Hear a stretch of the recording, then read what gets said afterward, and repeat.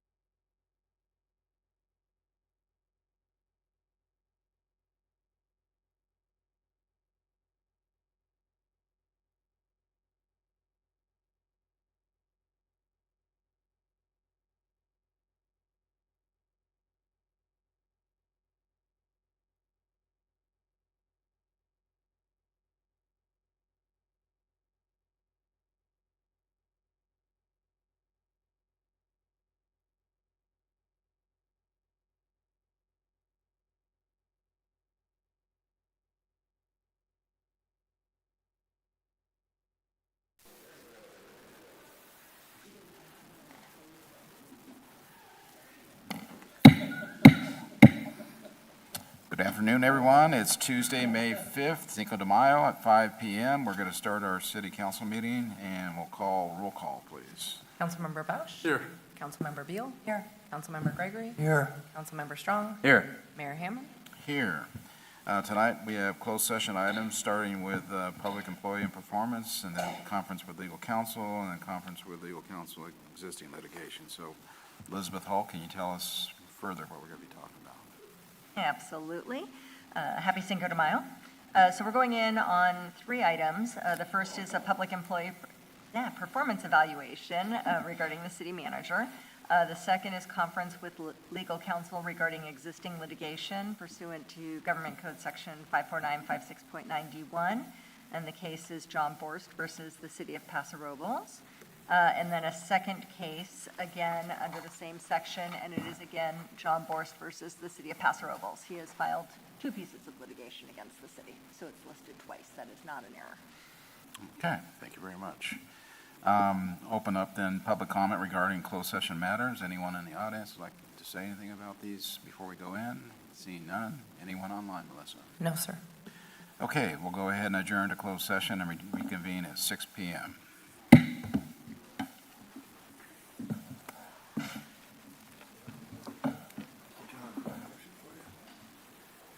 Put these babies on and they're dead, so if they're flashing red, does that mean you're charging? Yes. So I better charge for an hour of my work? Yeah, oh yeah, it'll get you by. And it'll probably, when did you do?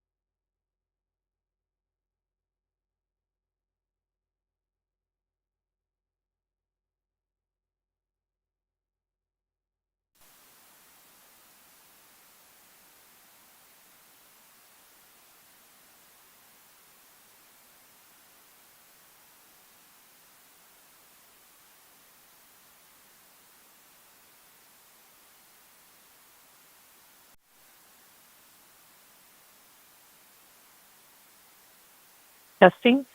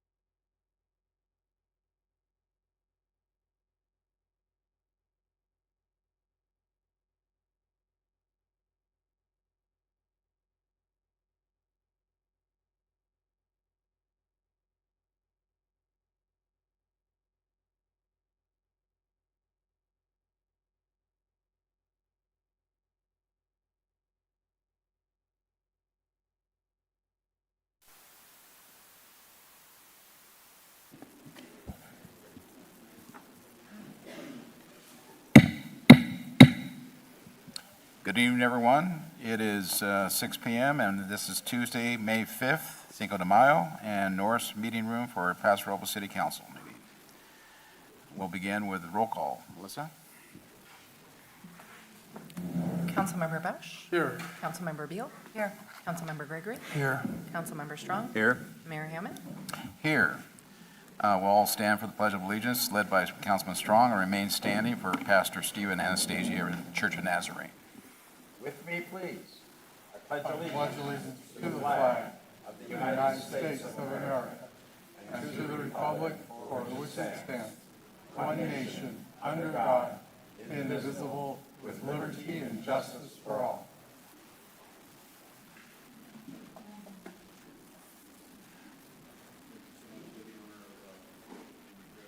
Thank you, Pastor. I urge you, first of all, to pray for all people. Ask God to help them, intercede on their behalf, and give thanks for them. I pray this way for kings and for all who are in authority so that we can live quiet and peaceable lives marked by godliness and dignity. This is good and pleases God, our Savior, who wants everyone to be saved and to understand the truth. Let's pray. Dear Lord, we thank you so much that we have the opportunity in this country to gather together here and to witness the governance of our city. We thank you so much for those who have put themselves out there to serve, both in the city government and also with the police and the fire department and all of the other agencies that are around. We pray for them and for their continual safety, Lord. We also pray that we will all, everyone in this room, exhibit the fruit of the Holy Spirit, and that you give those who speak tonight and those who are listening wisdom and insight, and help us to have forbearance with one another. We thank you so much for the blood of Jesus that cleanses us from all sin. And in his wonderful name we pray. Amen. Amen.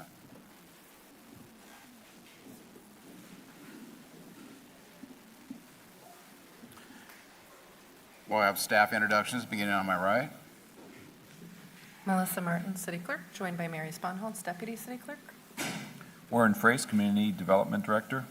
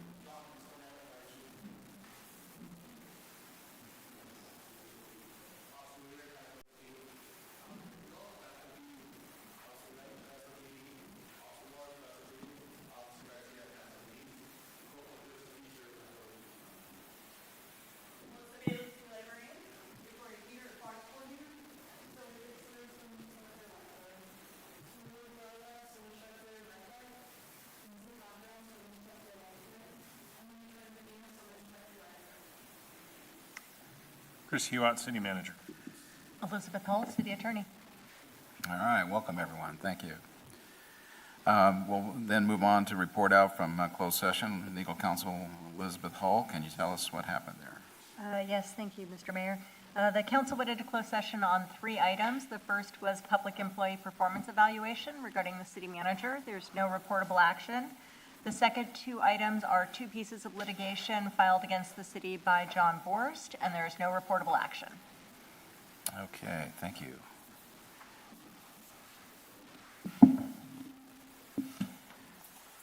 Next, we have a series of proclamations, and if I can have Sergeant Josh Hermanson come up with me first on the first one.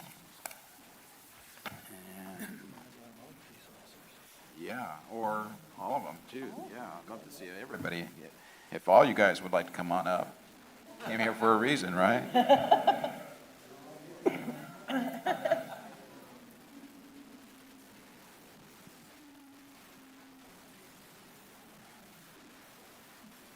Sergeant, can you hold it?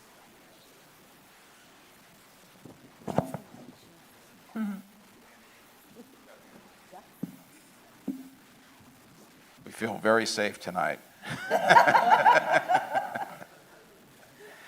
Okay, this is a proclamation, National Police Week and Police Officers Memorial Day, May 11th through 16th, 2026. Whereas President John F. Kennedy signed Public Law 87-726, October 1st, 1962, which designated May 15th as Peace Officers Memorial Day, and the week of that week was also the date that it falls was the Police Week. Whereas all peace officers play an essential role in safeguarding the rights and freedom of citizens of this city. And whereas members of law enforcement recognize their duty to serve the people of Paso Robles by safeguarding life, property, and protection against violence, disorder, and by protecting the innocent against deception, the weak against oppression and intimidation. And whereas during National Police Week and throughout the year, the city of Paso Robles recognizes and appreciates the critical contributions and sacrifices of members of law enforcement at all levels. And whereas Police Week recognizes and honors those who have passed away in the line of duty and recognizes current peace officers in law enforcement, and whereas May 15th is designated as Peace Officers Memorial Day in honor of the fallen and their families, and U.S. flags shall be flown at half-staff. Therefore, let it be resolved that I, John Hammond, by virtue of authority vested in me and as mayor, and speaking on behalf of the entire city council, do hereby proclaim May 11th through 16th, 2026 as National Police Week and May 15th, 2026 as Peace Officers Memorial Day, and publicly salute the service of all law enforcement officers in our community and in the communities across the nation. Thank you very much for your service.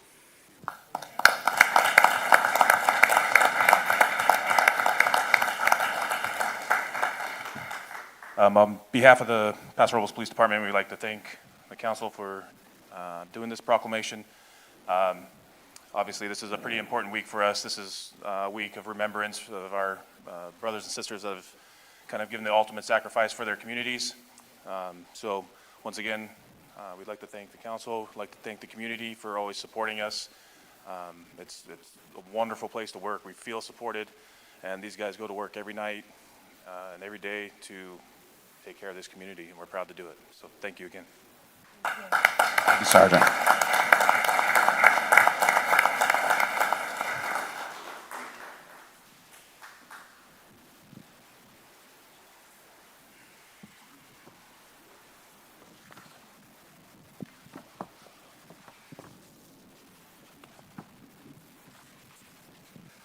And next, if I can have Victoria Teeter come forward.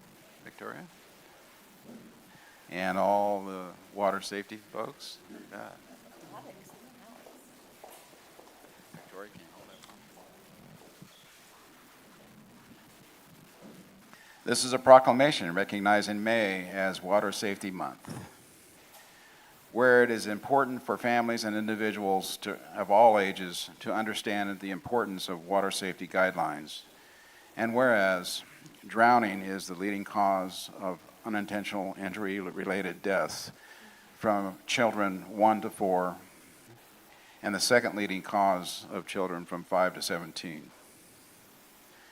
And whereas education in water safety helps prevent drowning and water-related injuries, and whereas water safety awareness and basic swimming skills are crucial to anticipating, avoiding, and surviving common drowning situations. Whereas the American Red Cross and communities across the nation are promoting Water Safety Month of May, we also are recognizing our staff for that service that you guys provide our citizens. Now, therefore, let it be resolved that I, John Hammond, virtue of the authority vested in me as mayor, and speaking on behalf of the entire city council, do hereby proclaim May 2026 as Water Safety Month. Congratulations and thank you.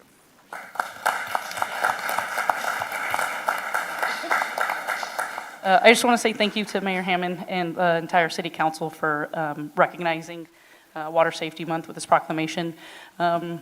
We're really excited to get back out there this summer and offer aquatics programmings to the whole community. Any age is welcome. We have private lessons, and we're just so excited to anybody that needs water safety education, swim lessons. There's lap swim if you're already proficient, a host of activities. So just come see us and get in the pool. Thank you. Thank you very much.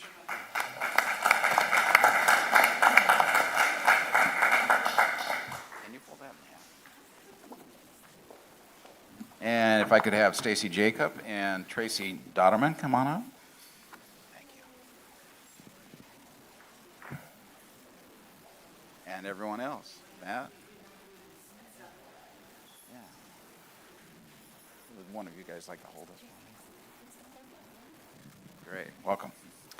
This is a proclamation, National Travel and Tourism Week, May 3rd through the 9th, 2026, and California Tourism Month, May 2026.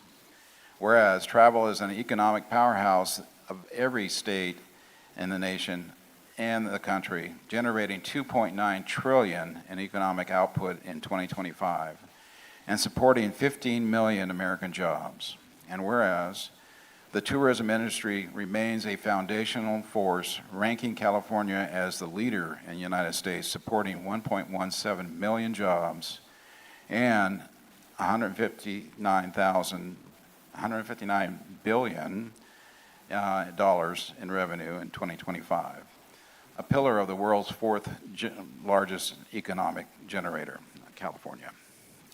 Whereas in 2025, Paso Robles welcomed approximately 1.3 million visitors who collectively spent $470 million across the regional economic, generating a total economic impact of $665 million and sustaining approximately 4,700 jobs, hospitality, recreational, and food and beverage service and retail jobs in this area.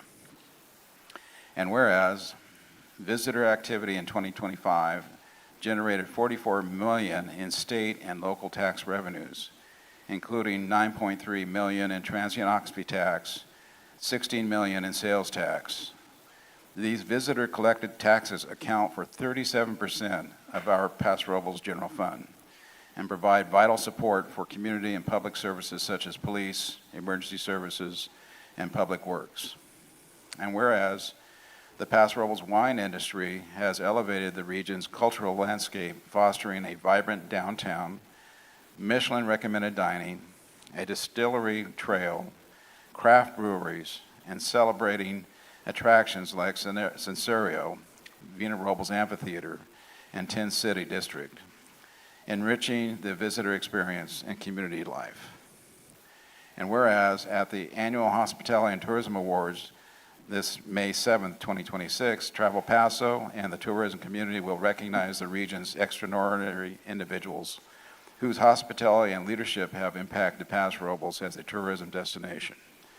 And whereas 4 distinguished leaders will be honored for their leadership, teamwork, exemplary service, and dedication. The late Norma Moy, Kathy Benelli, David Walker, and Adam Firestone. Now therefore let it be resolved that I, John Hammond, by virtue of the authority vested in me as mayor, and speaking on behalf of the entire city council, do hereby proclaim May 2026 as California Tourism Month and May 3rd through 9th, 2026 as National Travel and Tourism Week in Paso Robles, and recognizes the individuals in honoring the contributions that they have done to our community. Thank you very much.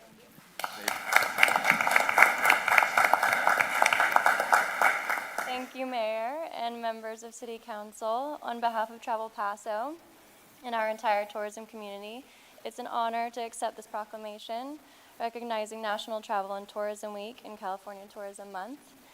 This recognition matters. It matters because tourism in Paso Robles is not an abstract industry. It is a hotelier who greets a guest on a Friday night. It is a tasting room host pouring a flight on a Saturday afternoon. It is the line cook, the housekeeper, the shuttle driver, the festival volunteer, and the small business owner downtown who keep this region running and welcoming. In 2025, those efforts added up to 1.3 million visitors, 469 million in direct visitor spending, $665 million in total economic impact across our region, and 4,700 jobs supported. Behind every one of those numbers is a person who's chose Paso Robles and a Paso Robles professional who made their visit memorable. Thank you, Julia, and thank you, members of council. I want to add that tourism is how we take care of one another. Beacon Economics released findings that quantify those visitor dollars here in Paso Robles, thanks to the study you did about a year ago. Tourism generates 37% of the city's general fund. Without that revenue, every household in this city would need to pay an additional $1,779 to maintain the services and infrastructure we all rely on. Visitor contributions help fund our police officers, our fire and emergency service personnel, our public works crews, the streets we drive on, the parks our families enjoy, the downtown that draws people from around the world, and this lovely community we get to call home. That is what travel and tourism do in Paso Robles. They strengthen the community for the people who live here while welcoming the people who come to experience what makes this place extraordinary. To our partners across the region, our wineries, hotels, restaurants, attractions, and small businesses, thank you for the work you do every day. To Mayor and Council, thank you for your continued support of the destination and for recognizing the role this industry plays in our shared prosperity. Thank you. Thank you, Julia. Appreciate it.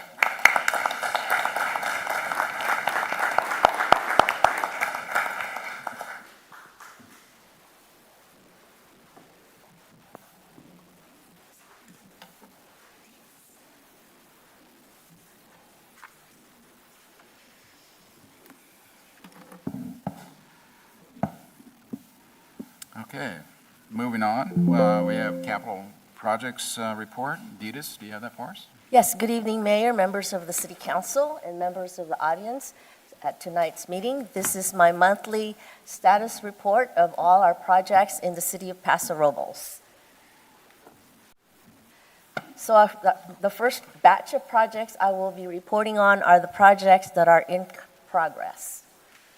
Here's the list of them, and I will be presenting some photos of each of them and giving an update. The first one is the pickleball courts at our Sherwood Park renovation area. You can see that it looks like a pickleball court. We've finished the painting and the court lines, and the individual fences between the courts are installed, and we're about ready for play.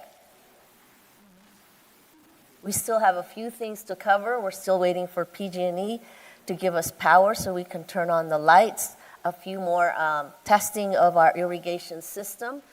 And also, however, we still have construction going on Scott Street, and so we don't really want to open too soon until that construction is completed so that it does not interfere with traffic and pedestrians. The other project that's in construction is the Capitol Hill Sewer Project. Capitol Hill is on the list to be repaired using sales tax funds. But however, before we can do that, we have to fix the very, very, very old sewers underneath the road. And so we're still in progress in doing the sewer. And then once that's done, then we will do the road repairs.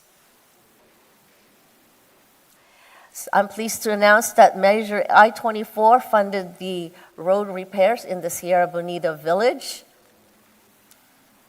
And as you can see, we're at the end. We've done all the pavement striping, so we're pretty much done. We still have a few streets that will need slurry seals. Also, Scott Street will need to have a slurry seal, and Fallbrook Court will also need a slurry seal. We're just waiting for the sewer on Scott Street to be completed, and then we will come right behind them and do the slurry seal, and then it will be completed. But a majority of the Sierra Bonita roads are completed. The only thing left to do are the little cul-de-sacs off Scott Street and the Turtle Creek Road and the streets off Turtle Creek Road. Those are slurry seal streets. The West Side Fiberized Slurry Seal Project is also complete. I show here the list of the streets, and so I show the final task, which is the pavement striping, and that project is totally complete. So now what are we going to do? So we have some upcoming projects coming up, and here I go. Here's a list of them that are in design. The downtown streets are in design, the Orchard Bungalow is in design, and then Creston Road, Commerce Way, and Riverside are soon going to be in construction, and I will report on those right now. First, the Creston Road project. You will see in your agenda for tonight a recommendation to award the contract to Whitaker, who is the apparent low bidder for the project. There were 3 bidders on the project, and Whitaker gave us the best and the most responsive and responsible proposal. And I'd like to say that their bid came way below the engineer's estimate. The engineer's estimate was about 15 million, and their bid is like right around 13. So we've already saved money from the start. I just want to remind everybody, however, that this construction will be quite challenging. The rolling hills will be closed at Creston 24/7 during construction due to the numerous storm drain lines and water pipelines that we will need to complete underneath the roundabout. So that will allow us to do that work and not impede that way. That's why that rolling hills will need to be closed. However, we structured the bid documents so that the roundabout work and then the road repair from about Melody to Niblick will start simultaneously, and then the road part from Melody to Niblick should be completed in about 8 to 10 months, and then the roundabout will continue on for another 18 to 24 months. The next project is the Commerce Way project. We have a bid opening on May 14th, and once we have an a good bid, we will be taking it to you for approval. The other project that is on your agenda is the Riverside curb ramps and sidewalk infill project. Again, Riverside is on the list to do road repair from 17th to 21st. But before we can do that, we need to upgrade the curb ramps and the sidewalks, and so that we don't have to use sales tax for the curb ramps and the sidewalks. We're utilizing a CDBG, Community Development Block Grant, to do those projects, so that way the road tax will just be going onto the surface of the streets. That concludes my presentation, and I'll be happy to answer any of your questions. All right, thank you, Ditas. Questions, Ditas? Right? No? Okay. Thank you very much for this. Thank you. Thank you. Next, we have Adventist Health Community Healthcare Update, Ryan Ashlock.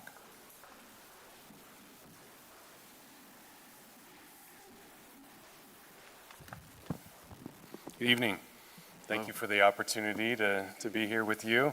I'm Ryan Ashlock. I'm the president for Adventist Health here on the Central Coast.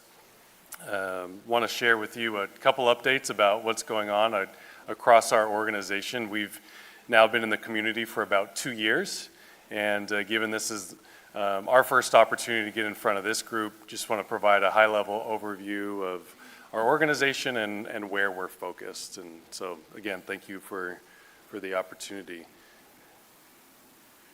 So let's start with who we are as an organization.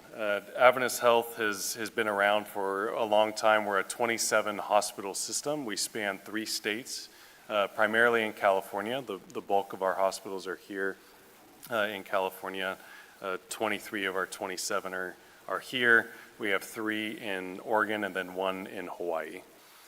We are a faith-based, not-for-profit health system, and that's something that I like to be able to highlight to groups like this, because being a nonprofit, which we certainly all understand what that means, but every dollar that we generate is reinvested back into this community.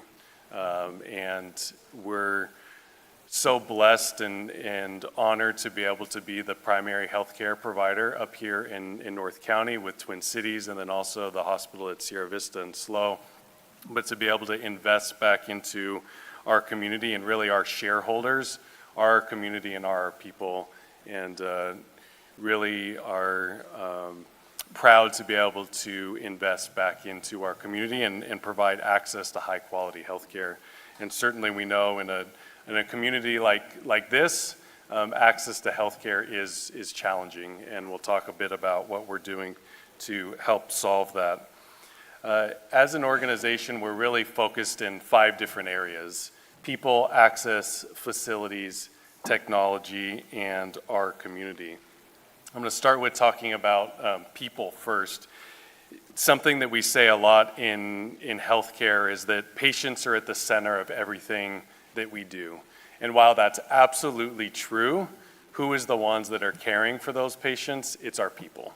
And so as an organization, our investments start with the people that work within our organization. It's extremely important that we are investing into them to create an environment where they can thrive, because the more engaged our people are, the more invested our people are, the better care that is provided to our community, to our patients, and the better experience that our patients and community has with us. So we've done a lot to be able to invest into our people over the 2 years that we have been here, into bringing competitive wages, improving the spaces in which they work in each and every day, and are proud to be able to continue to invest in our people as we move forward. Next, I want to talk about access. I know certainly a topic that is of much discussion in a community like ours. I was blessed to be in our Hawaii network prior to relocating here to the Central Coast about 18 months ago, and one of the things that I was most surprised by was what a healthcare desert it is here on the Central Coast. Believe it or not, 2,500 miles in the middle of the ocean, we had a better time recruiting and retaining physicians there in Hawaii than we do here on the Central Coast. And so we as an organization are very much focused on how do we bring more physicians into this community. The last physician's need assessment was done by about 3 years ago, and the shortage in our county was 100 primary care providers. That's a staggering number, and Adventist Health certainly is not going to be the ones that's going to bring 100 primary care providers to this community, but we are working extremely hard to be able to identify and recruit more providers and physicians here. I think it's especially needed up here in the North County. There's more gaps in access to healthcare here than there is in other parts of the county.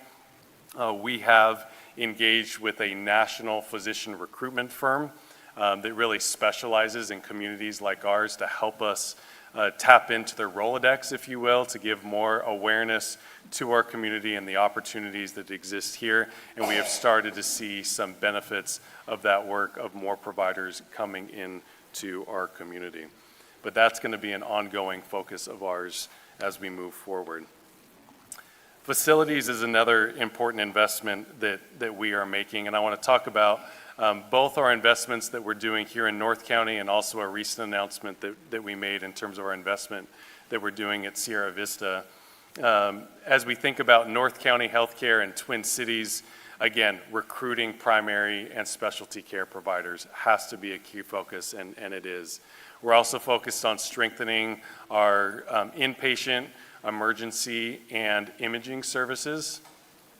Being that we're the only hospital here in the North County, we're also the busiest emergency department across the county, so it's extremely important that we have availability of services 24/7, 365.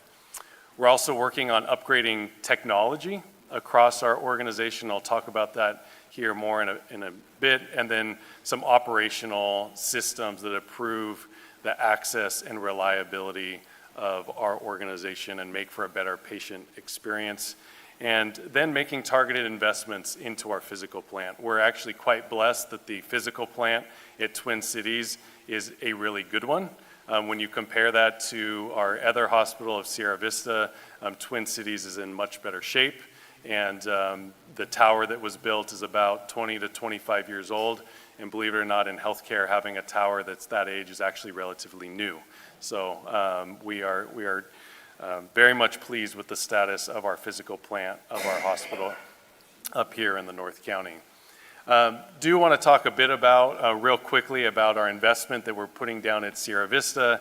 And you may ask, well, why are we talking about a San Luis Obispo investment in Paso? But really, an investment in Sierra Vista is an investment into our broader county, being that it is the region's only trauma center, the only neonatal intensive care unit. We're doing all the high-risk deliveries down there.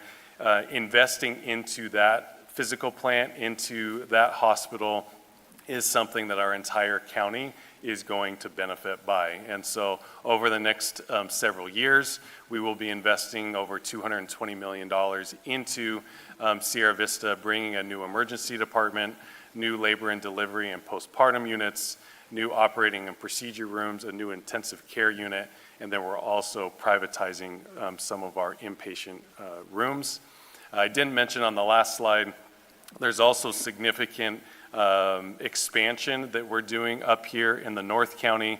I'm going to tease this a little bit just because it's not completely vetted yet to where we're ready to talk publicly about that, but we are very much looking to bring some more services that do not exist today into this community.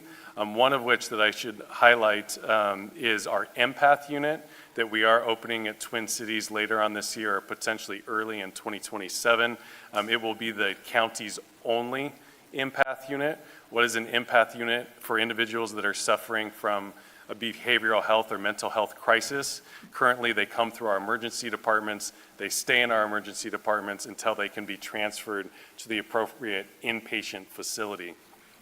That is not the right environment for healing for individuals suffering in that type of crisis. So an empath unit is a dedicated unit for those that are having that condition, and there's trained psychiatric professionals that are in that unit.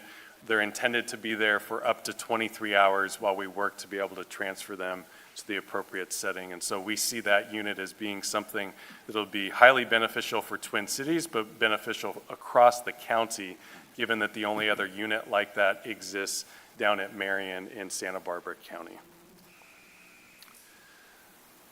Technology. This is one that I'm really excited to be able to share with you, is the investment that we're making into our new electronic medical record system. And so on August 30th, we'll be investing into Epic. It is the nation's leading electronic medical record.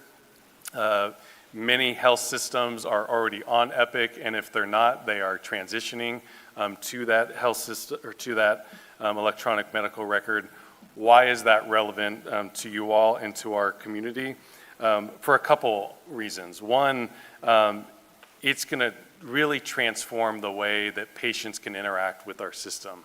There's an app that is used on Epic that will allow patients to be able to schedule appointments, review the results of their lab tests, their imaging, and there's a variety of other benefits that will come from the comfort of your own home to be able to just use an app to be able to engage with us as an organization.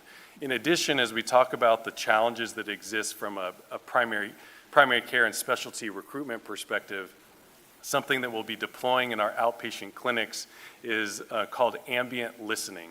So think about your experience today when you go see a physician or a provider. They're usually sitting on the computer and they're typing as they're talking to you, right? It's not as a personal and engaging experience. With the technology and the AI that Epic has deployed, now we'll be using an iPhone or an iPad. They will push a button. It'll come in, it'll sit there, it'll listen to the conversation. It's smart enough to be able to exclude things like, hey, how's your day? How was your vacation? Things of that nature. And then all the provider will have to do is review that script, and they're going to be able to push done, and all their charting is completed for them. Today, our providers are spending anywhere from an hour to 2 hours every evening having to catch up on charting. This will completely eliminate that. So when you think about the burnout that exists for our providers today about the charting and the other things that come with having to care for our patients. We want to make sure we're creating an environment where they can focus on the patient and not have to focus on some of the administrative burden that comes with caring for our community. So I look forward to that coming and the benefits that will be. And then just investing in our community. I'll wrap up my comments here in just a minute. As I talked about earlier, investing in our community is one of the more exciting things that we get to be able to do. We are invested in this community's health and well-being. As being one of the healthcare providers across our county, that is really important to us, is ensuring that we're investing in other nonprofits, into our chambers of commerce, into our broader cities, because our community's success is our success, and our success is our community's success. And so that something is very much differentiates us between prior ownership in terms of our investment of keeping our community healthy and well, and the investments staying here locally. To help with that, we also have started the Adventist Health Central Coast Foundation. So this is the philanthropic arm of our organization. As we all read in the news these days, the healthcare environment is challenged from a financial perspective, and so what we do earn really goes back to be able to support the day-to-day operations. And so as we look to transform the way that we're providing care in our community, our foundation is a great extension of our organization to help raise money for that transformational work that we are doing. So at the end of the day, we want to be a trusted partner for you all, for our community, and are just, again, really blessed to be able to serve our community and provide high-quality health care. So thank you for the opportunity to share just very briefly about some of the work that we're doing across Adventist Health. All right, thank you, Ryan. Questions of Ryan? Chris Beal. Great, thank you. Thank you for coming and visiting us Yeah. and filling us in on your organization. You said something interesting about sort of the challenge with recruitment Yeah. of physicians. And I hear around the community that, it's affordability, the Yep. cost of living, different reimbursement rates for this county. How do you explain a difference in recruitment in North County than San Luis Obispo? Because I would think that in general, North County would be a bit more affordable than San Luis Obispo. Our reimbursement rates would be comparable. So what do you think's going on there? Yeah, I would say that current state, the issues that exist in SLO are the same issues that exist up here. So I don't think the reimbursement is not different. I would just say in current state, there's more of a gap in terms of healthcare access here than exists in SLO. So I don't think there's a difference per se of recruiting a physician to SLO versus North County. Just as we look at overall county, the challenges are the same: high cost of living, cost of housing, trailing spouse jobs, all the things that we're all collectively working on to be able to address. On the reimbursement component, we are not designated as rural in our county. We are designated as urban. And the cost of living for us actually has exponentially increased in our county over the last several years at a pretty high rate. When you compare that to our neighboring counties of Santa Barbara and Monterey, they have been on the higher cost of living for quite some time, and so their reimbursement has reflected that. The way the Medicare formula works, it takes a while for that to catch up. So we will get there at some point, but because of the fact that things have escalated relatively quickly, that formula has not caught up. That takes several years for that to be able to happen. Very helpful. And so am I understanding you that maybe this gap that we have in terms of what the needs are and what the providers are might be more of an issue of the need in the community Correct. for healthcare rather than there Yeah. being really a difference in the price? Yeah, and one of the things that we hear a lot too is a physician that's new to this community or considering to come into this community, they will look at the gaps and they will immediately go, I'm afraid I'm going to get burnt out because there's so many patients that I have to care for.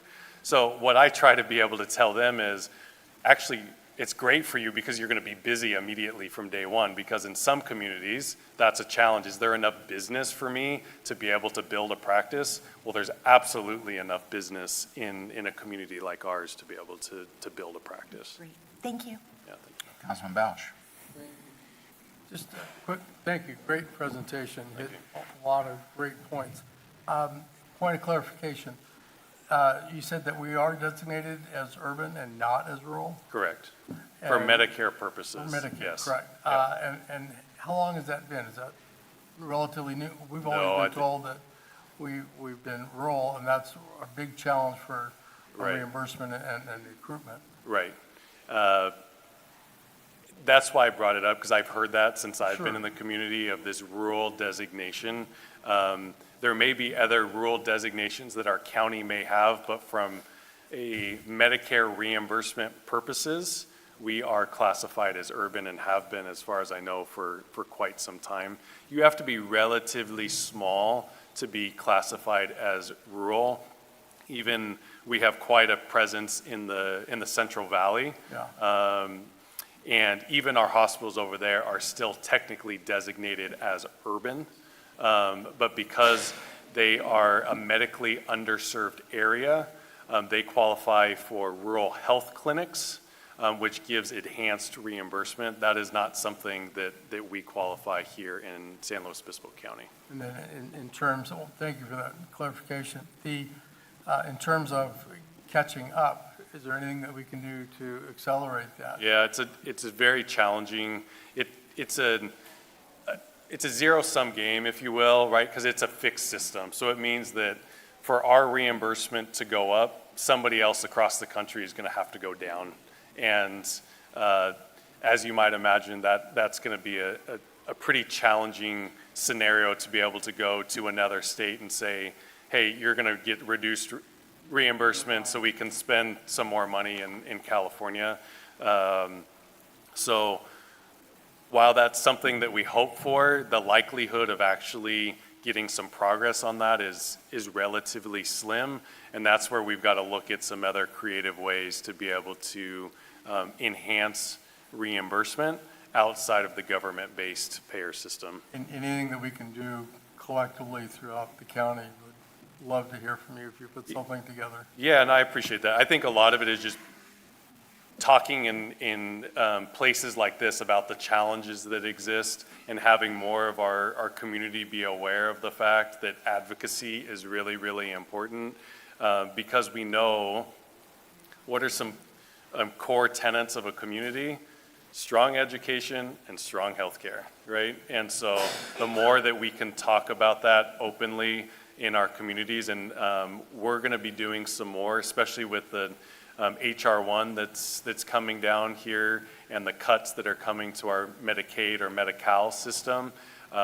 We're starting to be more vocal as healthcare providers to our broader communities to bring more awarenesses of the challenges that exist, so more can start advocating for changes in the way healthcare is being reimbursed, especially in counties like ours. Pro Tem Gregory. Yeah, thank you very much. We appreciate all the good things you're doing at both hospitals. Is your enhancement of technology and efficiency going to help at least start to bridge the gap between not having enough doctors? I think so, because I believe by bringing Epic into this community really is going to be transformational. The way in which our providers engage with that particular system should significantly reduce burnout. And between the beautiful place that we live in and then some enhanced technology and operating effectiveness, I do believe that that's going to allow us to be more successful in our recruitment, because these are not tools that everybody has. We are deploying the latest and greatest technology that Epic has available, so it really will be a differentiator for us compared to some of the other health systems that a physician may be entertaining. And did you know the photograph of the doctor on the screen was a bearcat? There was a few of them up there, so. She's a graduate of Paso High. Oh, very good. Thank you very much. Yeah. Okay, Ryan, yeah, I think Adventist is coming into town, has been a great partner since everything I've seen the last Thank you. couple of years. And I know Megan, I think your foundation's in our Correct. Rotary, and she's Yep. stepping in and Yep. helping. And I think the biggest thing that I've seen, and along with our emergency services, is that primary care providers, lack of, in other words, they call our emergency services wherein they could have gone to their doctor sooner and got things taken care of far ahead of, Absolutely. the point where they have to go to the hospital with it. And that's going to be a critical hill to climb, I believe, at this point, to attract good folks. And I would assume, again, people coming out of LA or San Francisco, young doctors would love to work in this area versus, in the big city. But again, hopefully you're successful in attracting those primary care providers, because it's certainly a load on our emergency services to be able to help in the interim. It is. I mean, the number of patients we see, especially here at Twin in the emergency department, they're there because they don't have a primary care provider. Exactly. If they were with a primary care provider, they would not need to come into the emergency department. So we want to be able to provide care in the right setting. And an emergency department is very expensive. It's not the right setting to be able to provide primary care. And so that's why we're investing very, very heavily into the expansion of primary care. It's just going to take a little bit of time. Councilman Strong. Yeah, question about the Epic system. Yeah. Is that available to the primary care doctors? Yes. Okay, so they can be part of Epic. Yeah, there's two ways. One, if you were part of the Adventist Health Medical Group, that will automatically be part of Epic. In addition, if you're an independent primary care provider and desire to deploy Epic in your office, we have something called Community Connect, and they can access Epic at a reduced price to be able to deploy that in their office. And with that comes a number of benefits as well. So Well, I was thinking of that because that way their records and yours merge. Correct. And there's better care for the customer. Yep. Yep. Thank you. Duplication. All right, Ryan. All right, very thank you so much. Appreciate it for being here. Next presentation we have is the annual updates from the Paso Robles Main Street Association, the Paso Robles Wine Country Alliance, and the Paso Robles Chamber of Commerce. And who would like to go first? Jeffrey, you're up.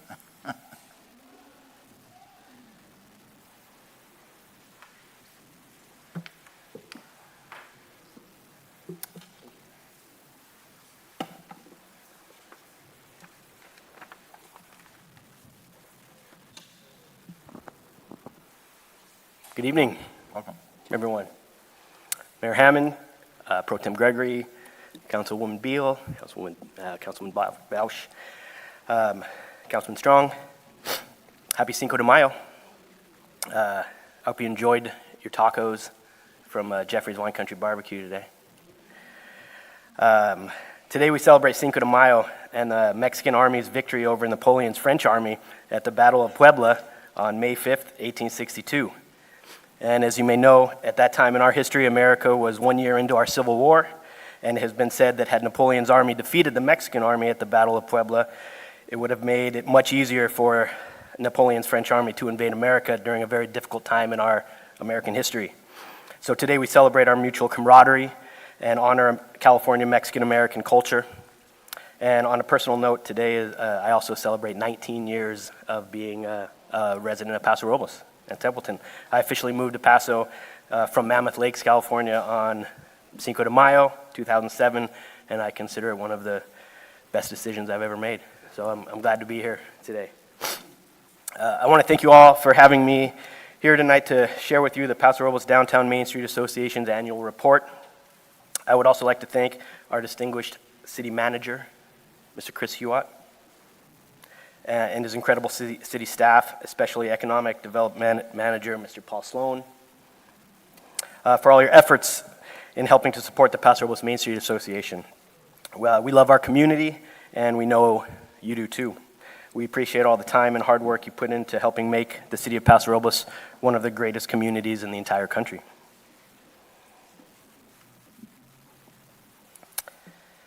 I'd like to start off my presentation by dedicating it to the memory of Miss Norma Moy, our most beloved executive director of Main Street for more than 30 years. Norma was truly the matriarch of Paso Robles. Her life of public service touched every corner of our community. She helped build our downtown into a thriving center for shopping, dining, entertainment, and celebrations. She was more than just a civic leader. She was the heartbeat of our downtown. She was a tireless cheerleader for small businesses, a guardian of history, and a woman whose singular goal was unwavering, to bring people together. Today I stand before you inspired by her efforts, with great appreciation for her and all of those pioneers who came before us and helped set the foundation for this wonderful city. It's a good picture. Norma's legacy and her impact on our community will continue on for generations to come, so long as we don't take it for granted. As the saying goes, the world is run by those who show up, and Norma is a prime example of someone who showed up every day for her community. Norma helped establish a nationally recognized accredited Main Street program that has stood the test of time and is the envy of small towns across the state and the country.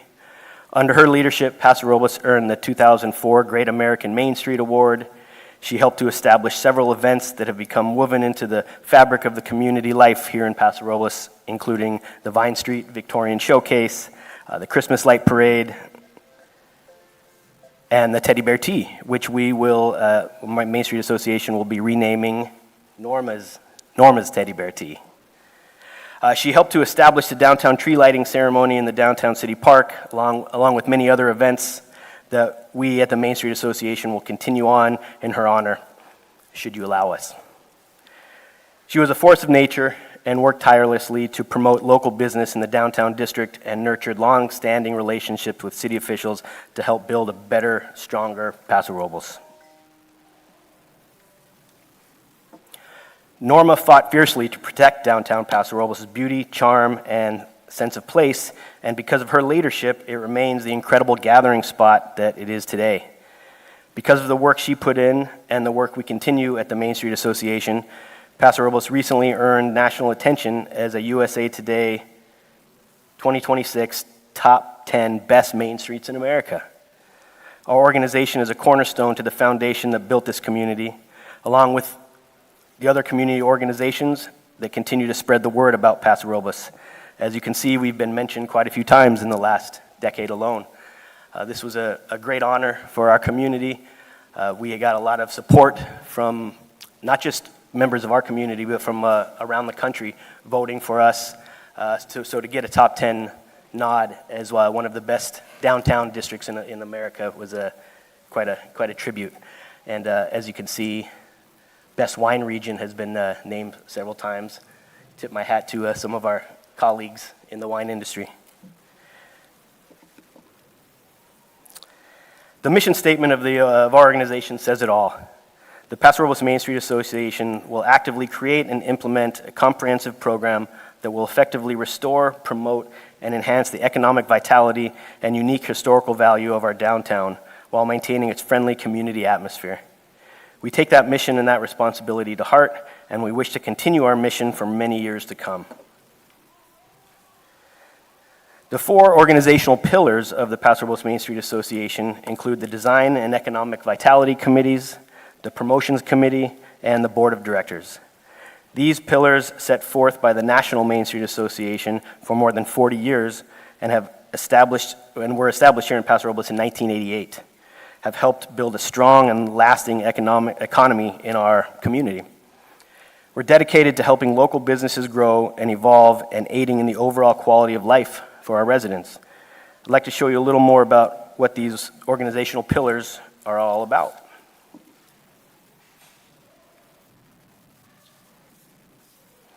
The Design Committee is focused on restoration, preservation, and beautification of our downtown.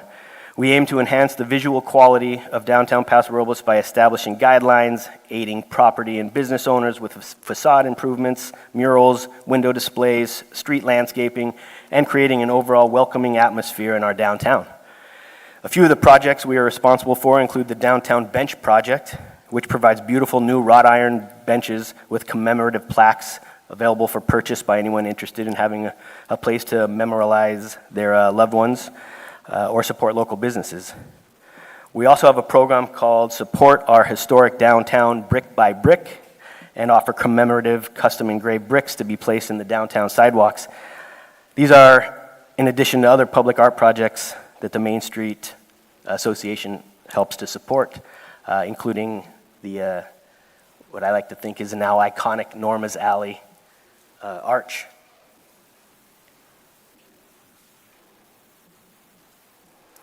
One of the other pillars of our organization is the Economic Vitality Committee, which is made up of local business leaders and community advocate volunteers that are focused on supporting the economic growth and prosperity of our downtown business district, as well as our associate business members from around the city, county, and state. We are focused on marketing our businesses, our business community through various means, including social media marketing, print, radio, and television advertising, and good old-fashioned friendly word-of-mouth recommendations and referrals. We are excited that we will soon be working with a new local marketing agency to help us improve our website and expand our outreach to our business members and just general enthusiasts of downtown Paso.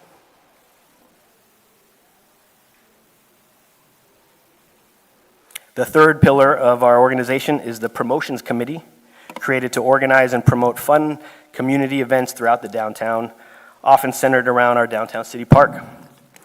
The goal is to provide fun and enjoyable events and activities for locals and visitors alike, designed to enhance the quality of life for all of those who come to downtown. The committee is made up of local volunteers, media representatives, event production professionals, and creative business leaders who enjoy celebrating our community. We aim to brand downtown Paso Robles as the ultimate destination for shopping, dining, and enjoying precious time with family and friends.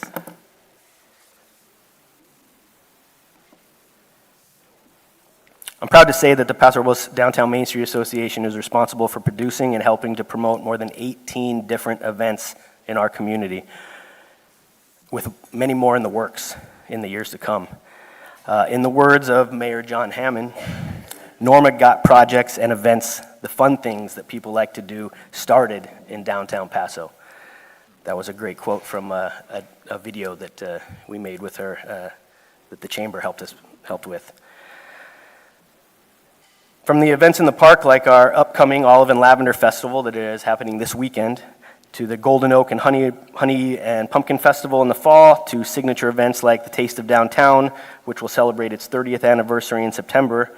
And as a chef and restaurateur, that is one of my favorite events that Main Street Association puts on. In addition to Norma's signature holiday events like the Christmas Parade, the Downtown Lighting Ceremony, and the Vine Street Showcase. All of these events are put on by our humble, hardworking organization, and we're very proud of these events. The final pillar of our organization is our board of directors.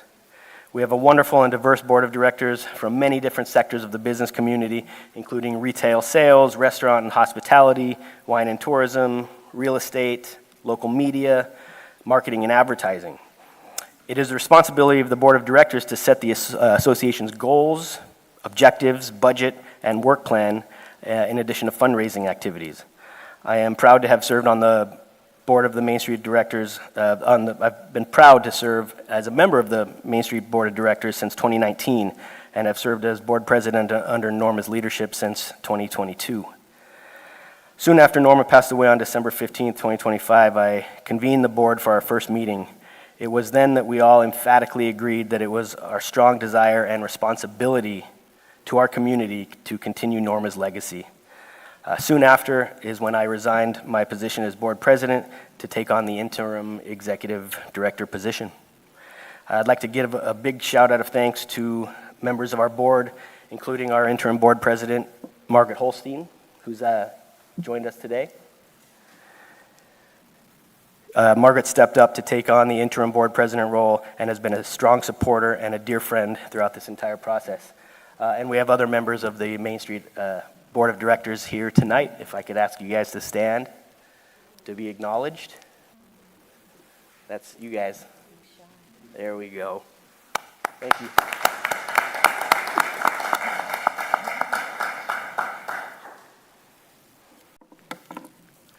I'd like to highlight some of the accomplishments of the Paso Robles Main Street Association. Over the last few years, we've tracked tens of thousands of volunteer hours that have all benefited our community. We host monthly business mixers that help local businesses in our community gain greater exposure. We produce several time-honored annual events in our community that benefit both locals and visitors alike. In addition to providing brochures, maps, and general information to our downtown visitors. And for more than 3 decades, we have inspired local residents to get involved and be active in our community.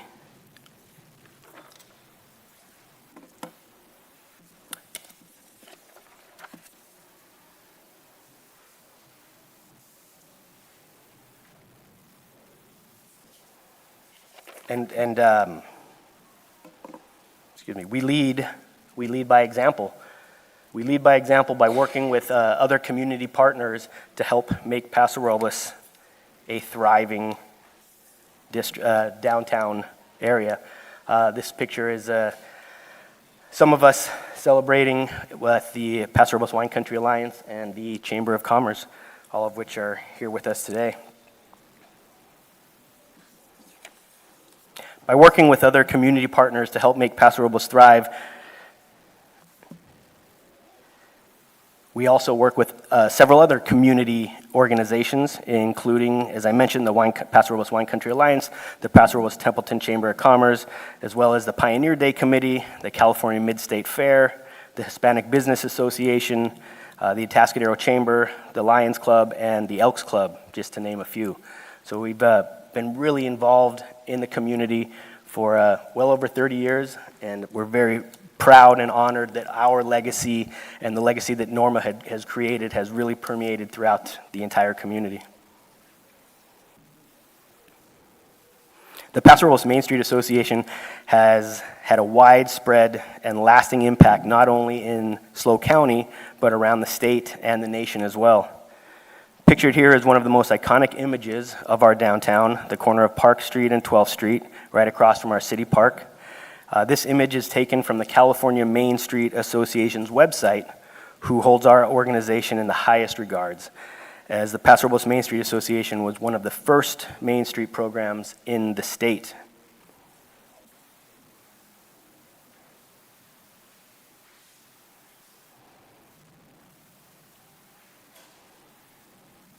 The Paso Robles Downtown Main Street Association is a recognized leader among both California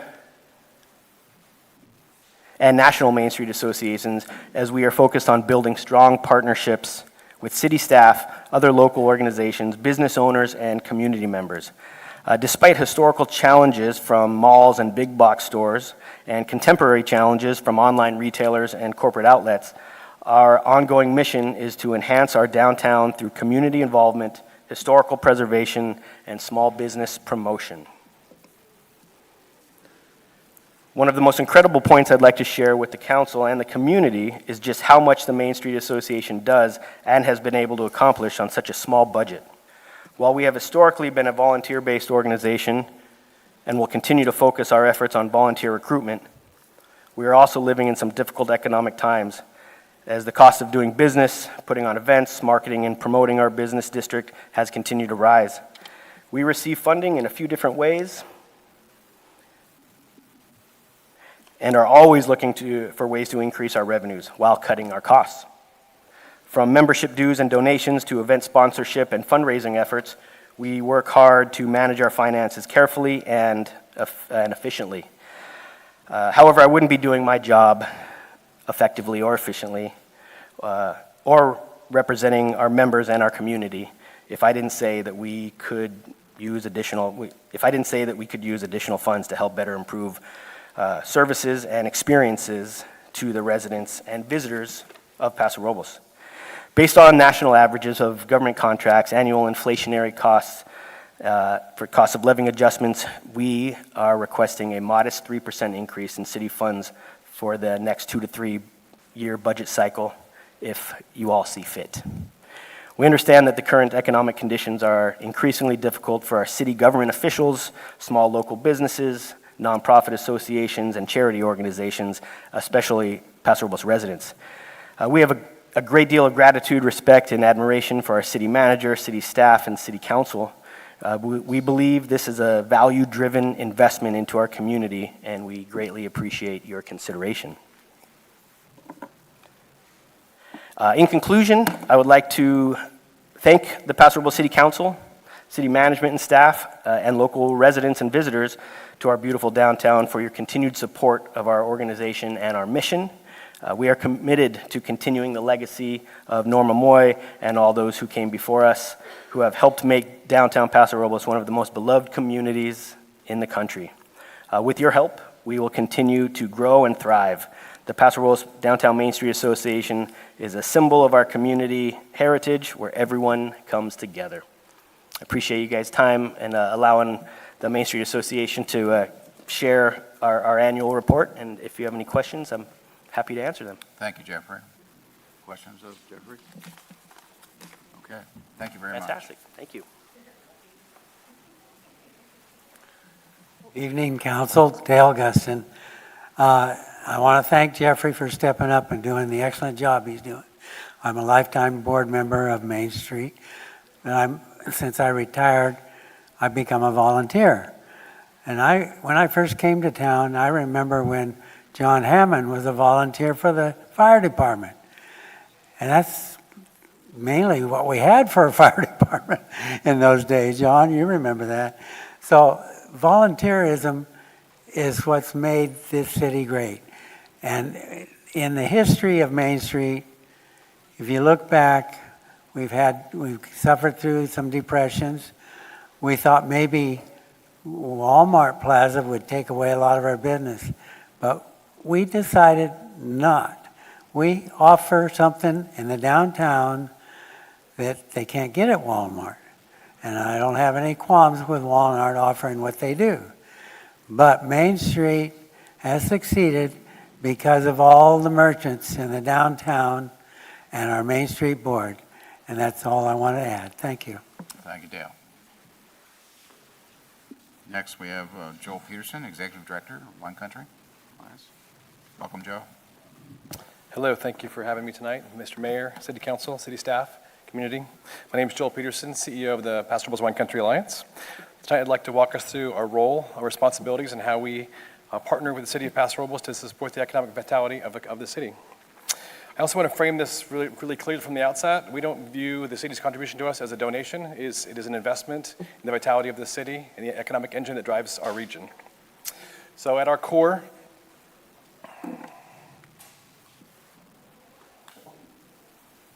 there we go.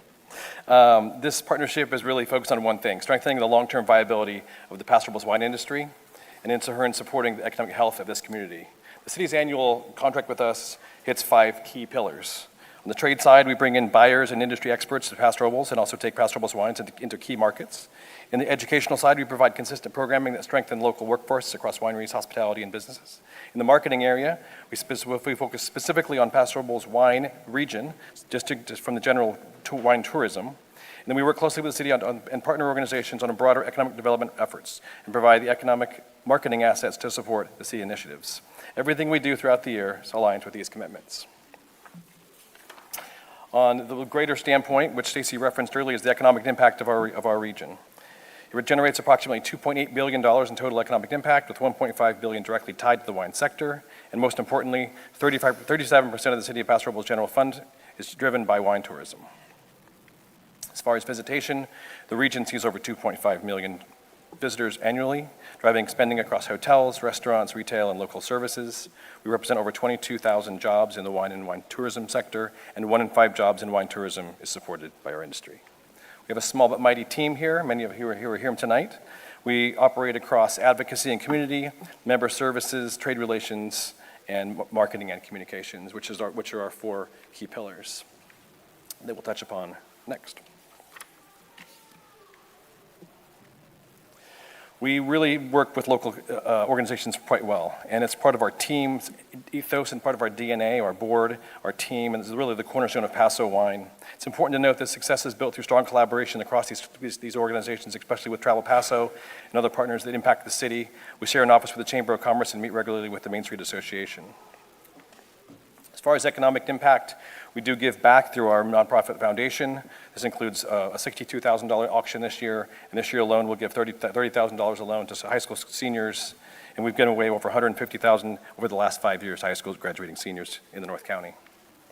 We are over 500 businesses strong across wineries, hospitality, and related industries. This network represents a significant portion of the Paso Robles economic ecosystem. People invest in our organization because they see measurable value and benefits. We support hundreds of these businesses. We do strong industry education. It's the core of our contract, and it's about workforce equality. We deliver roughly 35 programs annually, including hospitality, marketing education, and industry seminars. Programs like our Hospitality 101 don't just train winery staff, they improve the visitor experience across the entire city. We also partner with our partners at Slow Partners to do education with high school students in terms of hospitality as well, which is a strong addition to our pillar over the last couple of years. I'd like to bring up our marketing director, Krista Smith, to say a few words about our marketing programs, which is really at the heart of what we do. Thank you, Joel. Good evening, everyone. It is no secret to everyone in this room that Paso Robles is a vibrant and welcoming wine region with genuine hospitality and diverse, innovative wines. And it is our privilege to be able to share that with everyone through our marketing efforts. The PRWCA has built and strengthened relationships with like-minded halo brands such as Strauss, Porsche, Acquapana San Pellegrino, wine enthusiasts, and more that truly help to elevate the Paso Robles wine brand on a global scale. And our signature event, Paso Wine Fest, has been in the community for over 40 years. And just next weekend alone, we are bringing expected 3,500 attendees to the region. We have 127 wineries and 10 local restaurants participating in the Saturday Grand Tasting. And this event has continued to skew younger year over year. And unfortunately, other events like this are not as fortunate as we are in terms of attendance. So Paso Wine Fest continues to be an example that is growing for the wine community. And speaking of reaching new generations, we are also excited to introduce the inaugural Paso Robles Wine Month, which is a partnership with the PRWCA, Paso Robles Cab Collective, and Travel Paso. It is a month-long campaign in May of this year that brings together Paso's dynamic wineries with leading retailers, restaurants, and wine enthusiasts. And our marketing strategy is really targeting diverse, multicultural communities and younger generations, particularly Gen Z and millennials, which is a growing consumer base for Paso Robles wine. And combined, these three organizations are committed to spending $75,000 on a digital ad campaign, which will drive wine sales, visitation, and increase Paso Robles brand awareness during the month of May. And as of this afternoon, we have already received nearly 1,300 consumer email addresses that we continue to engage with and build that conversation to promote visitation to Paso beyond the month of May.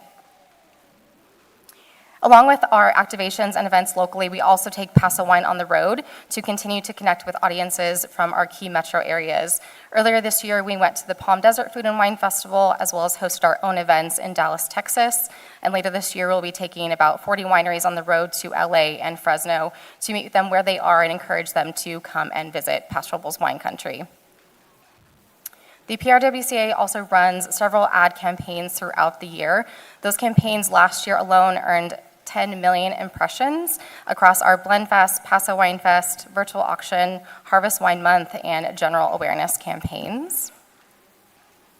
And we tell the story of Paso wine through several key channels, one being our Where Wine Takes You podcast, which has over 300,000 listens across nearly 170 episodes to date. It is also a consistent top 10 wine podcast in the world and in the top 1% of podcast listens globally. We also do a bi-weekly blog and have a highly engaged audience on social media. We have a continuing partnership with Wine Folly to help us produce our annual map and guide. We create over 100,000 copies of the maps each year and over 10,000 copies of the guide, all distributed in key tourism welcome centers across the state.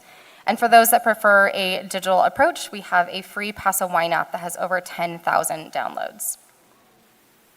Along with our paid and owned channels, we also have a strong focus on earned media. We have established relationship with both traditional media and influencers to continually generate buzz for the region of Paso Robles. We do both proactive pitches as well as respond to story requests through our partners like Travel Paso, Visit SlowCal, and Visit California. With that, I'll bring Joel back up. Thank you so much. Last but not least, as far as our pillars go, we have our trade relations. This year, in the last year, we were able to go to Poland, Paris, Dallas, and then we'll be going to Los Angeles and Fresno. Again, speaking with industry experts, wine sommeliers, and buyers to come back here and preach that good word of Paso Robles wine. It's been a good program to really drive the reputation of the region up, which in turn drives the economic engine of the Paso Robles. So I want to just hit upon the final 5 things that we do in our contract, which is trade outreach, industry education, wine-specific marketing, economic development, and the use of those assets. It's really key to what we do. We've enjoyed the last several years of this contract, but this is coming up on the last 2-year contract. We ask that as you look forward to the budgeting season over the next few weeks, that you look at the next time to look at your contributions to all these organizations and contribute to them equitably. I want to call up our board chairman, Chris Cherry, for the final words for the Wine Alliance. Chris Cherry is the owner of Via Creek Wine Cellars and Maha Estate, and he'll come up here to say a few final words for us. Welcome, Chris. Good evening, council members, everybody in attendance. Thank you for coming out this evening. I have had the great fortune to be a resident here in Paso for amazing 30 years now. It's hard to believe it's half my life. My wife and I moved here with 2 little kids in tow to open a business right downtown on the park. The reason we moved here was a quality of life and an opportunity. As that was happening, the wine industry was growing at a very rapid pace. It was just a few years after that I had the opportunity to start a wine brand and work with the wine brand and the restaurant along with PRWCA in helping to market the region. I think we could all agree, besides our community being one of the best and most recognized assets that we have to offer to the world, it's also the wine industry. The wine industry, as I see it, is the engine that drives the train. It drives tourism, it drives real estate values, it drives culture, it drives community. It's important for organizations like the PRWCA to market Paso as a wine region and a community to the world. We call it the world of wine, and it's a very small world of wine. I can be anywhere in this world, and I could be wearing a Paso Robles shirt, and people will say, "Hey, I've been to Paso. Are you from Paso?" "Yeah, I drink the wine from Paso." And that's really a very special thing. So I am flattered to be a part of this board now for, I think, my 5th year, and as the chairman currently, I have the opportunity to offer my insight to the world of wine, which is important because it's not just California wine, but also what our community has to offer and how we as an organization need to integrate along with the community. We don't want to be separate from the community. We are the community. So thank you for your time. Thank you, Chris. Thank you so much for your time. We appreciate your efforts to fund us, and we ask that you look at those numbers equitably as you go into your budgeting season. Thank you very much. Okay. Stacey, did you want to speak now, I guess? Okay. Yeah, any questions for Joel? Any questions? Well, yeah, Okay. Well done, Joel. And Okay. again, I got to tell you, I just came from a cruise vacation yesterday, and on that ship, Paso Robles wines. Great. And everybody knows Paso Robles, no question about it when we mention it, so you're doing a great job. Thank you very much. Thank you, sir.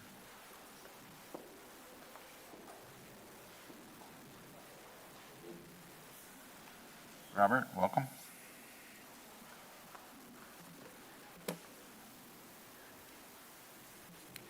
Good evening, Mayor Hammond, council members, city manager Chris Huat, city staff, and all those in attendance. My name is Rob Covarrubias. I am the CEO of the Paso Robles Templeton Chamber of Commerce. We're happy to present to you today for our budget consideration. For those that didn't know, let me advance this here. Paso Robles has had a Chamber of Commerce in existence for over 100 years. As I was digging into this, 106 years to be exact. The Paso Robles Templeton Chamber of Commerce has been a cornerstone of this community, championing local businesses, welcoming visitors, and working to ensure that Paso Robles remains a destination that people seek out and want to return to. Today, we represent over 700 members. Happy to report that we are climbing rapidly in our membership, which is a testament to our team, but nonetheless, 700 currently and growing fast. We are operating a thriving visitor center and maintaining a strong presence in advocacy conversations from City Hall to Capitol Hill.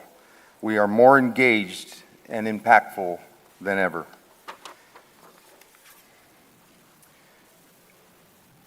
Three things that we do well and that we're starting to do really well: we welcome, we connect, and we promote. Paso Robles, as we all know, is a beautiful, beautiful city, a great destination. Our visitor center is the city's front door. Every traveler who walks in leaves with a reason to stay longer, spend more, and come back.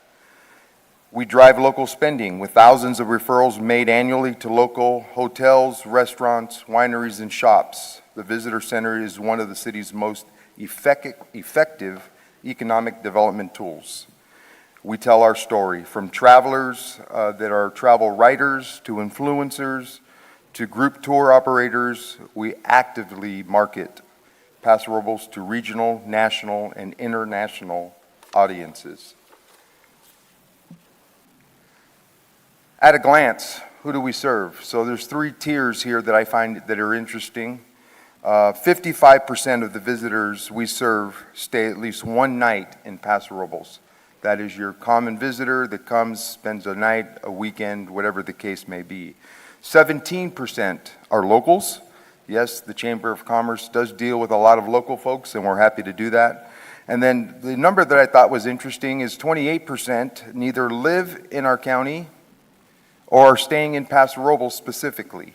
These are folks that are staying in places like Pismo Beach, some of the coastal communities that are passing through or coming to our community for the day. We're going to do a better job of tracking these folks, actually all three pillars.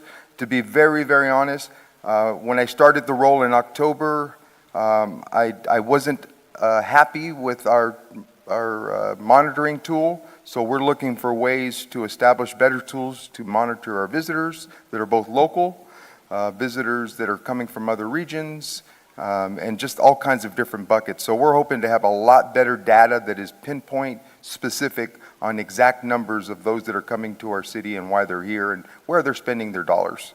But again, three buckets that we're monitoring. Just a note, this does not include the hundreds of emails and phone calls that we get in addition to those that walk through our doors. So it's definitely a full-time operation. We are, and I'll get into it here more, we are open 7 days a week. What brings visitors to our door? Obviously wineries are a huge contributor to that. Hotels, dining, and local favorites. As Jeffrey and both Joel have noted, Paso Robles is a great place to live. We have a lot of amenities. There's a lot of reasons why people are here, and we're happy to serve them whenever given the chance. It is every question is a dollar directed to a Paso Robles business, and that's what we do. We try to answer questions, we try to give directive, we try to point them in the right direction, and of course we encourage them to spend their dollars and stay longer. I'm going to back up one quick slide. Oh, sorry. Oh, there we go. From vision to reality. So if you haven't had a chance to come visit our new visitor center, you need to come check it out. If you remember this building, it used to be the old Keller Williams building. With the assistance and the collaboration with the Paso Robles Wine Country Alliance, I want to note that we completely, pretty much gutted this building with our own dollars. I'm not happy to report that we were over budget. That was not expected, but it does happen when you're doing a massive project. We spent collectively between ourselves and the Paso Robles Wine Country Alliance over $300,000 of our own money to renovate this building to provide a service to the folks that are here locally and visiting Paso Robles. We did not ask the city for $1. We did that on our own for the benefit of our community. So just make a note of that. It's our first full year at our new location. The visitor center has become exactly what we envisioned it. It's a destination in its own right. Investing in a world-class welcome creates a world-class impression to Paso Robles, and this visitor center proves it every single day. Again, visitors, from first-time wine country explorers, returning guests, planning their next trip, visitors come to us for personalized guidance, local recommendations, and the kind of insider knowledge they cannot find on a search engine. We send them out into Paso Robles informed, excited, and ready to spend. Members, our location serves as a gathering place for the business community. Members host events here, connect with one another, and benefit from the referrals our staffs make every day to visitors who are looking for exactly what our members offer. Being part of the chamber means having a physical presence in one of the most visited locations in our city. Community, the visitor center is not just for out-of-towners. Locals come to us for event information, community resources, and a connection to everything happening in the city they call home. We celebrate Paso Robles history, promote local events, and serve as a point of civic pride for residents who want to share their city with the people they bring to our town. Advocating for Paso Robles at every level. It's important to understand that we advocate both on the federal side, state side, and obviously local. We are connected with the U.S. Chamber of Commerce, the California Chamber of Commerce, and the Tri-County Chamber, which means businesses have representation, again, at the federal, state, and regional level.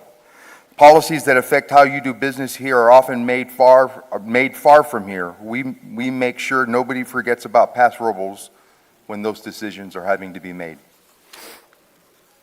A couple of numbers for you. So it cost us $146,089 to operate the visitor center.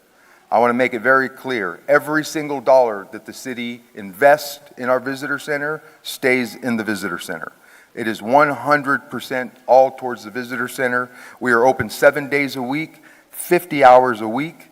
We're hoping to expand that. I know Templeton is not part of this. They are not part of this, but we do have a location in Templeton that we staff that is completely exclusive of this. Again, it benefits the entire North County, which is why we agreed to merge with Templeton a couple of years ago, and we are really starting to make some headway. So 146 creates, we are very appreciative of the city contract the last 2 years. We're asking for it to be renewed again with a consideration just for informational purposes.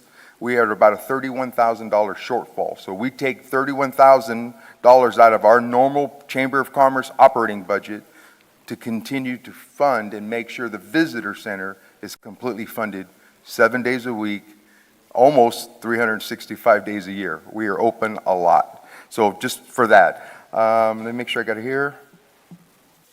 Yep. Investing in what works. Thousands of visitors served, thousands of referrals directed to local businesses, a visitor center that costs $146,089 a year to operate well. The city's current contribution of $115,000 is meaningful and appreciated.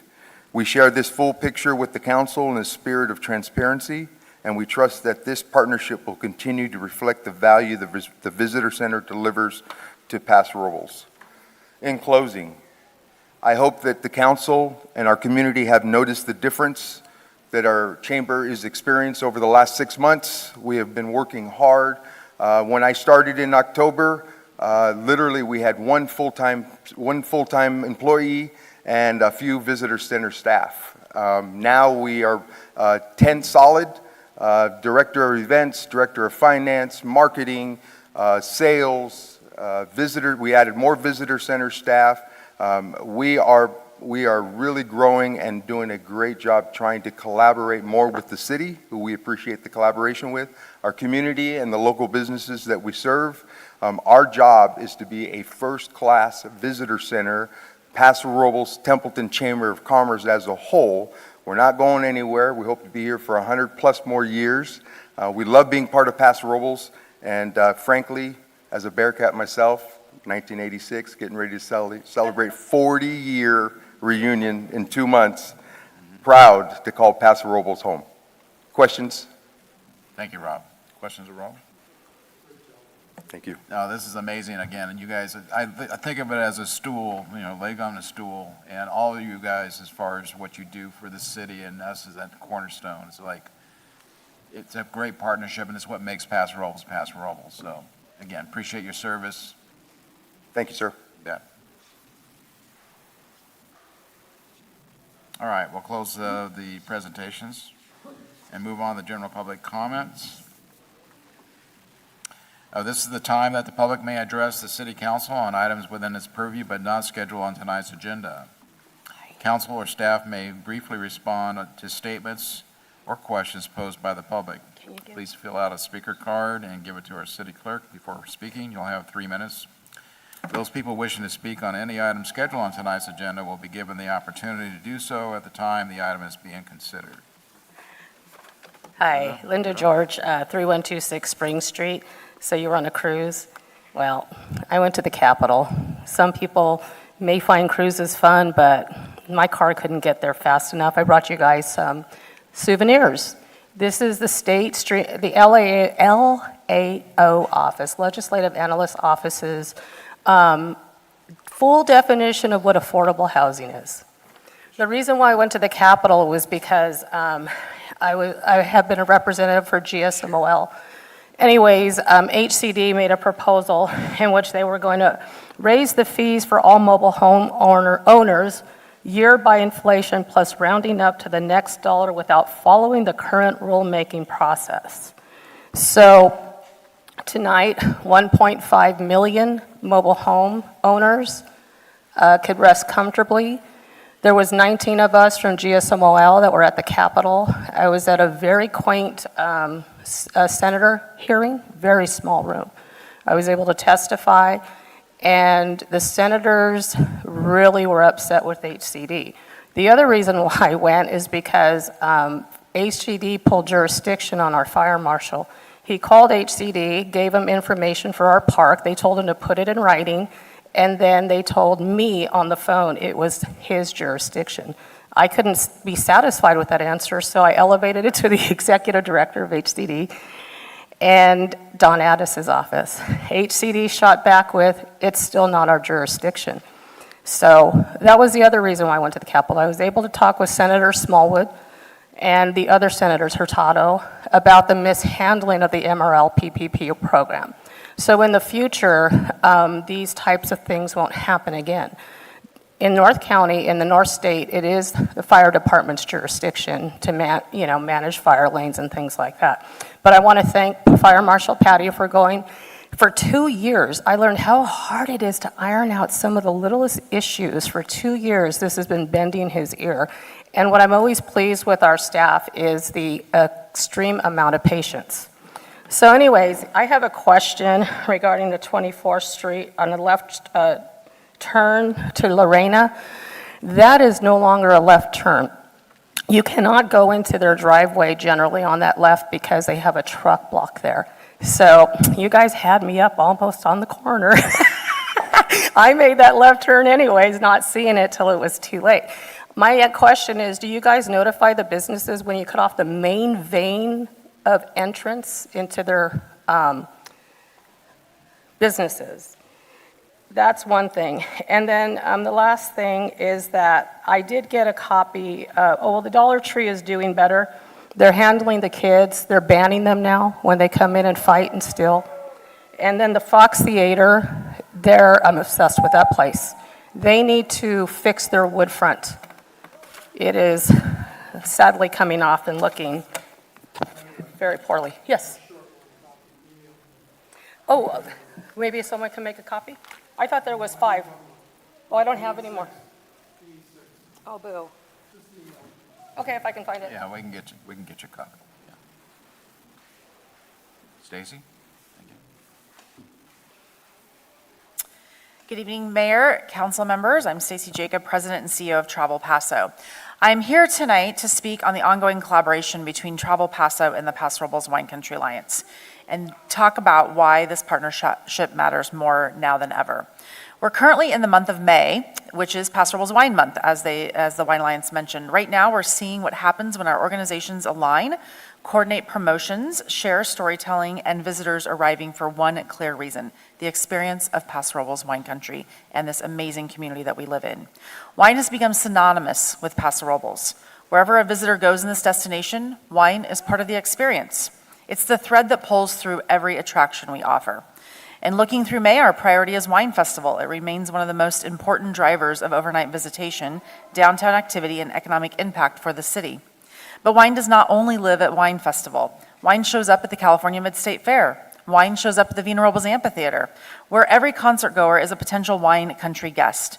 Wine shows up at Sensorio. You get the picture. Our attractions strengthen Paso Robles, the story, and wine is woven throughout all of them. Wine and Paso Robles are synonymous. That's why our strategic alignment with the Alliance is so important. It's about keeping consistent, year-round traffic flowing into Paso Robles and into our downtown core. Travel Paso and the Wine Alliance cannot do this alone. The greater ecosystem includes our hotels, wineries, restaurants, retailers, event producers, and the city itself.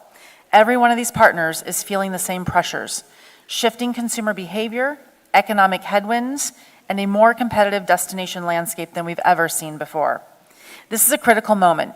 So tonight I want to do 2 things. I want to first publicly state our support for the Paso Robles Wine Country Alliance and reinforce our alliance with them and our working together with Travel Paso. And second, I want to challenge the council to think bigger and think beyond what is this city, the DMO, the Alliance, and all of our partners can align to protect our downtown, elevate the destination, and what do we look at 5 to 10 years from now? How do we really look at those traffic generators that are going to continue bringing people to our downtown core in this amazing destination? We have the brand, we have the product, we have the partners, so it's time that we collectively align, invest, and lead. Thank you. Thanks, Stacy. Welcome. Hello, I'm Mary Ubersachs. I'm owner of Earth Tones Gifts Gallery and Center for Healing, and I'm located at 790 Pine Street. And I'm here to speak about, well, they did it for me. I'm a member of the Main Street and collaborate with each of these organizations in a very discreet and personal way that benefits the community, increases tourism. And why? Because I happen to be at the train station. I'm located at the historic depot on Pine, and I get to share I'm on the other side on the tracks, y'all. So I'm not really in the corridor anymore. After 15 years, at courtesy of the council, we're actually able to inhabit this wonderful transportation center. Last month, you approved the Bike Month proclamation, and so I thought, in Norma's way, I would do something about that. So I'm shifting gears. We're going to be celebrating Bike Month and Wine Month at the train station. Gears and cheers. Why not? So I'd like to just publicly announce the frivolous and fun event, which will include wellness, health, and cycling. It'll also have a celebration with Cypher Winery, which will be featuring their wines. And we're going to put together a little Y cycle in Paso Robles. How can you do it? We're building on the Bike Month. We're working in collaboration with SlowCog, and Main Street has helped to support this event. But really, there's so much happening with 2 wheels here. And some of it was the great Western bike program that used to be at the Mid-State Fair. There are people who bring their panniers and go buy wine. So we hope to make a statement, encourage dialogue, and just kind of feature what the services that the Amtrak services, the connections, and the transportation of the local transit centers can help to increase our wine tourism in the area. So it's really going to be a fun event. It'll be from 3:15 to 6:30 on that Friday, the 15th of May, and you can look up more information. Hopefully we can get this publicized a little bit better at this last minute, but hey, gears and cheers. I can't think of anything more fun than to just kind of keep a fresh air approach to our wonderful downtown. So thank you very much. Thank you, Mary. Very good idea. Appreciate that. Welcome. Thank you. Hi, good evening, council members and community of Paso Robles. My name is Kristen Grosso. I'm the Outreach Manager for Community Partners in Caring. We're new to SLO County, and we're a nonprofit, volunteer-based organization, and we're dedicated to supporting aging adults and individuals with disabilities. We provide free, yes, free, services to residents age 62 and older, as well as disabled adults who need a little extra help maintaining their independence. Our services include transportation, shopping, errands, friendly visits, and regular wellness calls. So at the heart of everything we do is we focus on medical and food security for our clients, and we want our clients to remain safe, healthy, and independent as long as possible. Community Partners in Caring began serving Santa Barbara County in 1997, and we just expanded into SLO County in November of 2025. So we cover all areas of both counties. This expansion came at a very crucial time. After Wilshire Health and Community Services closed its doors last year, about 400 clients who relied on those services, which was transportation, deliveries, and visits, were left without support. And for many of those individuals, that meant missed medical appointments, limited access to food, and also increased isolation. I had the privilege of serving with Wilshire as a coordinator for 7 years, so I saw firsthand the impact those services had on those people's lives. It truly is an honor to now be a part of Community Partners in Caring to continue my mission and working to ensure that these residents in your community aren't left behind. Community Partners in Caring is committed to rebuilding and expanding these vital services into your community, but we cannot do it alone. Partnerships with local leadership and community support is essential to reach those in need and to sustain this work. If you are interested in learning more, please visit our website, partnersincaring.org. Again, that's partnersincaring.org. And I still have more time. I'm happy to do presentations with any organizations. If you have a group, I'm happy to come and talk more about our services. And we also need volunteers. So if you can't donate your time, every dollar counts to help these clients continue getting their rides. But thank you for your time and commitment and to the well-being of our community. Thank you. Thank you. I think I'm going to need you probably come December, recovering mayor. I will leave business cards by the door for everybody. Thanks for coming tonight.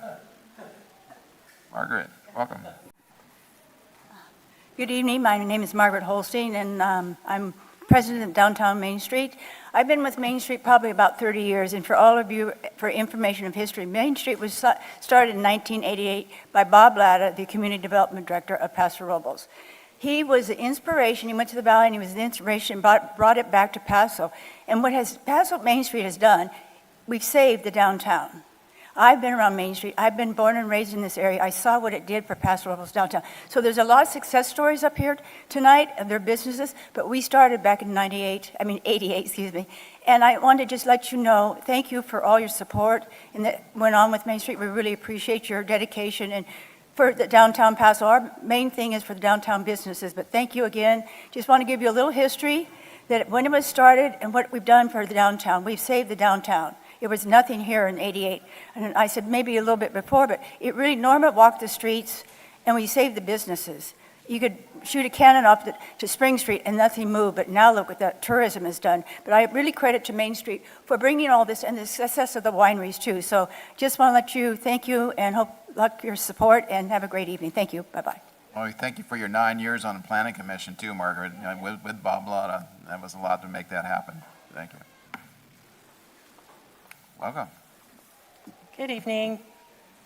Darcia Stebbins, rural San Miguel.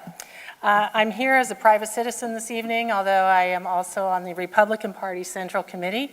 I wanted to welcome everyone to election season According to the Constitution, we have Election Day, but now we have election season where we have 45 days of voting and 45 days of counting. So ballots are out. I'm here as a private citizen. These are my own opinions. But I did want to alert people that they can be precinct workers, that the county clerk recorder's office has put out that they need people for the Paso Robles precincts, for the San Miguel precincts, and also for Shandon.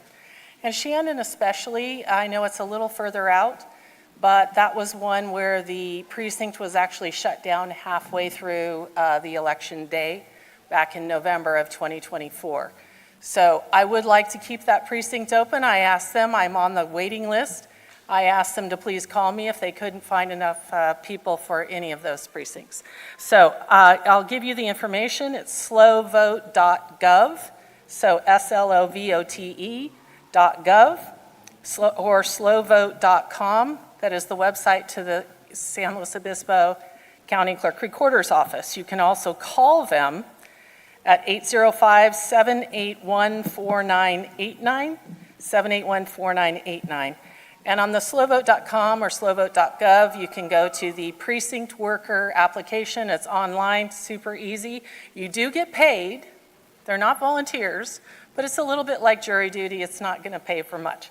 But thank you for your service, and I really appreciate if people would be willing to be these precinct workers on Election Day to be able to vote constitutionally. And speaking of the Constitution, I have several copies of the Pocket Constitution. It is the special 250-year version. You have the Declaration of Independence on one side, and if you think you're reading upside down, turn it over. It's the Constitution and the Bill of Rights. I have those in the back if you'd like one. All right, thank you. Thank you. Anyone else on public comment?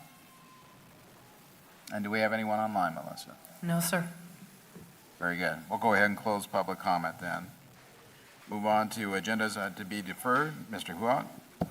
No items tonight for deferral. Thank you. Moving on, overview of items to be considered on the consent calendar. Mr. Huat, do you have those for us? Yes, thank you, Mayor. 11 items on your consent calendar tonight. The first is the approval of the minutes from your April 21st meeting. The second item is the receipt of advisory body meeting minutes from the Parks and Recreation Advisory Committee meeting on March 9th and the Senior Citizens Advisory Committee meeting on March 9th as well. Item number 3 is the receipt of the warrant register. Since the last time we had a meeting, the city has issued $2.6 million in payments. Those exceeding $100,000 are as follows. First, a payment to Best and Krieger for February attorney's fees, the amount of $146,632.03. Next payment is to Granite Construction Company. This is related to the construction contract associated with the West Side Fiberized Slurry Seal project that Ms. Esperanza covered earlier this evening in the amount of $1,354,106.38. And then the third and final payment that exceeds $100,000 is a payment to J.J. Fisher Construction. This is related to the pickleball court complex project that Ms. Esperanza also mentioned this evening in the amount of $205,769.76.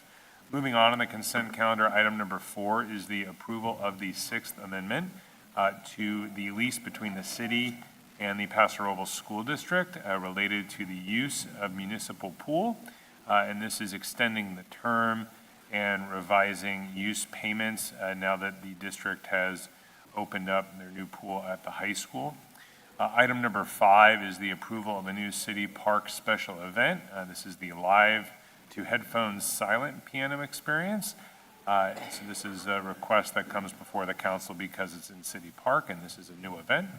Item number 6 is the approval of a resolution that authorizes the allocation of Senate Bill 1 funds for fiscal year 26-27. This is a gas tax that the state provides the city through Senate Bill 1, which was passed, I believe, in 2017.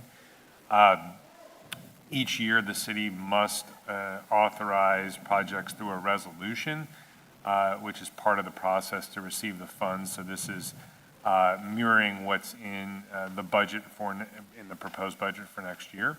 Item number 7 is the approval of a construction contract to Whitaker Construction.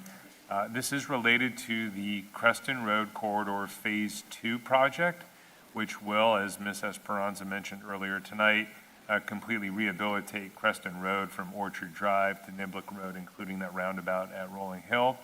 The contract amount is about $13.4 million, with about $3 million coming through an earmark provided by Senator John Laird's office, as well as some other state and federal funding, but most of the funding is coming from local sales tax measures. There's also a construction services contract in the amount of $754,000 and change to North Coast Engineering for support for the project. Item number 8 is the approval of a construction contract to Sencal Construction. This is again related to the Riverside Pedestrian Improvement Project that Ms. Esperanza also spoke about earlier this evening. Item number 9 is a second reading related to temporary prohibited and non-conforming signs. This is, again, the second of 2 readings, and you had first reading at your last meeting. This is simply the procedural second reading. Item number 10, similarly, a second reading related to the Oaks at Ardmore project that included a rezoning and various other actions.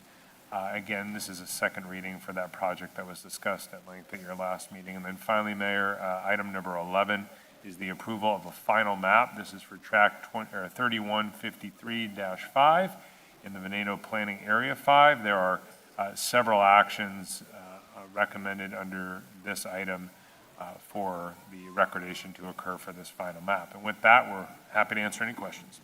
Very good. Thank you, Chris.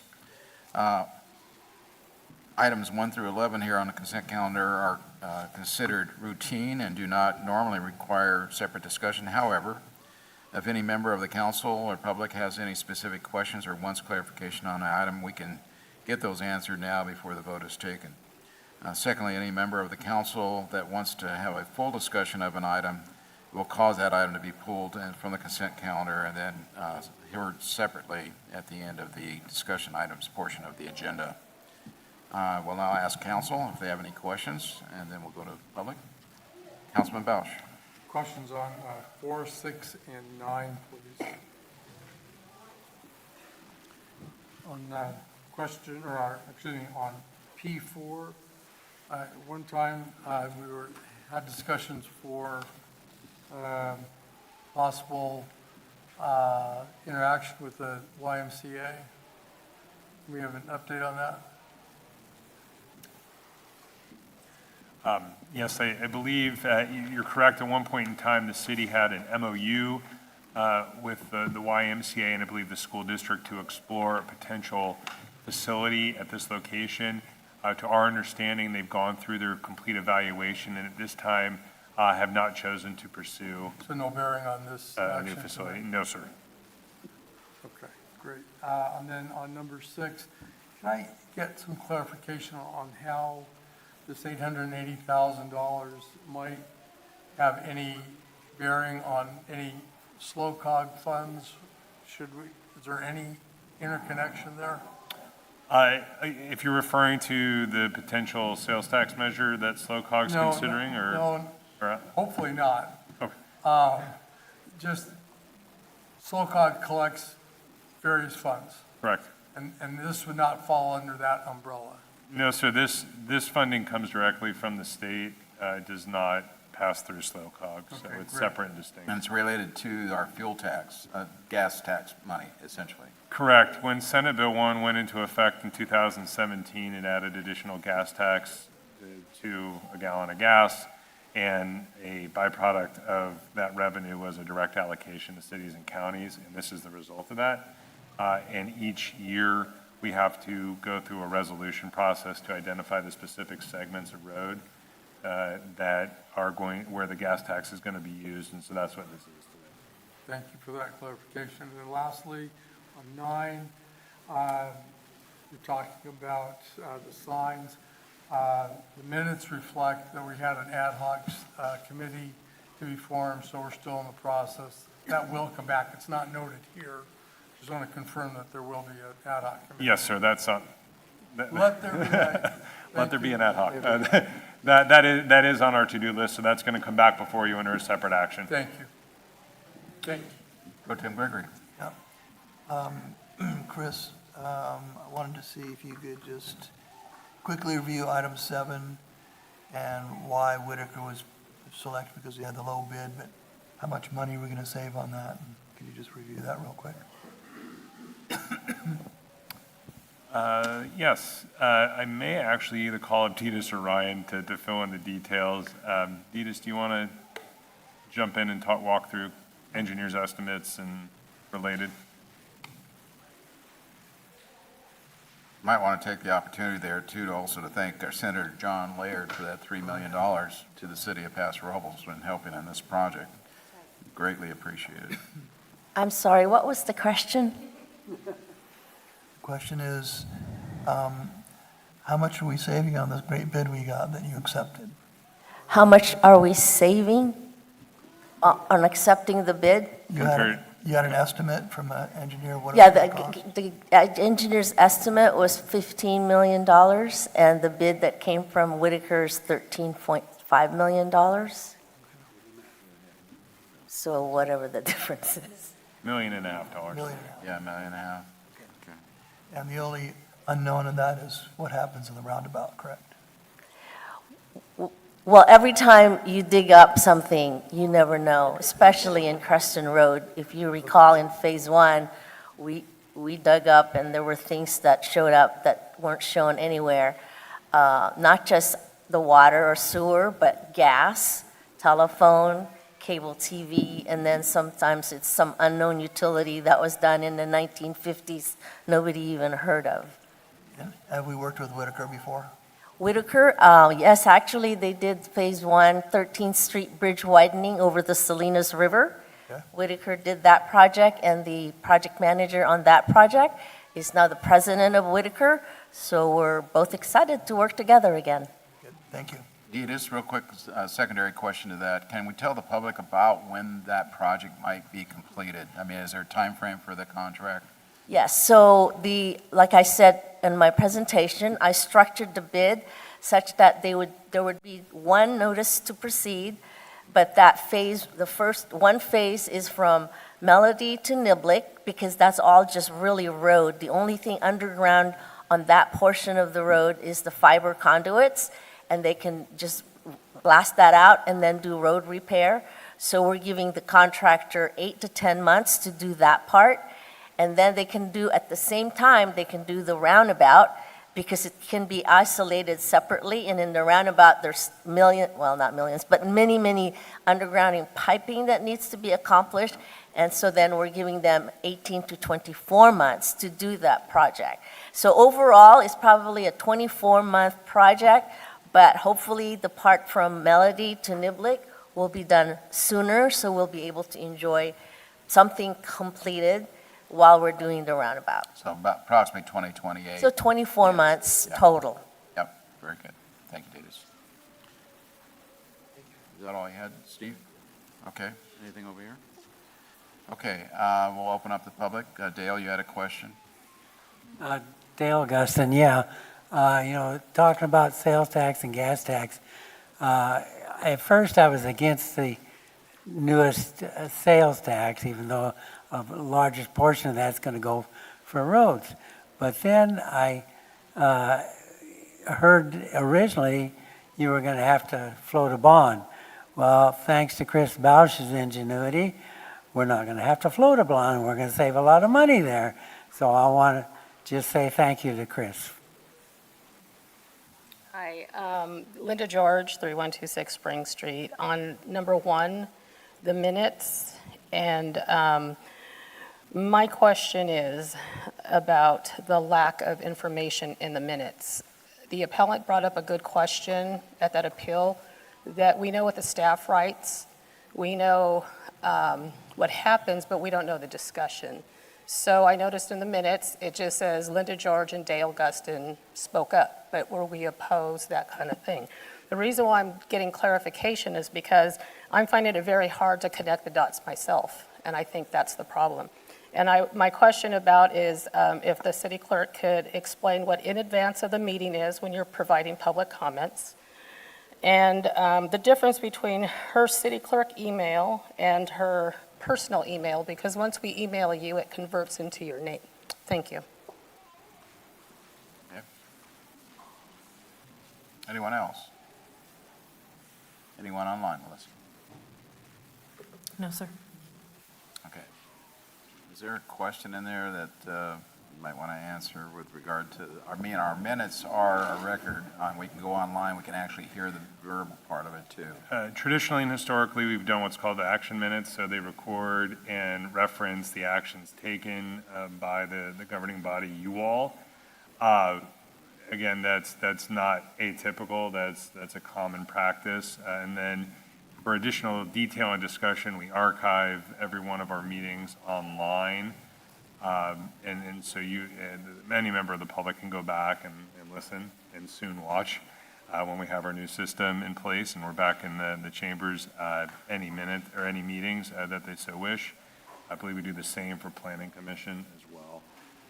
So that's that. In terms, I may need to defer to Melissa on the commenting or the public comment type of period.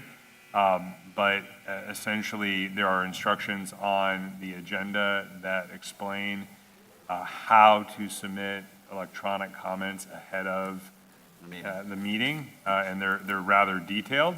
You would provide an email to cityclerk@prcity.com prior to 12 noon on the day of the council meeting. And if we receive those prior to 12 noon, they will be posted as an addendum to the agenda. And so that's, again, historically how we've collected and distributed and published those online or those electronic public comments. But I'm going to defer to Melissa in case she has additional comments. Thank you, Chris. I believe you covered it well, but each agenda that the city publishes, be it city council agenda or any other advisory body, does give instructions for public comments and how those can be submitted, and if there are written public comments allowed, those instructions are given. When we publish city council agendas, the instructions indicate that we will accept from the time of the publishing, we accept public comments up until noon on the day, written public comments, so that we can provide those out in an addendum sometime between noon and meeting start time. I believe there may have been some confusion at some point along the way with Ms. George over thinking that somehow indicated they were only accepted on the day of the council meeting, which I have since clarified to her. My question is, can you define in advance of the meeting? Okay, if I submit it before the agenda is posted, that is technically in advance of the meeting. So I don't, Okay. Thank you. We'll go ahead and bring it back to council now for discussion and/or action. Mayor Hammond, Pro Tem Gregory. I'd like to move we approve items 1 through 11 on the consent agenda. Second? Okay, motion by Gregory, second by Strong. Any discussion on consent items 1 through 11? All right, Melissa will call for the question. Councilmember Gregory? Aye. Councilmember Strong? Aye. Councilmember Bausch? Aye. Councilmember Beal? Aye. Mayor Hammond? Aye, Motion passes unanimously. thank you.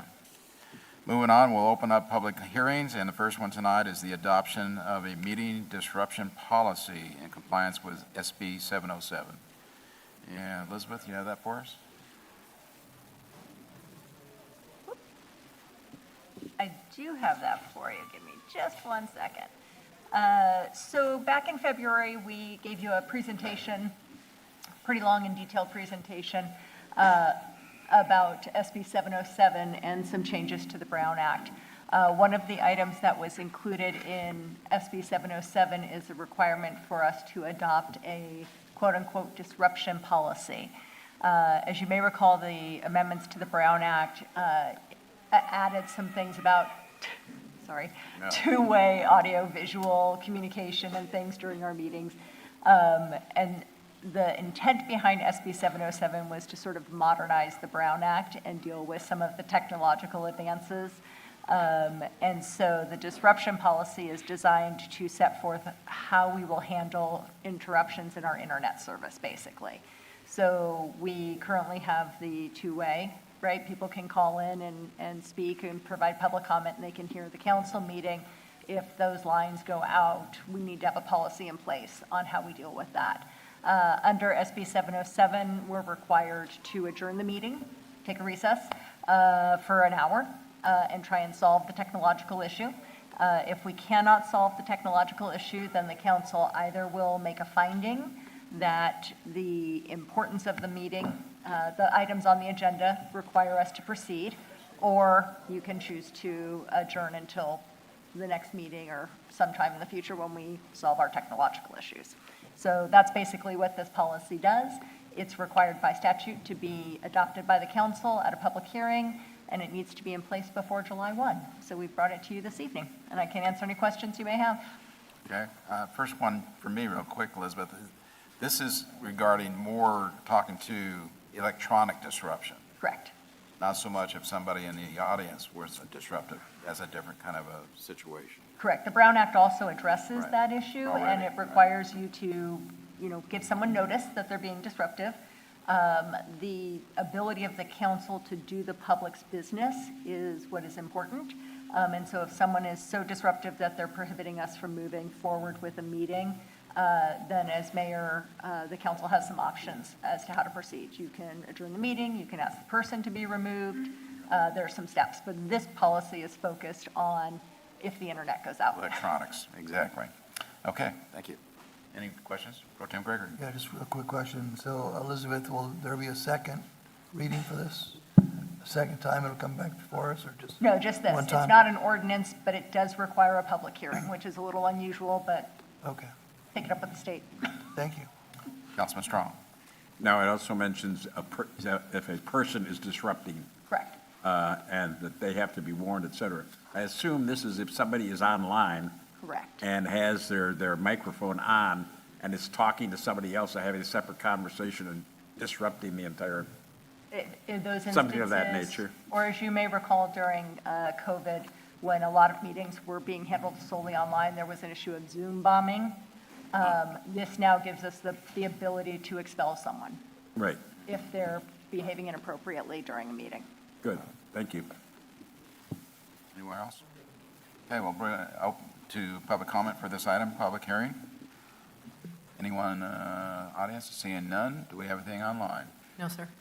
Okay, we'll bring it back to council for direction. Mayor Hammond, I move we adopt the City of Paso Robles meeting disruption policy. Second. Okay, motion by Gregory, second by Bausch. Any discussion on this? Okay, Melissa will call for the question. Councilmember Gregory? Aye. Councilmember Bausch? Aye. Councilmember Beal? Aye. Councilmember Strong? Aye. Mayor Hammond? Aye. Motion passes unanimously. Okay, we need a 10-minute break? Well, yeah, we're going to adjourn for 10 minutes.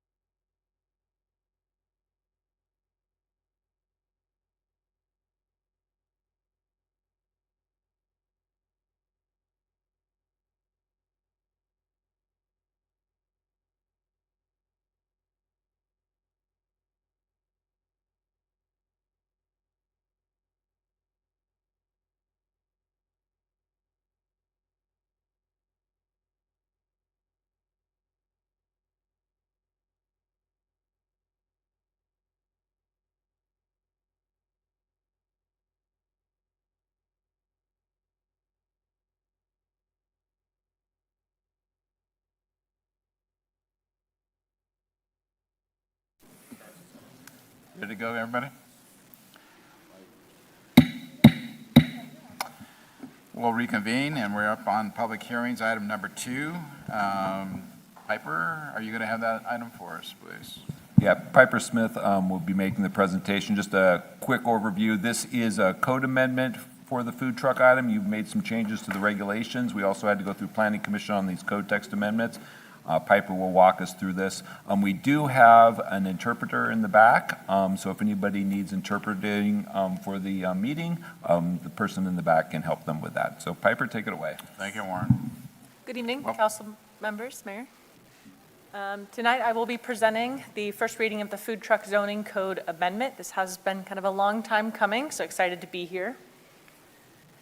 Looking at our timeline, started in August 5th with a legislative review. This gave the public a chance to go over what are the permitting standards that we have in effect, what are the operational requirements for food truck vendors to operate.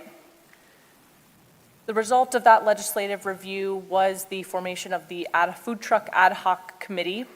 This first meeting on September 22nd, 2025, gave us a chance to host a pretty substantial listening session where we heard from the public's questions, comments, concerns for specific, again, permitting requirements and operational standards. At the second Food Truck Ad Hoc Committee meeting in November, staff had the opportunity and the time to get a little bit more direction, analyze some of the concerns and questions that the public had, and discuss some of these recommendations back to the public. This led to the last time I was standing in front of you all, December 16th, where we finalized 4 updates to the operational requirements, as well as recommended the zoning code amendment, which brings us here tonight. The zoning code amendment was then brought forth in front of Planning Commission on April 14th. And tonight we are here in front of you to discuss the first reading.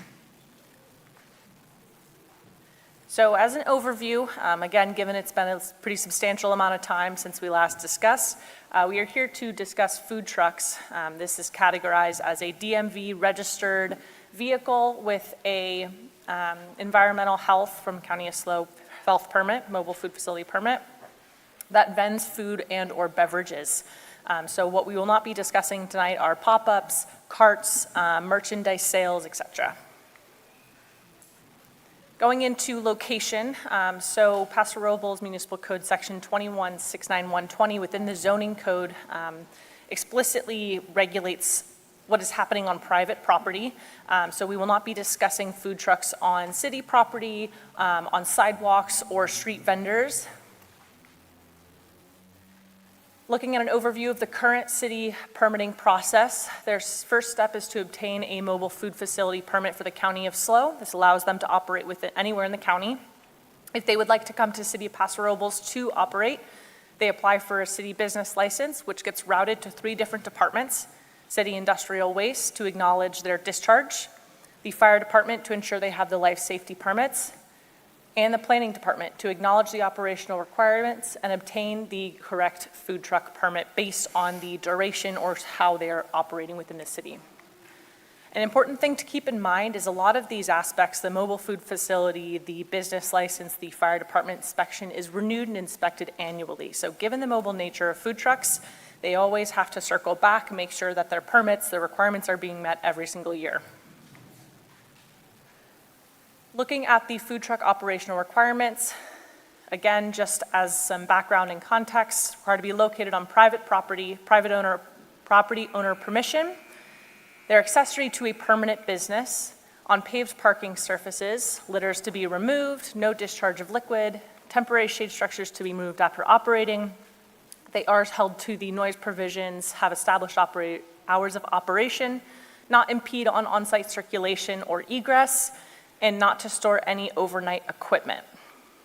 With that being said, and at the last City Council meeting, City Council finalized 4 guidelines to utilize acoustic panels for those that were not meeting noise ordinance, to allow accessory structures, including table, chairs, and shade structure, to require a minimum setback for food trucks operating vending towards the public right-of-way, do not impede on public right-of-way, and that a temporary use permit would not be granted on private property within 100 feet of the city park. So we are here today to discuss the second 2 points that were discussed at the last city council meeting and the recommendations made and the goal, what we are trying to achieve tonight.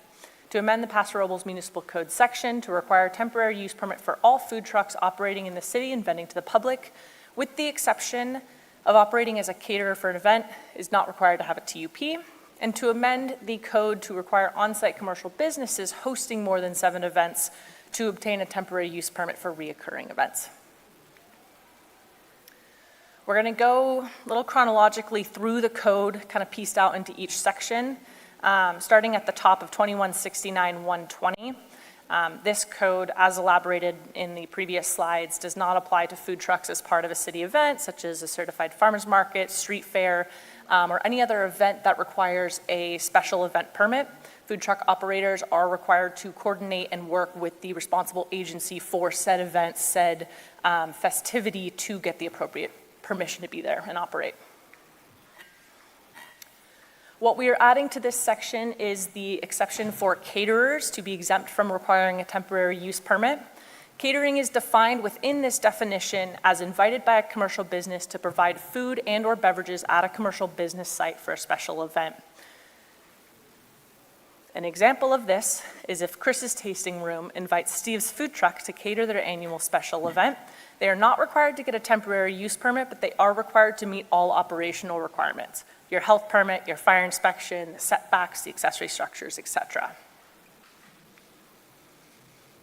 So when do you need a temporary use permit? We divided this into 2 sections for food trucks and commercial business sites to align with City Council's recommendation previously. For food trucks, all food trucks, regardless of the duration, are required to have a temporary use permit and conform by the requirements. An example of this, Steve's Food Truck wants to vend to the public at John's Auto Body Shop. Steve is required to obtain a temporary use permit.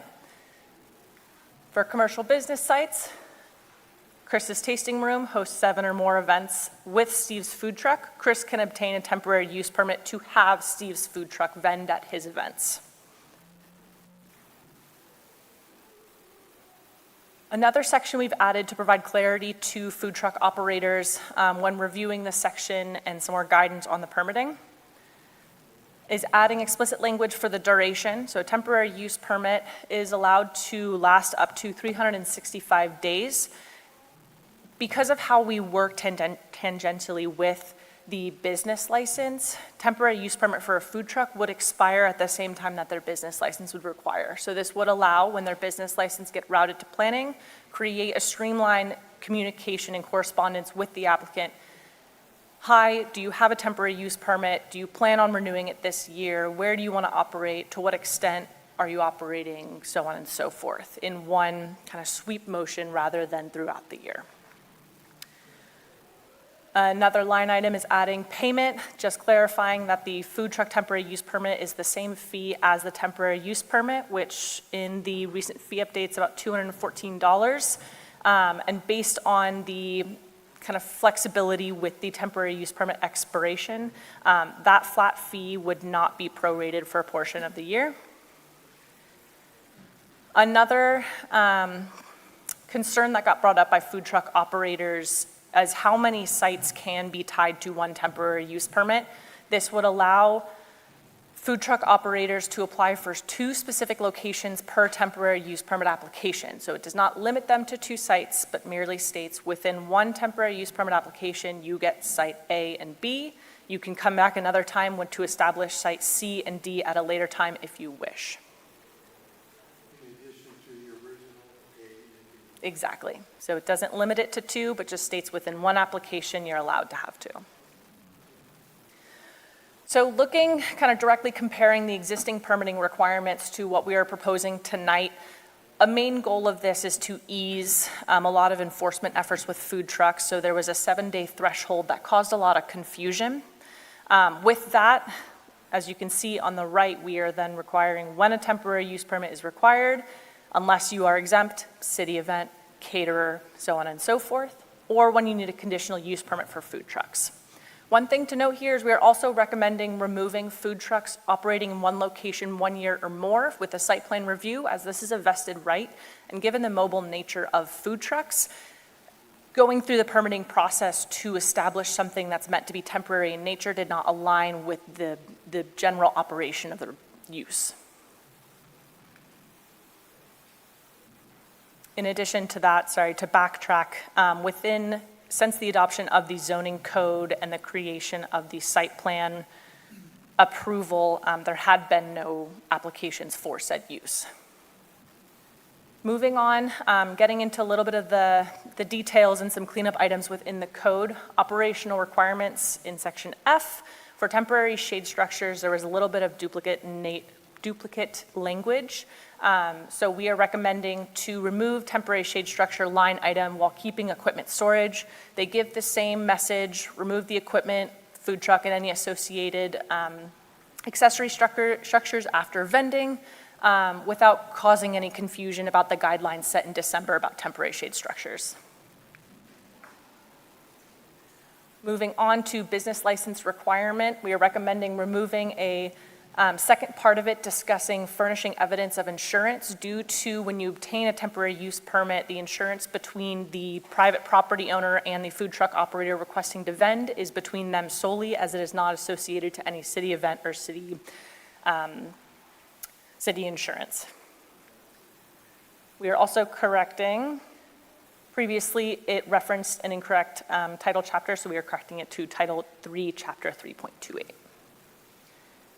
Looking at fire department inspections, Fire Marshal Paul Patty has been spearheading a permitting effort with the Central Coast Fire Prevention Association.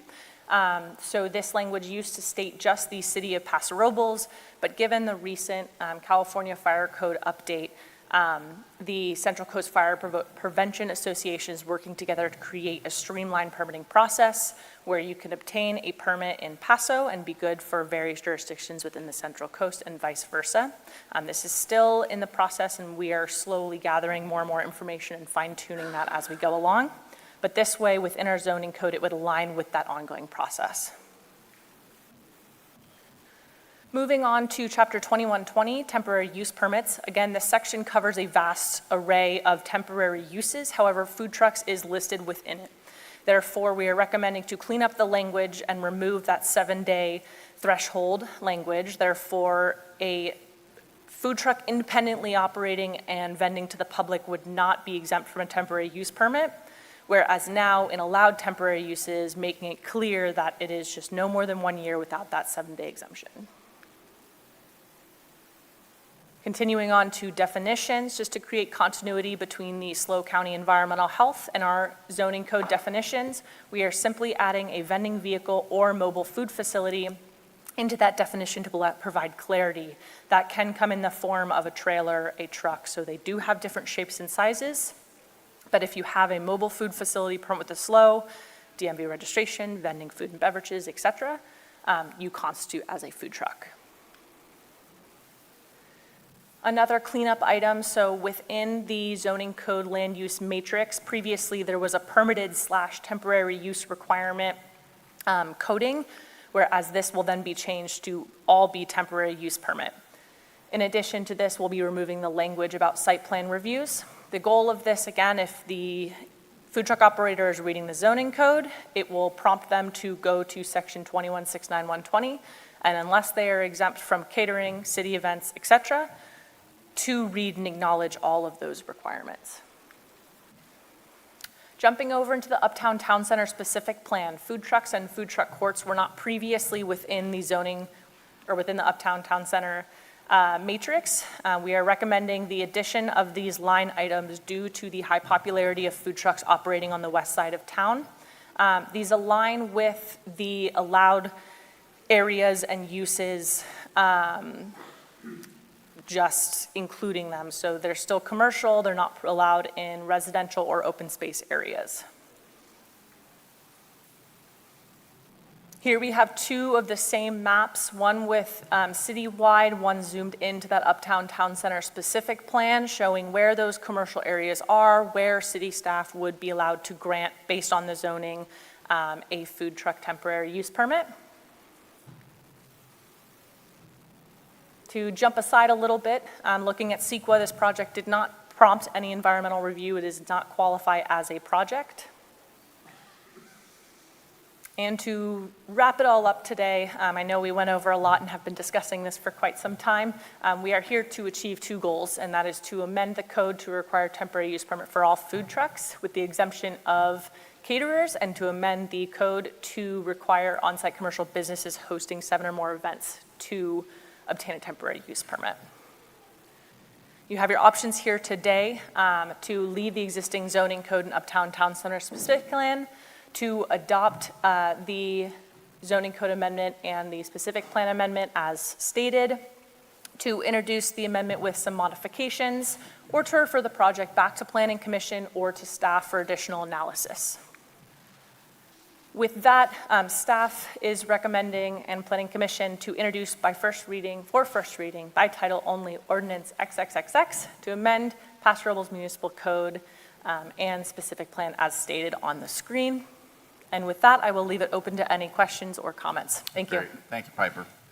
Start on my left. Councilman Beal. Thank you so much, and I just think overall this is so much clearer, it's more consistent. I was really impressed with the ad hoc process, with the engagement of the food truck owners to inform how this would move forward. I think it's going to be more streamlined for the food truck operators. It's going to be more streamlined for you to have things sort of calendaring at the same time of getting rid of the 7-day was going to be, very appreciated, I'm sure, by enforcement. My question is, if you could go back to those 2 zoning slides. You went through those pretty quickly. And maybe 1 or 2 before this, they were like little tables, yeah. If you could just talk through this a little bit for people that maybe aren't familiar with zoning.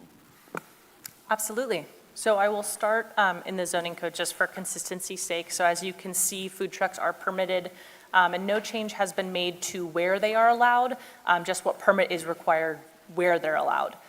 They are allowed in commercial uses. They're not allowed in residential areas or open space. And staff tried to duplicate this in the Uptown Town Center specific plan. T3N and T4N are both highly populated residential neighborhood with primary residential focus in the zone, whereas your F zones, your TC1, your TC2, your Riverside Corridor are your commercial zones with primarily commercial uses on them as they are today. So the goal was to align the two as well as be consistent with the language of what zones are allowed in, and what permit is required within them. And then we have the 2 maps to demonstrate, with the green being where we could issue a temporary use permit on commercial property, and the red, as you may be able to see, they're a little small, are primarily residential neighborhoods and open space.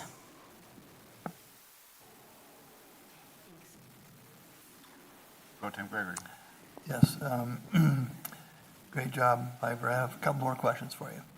So when they go to renew their license or temporary use permit, they have to go back to the health and fire department and the city, correct? Yes, so typically in what I've experienced from a staff perspective is they will get their mobile food facility permit first, as that is kind of all encapsulated no matter where you're serving or when. Locally, they tend to start with the business license, and then it gets routed fire department, temporary use permit. So the goal is, it's a one-touch system. So although you're potentially dealing with multiple departments, it happens at one time with concise language. And that's something with staff is trying to internally make some tweaks to the website, make the interfacing very user-friendly to ensure that they are directed in the right place no matter where they start in their permitting process. And I have a technical question. If someone wants to hire a food truck operator, is there any regulation of that food truck operator as a caterer? Aside from the operational requirements, so Which would be what that would be? Being on private property, property owner permission, the generator requirements, and so those are outlined. I might have to jump back, but those are still required to be upheld all the permitting standards, the health and safety requirements, et cetera. So they would be subject to health and safety requirements? Yes, that is No correct. question. And then you had another slide up there about a truck staying somewhere less than 7 days. They're not required temporary use permit, but they are required the health and safety permits, correct? Pertaining to catering or pertaining to an To independent? just a food truck operator with less than 7 days. Yes, yes. So no matter the duration or the nature of the food truck operation, these operational requirements are intended and So meant it's to be mandatory throughout. Okay. Yes. That is our other questions. Good job, thank you. Councilman Bouch. Great job, thank you. Lots of little knots tied nicely. So one of the questions I seem to remember are I'll call them, people, gypsies coming in from out of area for a day or a weekend, something like that, showing up at the park or, the Lowe's parking lot, the empty lot there, where Union transitions like at 46. How do we address those guys? Yes, so this allows by getting rid of that 7-day threshold. If it is very clear to enforcement officers that a food truck is operating and is not tied to any sort of event going on, whether that be a public city event or a private event, it allows the enforcement officer to approach the truck and inquire, do you have a temporary use permit, business license, health department requirements, and send them in our direction.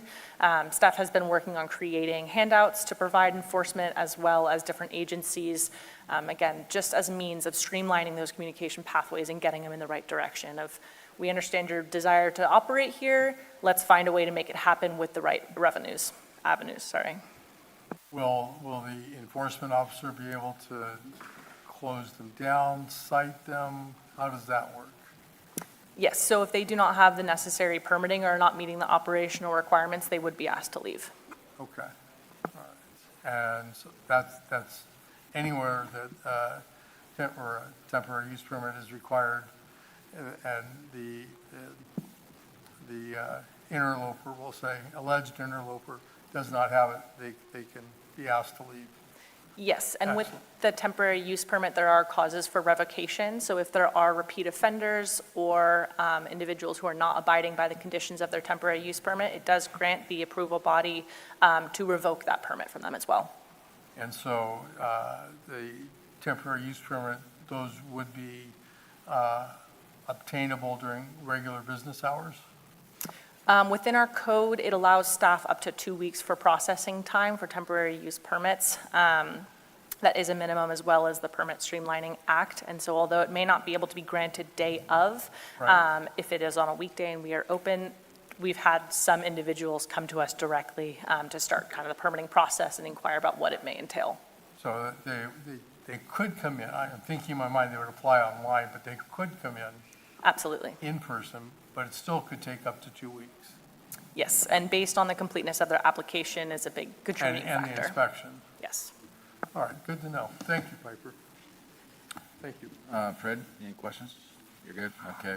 Piper, the one thing that bothered me right from the beginning was that we had an occasion, I think, where there was a food truck on private property, but yet they were using the sidewalk, for a lot of their space. And I'm sure it was addressed by the ad hoc, but setbacks and things like that, that's incorporated here somewhere? Yes, so at the December City Council meeting, City Council established a 9-foot setback, which is half of the width of a parking stall, if the food truck is vending towards the public right away. So if they're facing internally and their customers are loitering within the parking lot, that's a little safer than right next to, say, a busy street or a sidewalk where people are trying to pass by. That's illustrated on this second image here. As well as the 9 feet gives us the flexibility of there not being pushed to intrude on circulation of the lot was the goal. Very good. Okay, thank you. That's all the questions I had. I'll open it up then to the public. Anybody wishing to address this item before we come back and discuss further? Okay, seeing none. Anyone online? No, sir. Okay, bring it back to council then for discussion and/or action.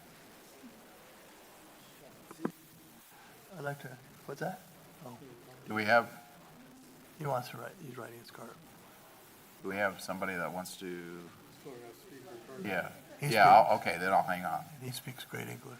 Yeah, you can get that done afterwards if you like.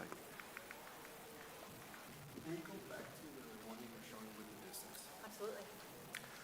Go ahead and Hello, answer your everyone. question. How's it going? My name is Jerry Torres. I'm on 2748 Spring Street. I'm a business owner from Ice Cream Shop.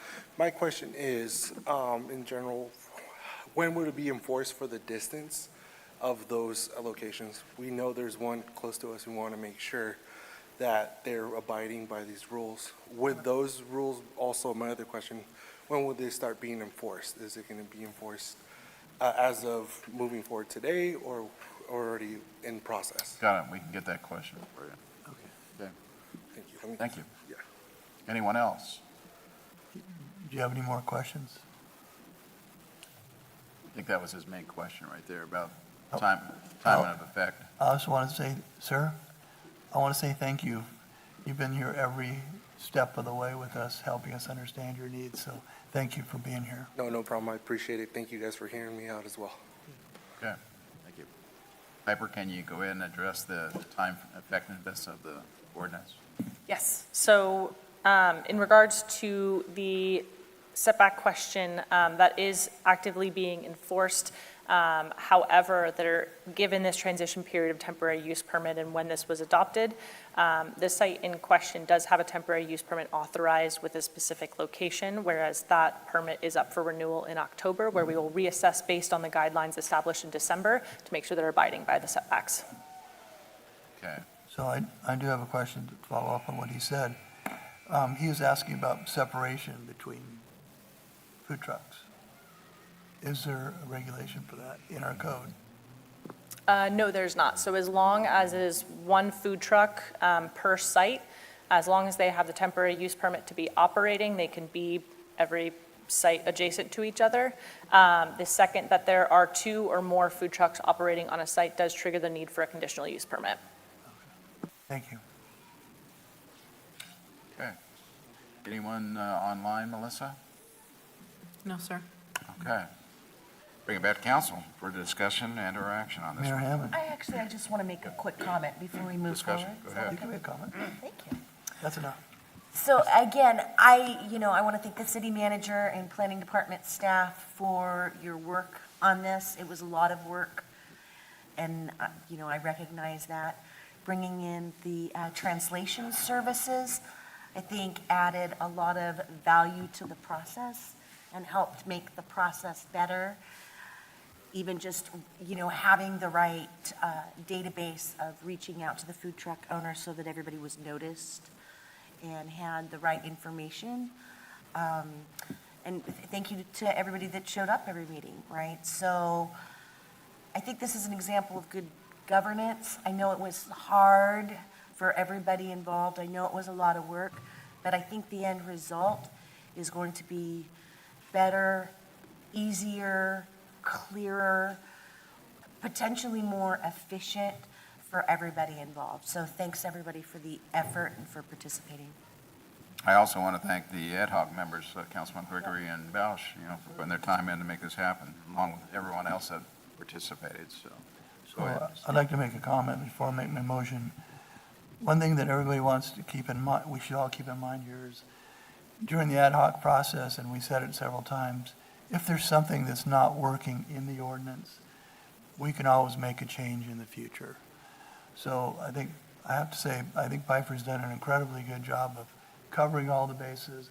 But if something comes up and we can figure it out, get the information to either Mr. Bausch or myself or Piper, and we can address it. So with that, I'd like to move we introduce for first reading by title only, ordinance XXXX, amending Paso Robles Municipal Code, Section 21.69.120, food trucks and food truck courts, Chapter 21.20, temporary use permits, Table 21.32-1, zoning district use regulations, and Section 21.91.070, F definitions, and amending the Uptown Center Specific Plan, Table 5.3-1, allowed land uses, permitting and permitting requirements. Second. Okay, motion by Gregory, second by Bausch. Discussion. I just want to say that it seems that people are very creative in the field. So as Mr. Gregory alluded, if there are changes or amendments that need to be made in the future going forward, please let us know. Bring it back, contact us. We'll be happy to talk to you. We'll talk to staff. And, this isn't the final, hopefully it is. Hopefully this makes everything work really well. But if we need to talk about it some more, we're open. Come find us. Thank you very much for your participation. Thank you. Okay. Thank you guys also, Piper and Warren, Community Development Department, for making this happen. I know it was a big effort, so thank you. Thank you. Melissa, go ahead and call for the question. Councilmember Gregory? Aye. Councilmember Bausch? Aye. Councilmember Beal? Aye. Councilmember Strong? Aye. Mayor Hammond? Aye. Motion passes unanimously. Great. Thank you. Thank you all.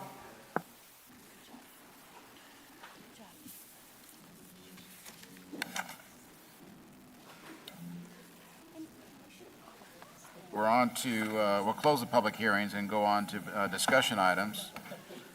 Tonight, we have one discussion item, preliminary overview of the general and supplemental sales tax budget for fiscal years 26-27, 27-28, and the 5-year capital improvement program. Ryan, you have that for us?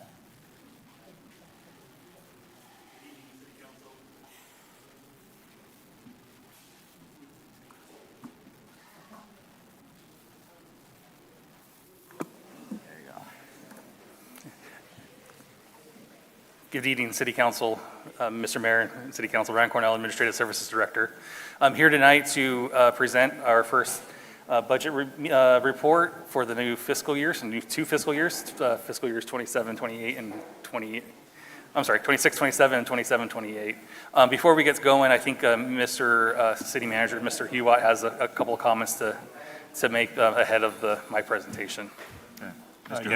Yes, thank you, Mayor, Council. Before we get into the numbers, I wanted to provide kind of a broader review of our budget and our fiscal environment that we're moving into for the next 2 years.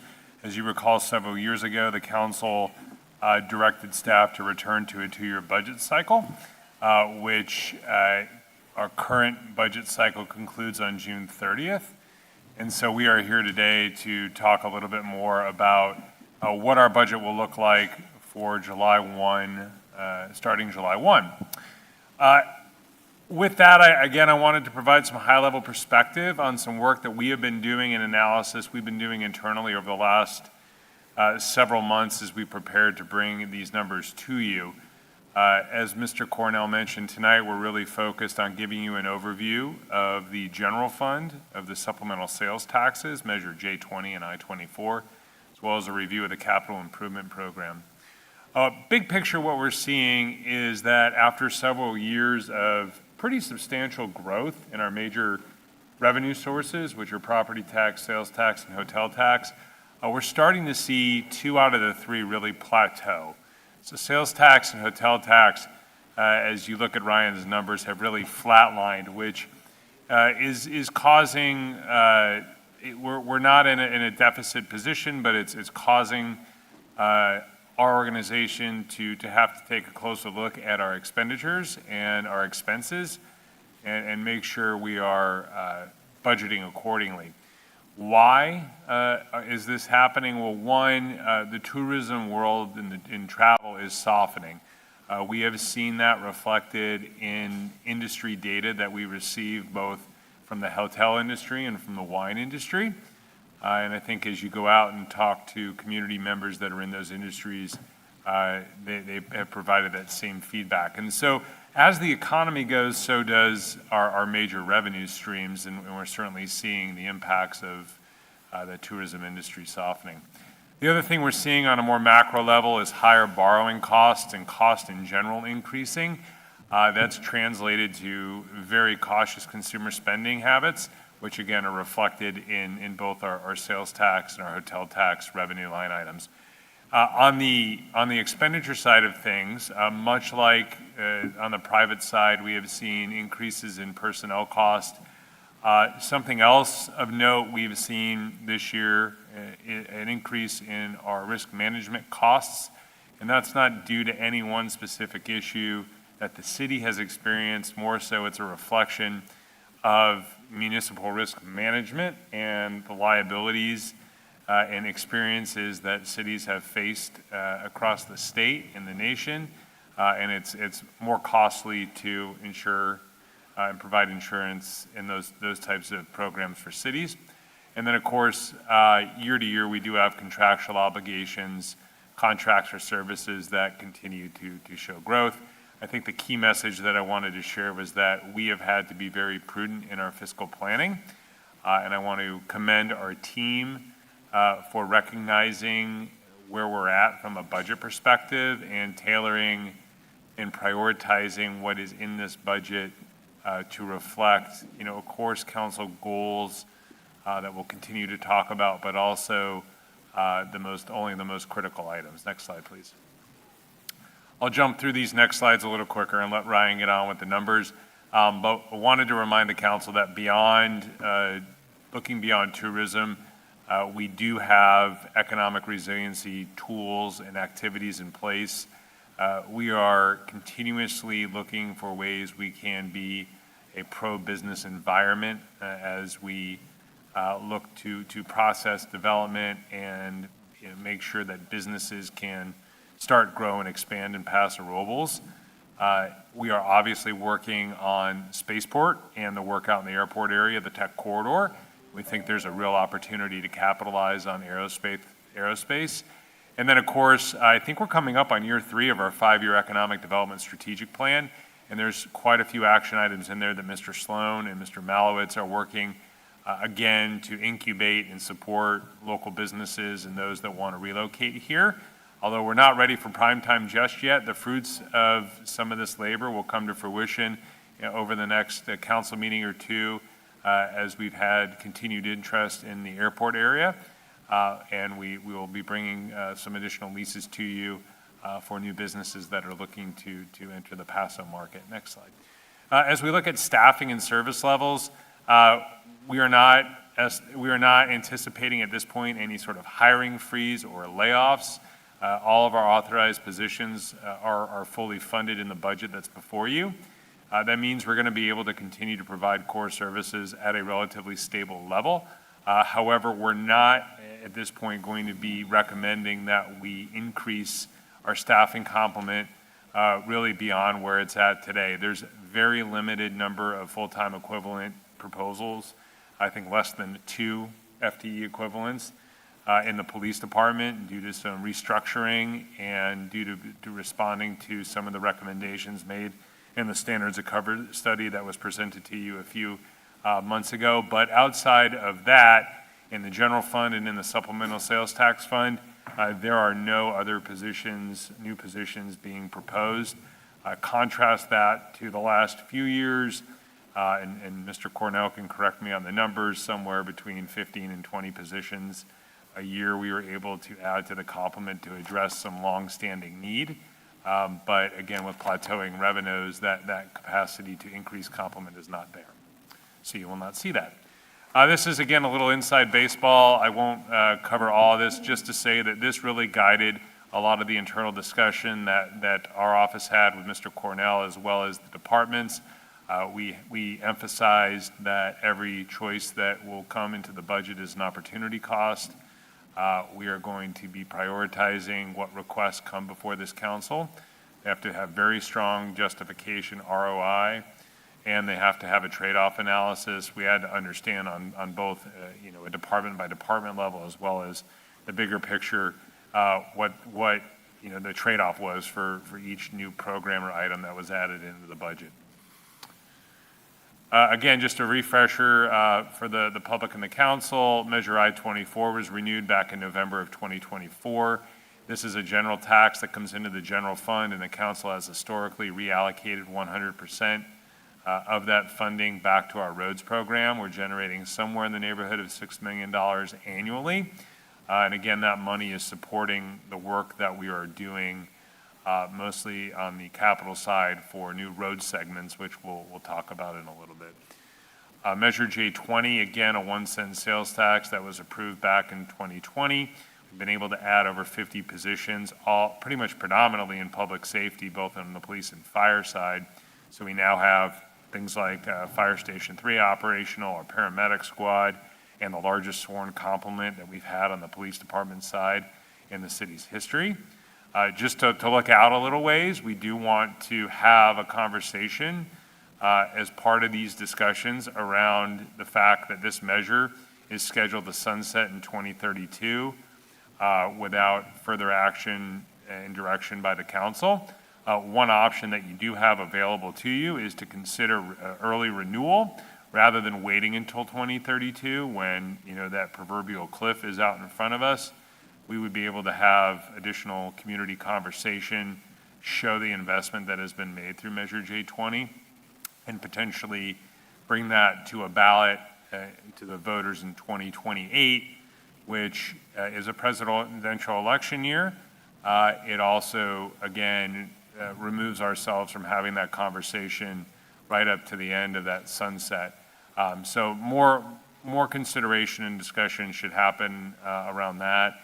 And then what that does is it allows us to really move towards some long-term planning efforts that we need to have around deployment of public safety resources.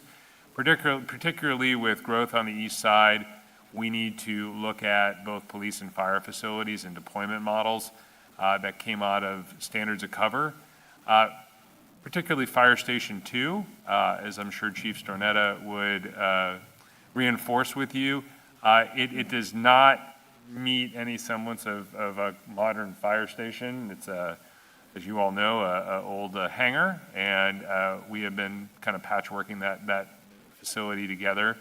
That likely needs to be replaced with a more modern station for deployment, especially as we continue to see growth on the east side.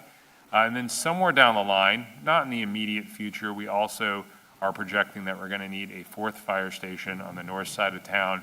But both these types of facilities require long-term planning with a stable, ongoing revenue source to be able to support these efforts. Otherwise, it would be then incumbent upon the general fund to pick up the costs. And again, there's opportunity costs with that, or look at some sort of borrowing mechanism, which again, we historically have not done. We've kept our debt in the broader general fund, I think, to about 1% or a little less, our debt service. Next slide, please. I just wanted to give you some perspective on what some other cities are facing in the coming budget cycle compared to kind of where we're at. Just for perspective, I'm not going to read you all these headlines, but these are the types of things that we are seeing in other communities, and it's for a variety of different reasons. But again, wanted to provide some perspective that, comparatively, while we're not in growth mode, we're not going to be able to tackle every capital project that we need or be able to add positions that would benefit service in the community. We're also not in a position where we're talking about, in some cases, hiring freezes, layoffs, cuts to police and fire services. We're not in that position. I always have to talk about the state. We're still working off of data that was provided by the governor's office back in January, where they estimated for the upcoming fiscal year that they were going to be running a $3 billion deficit, which balloons to about a $20 billion deficit in the following year. These numbers are going to be updated when we get the May revised budget from the governor's office, probably either this week or next. And we have heard that income tax, which is a big driver of state revenue, has been coming in higher than projected. So these numbers may change a little bit. I just like to put out the warning flag if there are multiple years of deficits at the state level.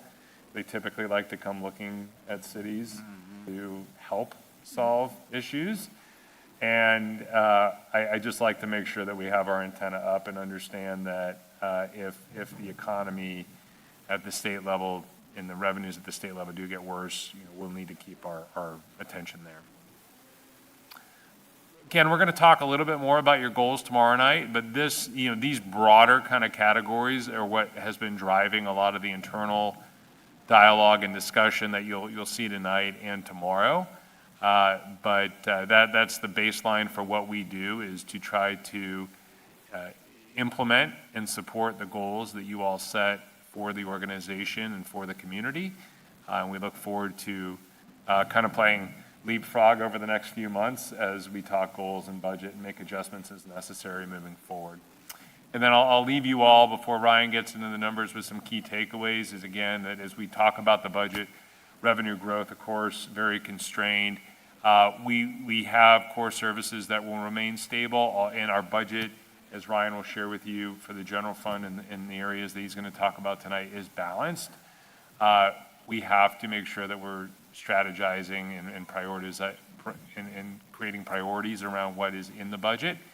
And then probably more for the community, but I always like to remind folks about what the budget is. It's to advance the council's vision, to, of course, maintain the fiscal health and provide those services that our community needs, and it also provides an opportunity to invest in the future of our community. So with that, I want to take a moment to thank Mr. Cornell before he gets started for his work on this budget, as well as our department heads. Many of them are here tonight, who've worked tirelessly over the last 2 or 3 months or longer to put this part of the budget together. This is a preliminary budget, so it's starting the conversation, and we will continue to have these conversations over the next month, 2 months. And with that, without further ado, Mr. Cornell will run you through all the fun stuff. Thank you, Chris. Ryan? Thank you, Mr. City Manager. It really is, it's going to be a recurring theme of pretty much what Chris said. I have a lot of slides that have similar bullet points and themes and messages as well. I was actually looking over the last 8 years or so since I've been doing budgets for the city, and this one has probably been the most challenging one because of the revenue constraints that we do have. And there's some pretty good visualizations I have on charts that really show the flattening of revenues. So as Mr. Hewitt said, our proposed budget for the next 2 years is balanced. Over the next 2 years, we're anticipating a little more than $54 million in general fund revenue in the first year and about $55 million in the second year. On the opposite side of the expenses, to be in balance, they're showing just slightly under, so 51.96 in the first year and 53.08 in the second. So what this kind of means is I'm going to kind of go into details of what's kind of included, what's proposed in the appropriations. But again, it is currently balanced. So if we get into our goal setting session tomorrow and we want to add certain things in, we have to keep in mind that it is an opportunity cost, and we will either need to reduce expenses elsewhere or pull some of our reserve levers that we're kind of holding back at this particular point in time. As of right now, in both fiscal years, the minimum reserve of 30% of revenues is being met. And then it definitely is a live within our means type of budget. I remember, I think it was this time last year, or it was two years ago, our first revenues over expenses slide show about like a $30 million deficit. We could have done that again this time around. We have the needs. We have plenty of deferred capital maintenance projects where we could have showed a big deficit, but we've already kind of went through the work to try to reduce where we can, defer projects, kind of slow down some of our set-aside funding in order to meet this balanced budget. But I do want to emphasize, tomorrow night, we do have city council goals and visionings. That is your prerogative to add things, to remove things. But in doing so, it will definitely change some of these figures that I have presented tonight. So let's talk about a little bit of the history. So this is just a simple income statement, revenues over expenses over the last 5 years or so. And hopefully my clicker will work. So I have 2021 first shown here, and that was kind of the first year out of COVID. And so, right, we were very cautious with our expenses coming out of COVID. So you can see we had a little bit of surpluses in these first 2 years. Once we kind of got out of COVID and we knew the economy was stabilizing, we did an intentional withdrawal of reserves in that second year, because this line item is the actual reserve balance, and it was getting up to about 40% of general fund reserves. So in fiscal year 23, we had that intentional withdrawal of reserves to get a lot of the backlog of projects, kind of that pent-up demand that we kind of were sitting on for the last couple of years. Moving forward, though, and if we just look on the left line, it's flat, flat, flat, a little bit of a bump up and a little bit of a bump up. So that's kind of the thing that we're experiencing. And so as a response to the flattening of revenues, we've definitely, as you can see in projected for 26 into 27, we're projecting to reduce expenses over the next 2 years so that we keep this minimum fund balance of right around $16 million each year. General fund is funded primarily from three sources: property tax, sales tax, and transient occupancy tax, also the hotel tax. 80% of the city's general fund revenues come from those three sources. And so that's why we put a huge emphasis on doing a deep dive on those revenue sources, what's projected to increase, what's not projected to increase, and the like. So like I said earlier, $54 million in the first year of the budget is estimated in about 55 in the second year. Delving into sales tax, and this is a sales tax history of actual revenues that we received since 2015 and kind of what we're focusing on. So let's see here. So normal growth right before the pandemic. We did see that little drop in 2020 from the pandemic. Huge growth coming out of the pandemic. And then, but since then, it's kind of hovered right around 14 million, and we're kind of anticipating that even in the future years as well. So really, that's 5-7 years of very flat revenue that we're projecting. TOT is right in the same boat, where we had a drop off in 2020, significant growth coming out of the pandemic, but a real flattening of revenues. And even in the future, we don't see any changes in the market as far as revenue goes. I think additional either hotels need to be constructed, our midweek room rates, something needs to adjust in order to get those revenues back up. I feel like we're kind of in a short-term ceiling currently when it comes to hotel tax. On the bright spot is property tax. So this is the most common, steady revenue source that the city has. And as you can see over the last 15 years or so, we've had steady growth, 2 to 5% growth year over year. And we're anticipating that in the future. This is one of the bright spots that the city has. That's mainly driven because of Olson South Chandler Ranch development, as well as River Oaks 2. What's not included in these figures is the Community Facilities District. That is an additional tax that is added on, and we're going to be receiving right around $500,000 of additional tax from those CFDs coming online. Flipping over to expenditure side of things, on the left-hand side is its expenditures by department. As you can see, the police department continues to be the largest funded general fund department in the city. It hovers right around 25% of all total general fund revenues go to the police department.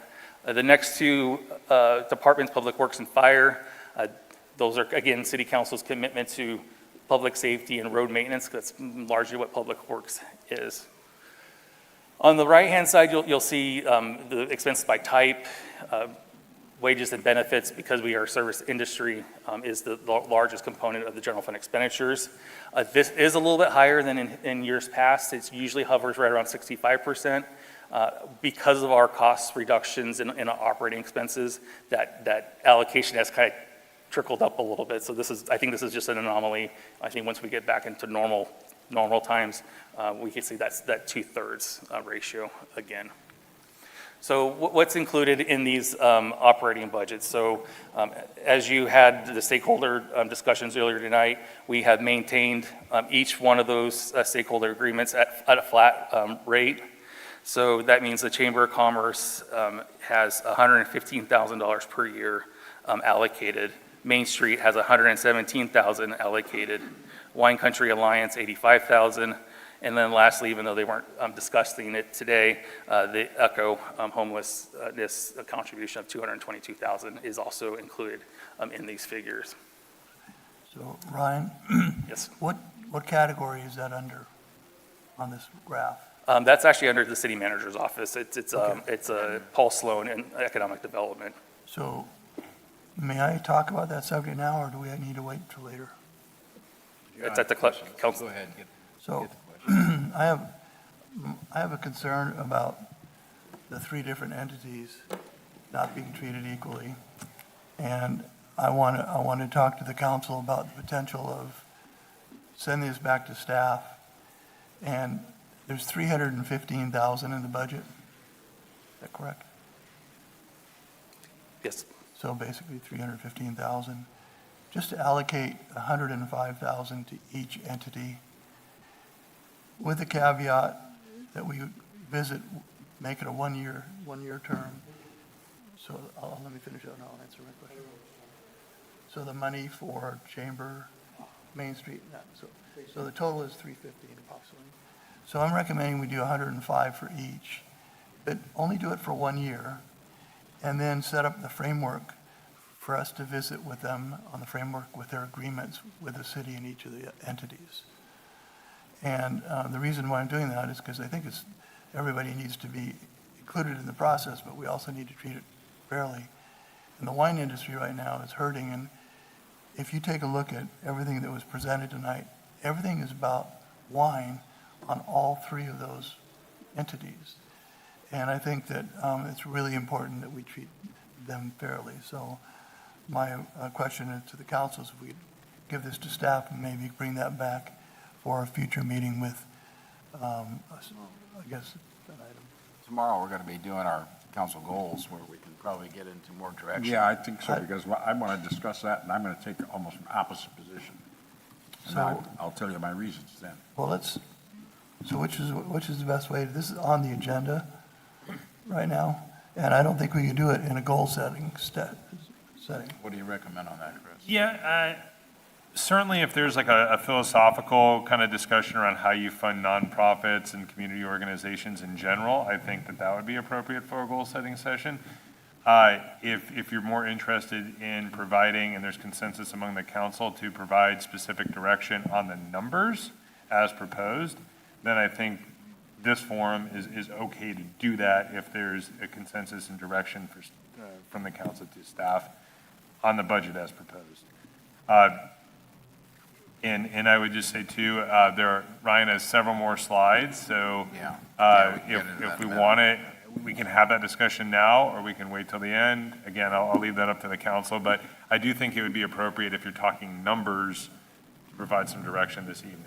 I'm okay waiting till the end, whatever. Yeah, Ryan, go ahead and finish up your Okay. presentation, then we'll get into that. And just to reiterate, we just assumed the same funding levels over the last 2 years moving forward for those stakeholder agreements. The other component that's included in the proposed operating expenses includes a park master plan that really helps us lay the foundation for our future parks and rec programs. Some minor field equipment replacement. This is roughly about a $10,000, $15,000 a year allocation. This is going to kind of help improve the user experiences, the pitching mounds, the fences, the soccer goals, those sort of things, the play equipment and the like, consumables. And this will actually really help with the nonprofits because a lot of times they furnish their own equipment. And so this will be the city's partnership in continuing to enhance those programs. The proposed budget does include a study in the North Spring Street corridor area to help reduce traffic and speeding. The budget also includes the recruitment for this, or the attainment of the space sport license. It is $1 million in total. We have it split up over 2 years, so $750,000 in the first fiscal year and $250,000 in the second fiscal year, just because we anticipate it being more than a 12-month project. And then lastly, we do have dollars included for the housing element to be updated as well.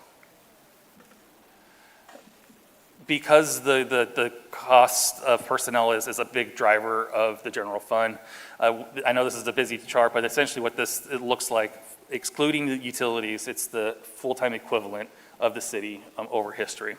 And I was able to find a 2009 report that showed that we had, right around 175 employees, and we were about, 6 FTEs per 1,000.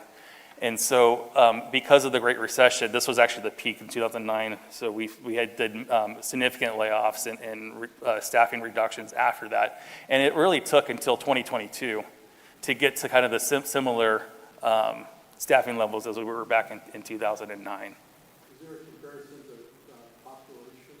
So the population is actually that line graph. That's FTE per 1,000. So that's the green line.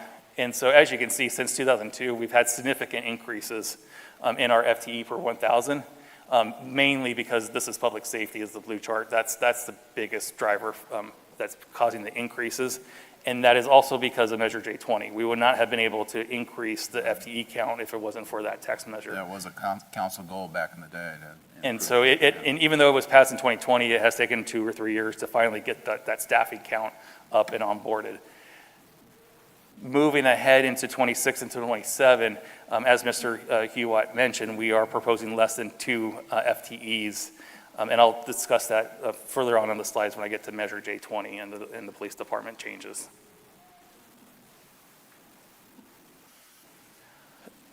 In addition to operating expenses, we do have these other general fund expenditures and transfers.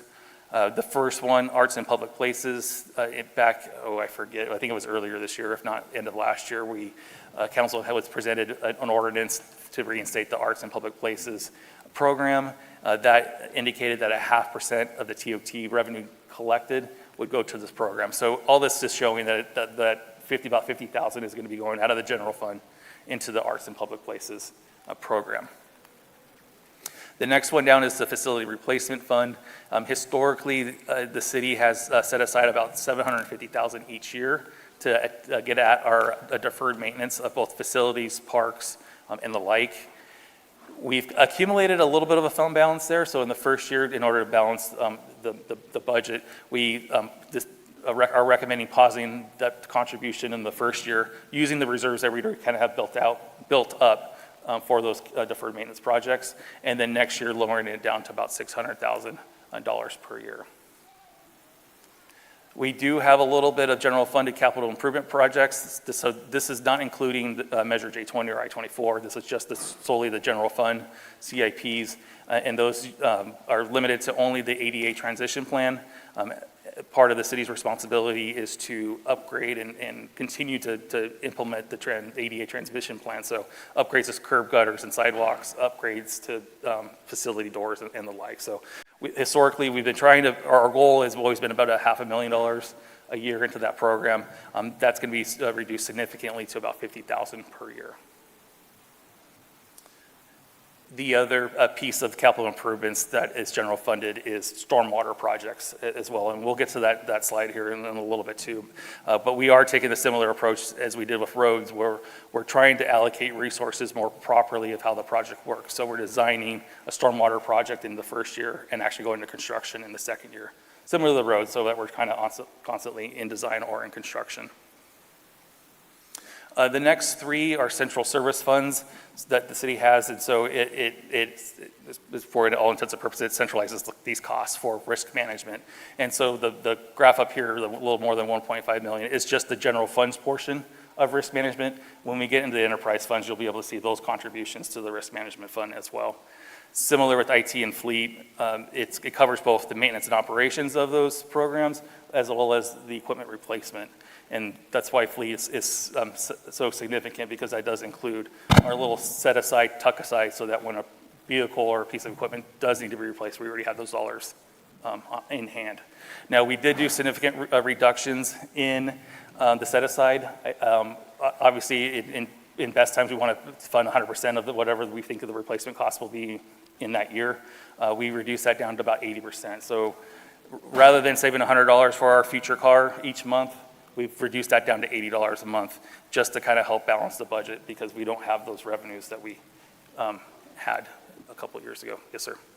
What are you replacing in risk management? Risk management, I'm thinking just insurance typically. So what are you setting aside? So primarily that is insurance premiums, but every once in a while when we do get a car accident that hits a light pole, or someone does damage to a park facility, we do tuck money aside so that we can repair that instead of taking it out of Right, making a claim. But we'll still go through the claim process, and we'll still try to collect it. And so that's, again, how the fund works. We'll repair it, we'll send out the claim if the money comes, if we do get the claim back in, or less than, it's usually less than what the cost of the repair was, but that's how that fund works and generates as well. Okay. Talk that slide to death. Real quick, and this is just kind of a bigger picture, taking a step back, and this does include enterprise funds. So this is all the city's debt citywide, and the largest one, as you can see, is the wastewater loan and bonds. That's because we just recently upgraded our treatment plant a handful of years ago. We upgraded tertiary facilities so that we could produce recycled water. And we've spent about $1.5 million, $1.6 million on the distribution system to get recycled water on the east side. Now that project's kind of in flux and kind of paused, but those debt obligations are still coming up, and so that's what that represents. Wasn't that wastewater loan like less than 2%? I mean, it's really low. It is, yeah. The loans are with the state revolving loan fund program, so yeah, we do get very marketable rates. What are the terms on that loan? It's 35 years or so. Wow. Yeah, we still have a lot. So we're kind of transitioning from upgrading the facility to now we're just maintaining and paying off our debts. Did you say that's all of the enterprise funds debt as well? So that's just the wastewater loan. All the other loans are listed up here too. We do have water bonds. That's a little more than $5 million. That was to replace the 21st Street Reservoir. So I think we're about halfway off that loan repayment. The GEO bonds will actually come off the books in this next budget cycle in 2028. But the wastewater does have some old bonds from when we upgraded the treatment plant, 25 years plus ago. You got 5, 10, 15 plus 35, 40, you got 55 total debt? In the wastewater fund? Wastewater fund. Yeah. And then how much, are you going to cover that later? And I guess, thank you. And the presentation for enterprise funds, water, sewer, airport is going to come at the next meeting on May 19th. So yes, I will dive in more detail of debt service payments and how they overlay with the water or the wastewater rate study, because that was all anticipated during that time. Overall, on the general fund side, the GEO bonds and the energy savings loan just represents that the city's been very debt conscientious and hasn't taken out a lot of debt. It represents less than 1% of the total general fund expenditures. This was mentioned a couple weeks ago as well with the pension liability, and it has been in a while since we've talked about it. So this is how from going from left to right, we have 3 plans: miscellaneous, police, and fire. Each one of those plans get analyzed usually 2 years after the fact. That's why it's as of June 30th, 2024. And the total accrued liability, those are the total payments that the city expects to pay an employee when they retire. The middle column, market value of assets, that's the amount of money that we have currently tucked away for those retirement benefits. And the last column, the unfunded accrued liability, is the delta between what we think we're going to be paid out and what we currently have today. So ideally, in a perfect world, we want to be at 100%, if not more. I mean, back in the 80s, there were times where the funds were super funded. They were over 100% funded, and that's, I think, kind of got us in trouble initially because we started increasing benefits without knowing the long-term implications. So with PERS, we're about 72% funded. I guess that's a grade, so we're about a C, we're about average, and that's kind of indicative statewide. But one thing that's a little bit different about us is that we do have that Section 115 trust. At June 30, 2024, was just under 10.5 million. So really, then it's restricted for retirement. So if you take that math into consideration, it increases that funded liability to about 77%. Do you have plans to increase the pension trust 115 this year? We do not. Just it's earning its interest, and that's about it. We're suggesting withdrawal from that in the next 2 years budget cycle. Okay.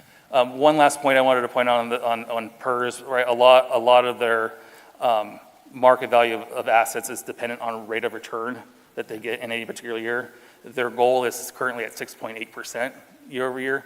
And so even if we get a 5.8% positive return, that's still going to create an unfunded liability because it's under assumptions.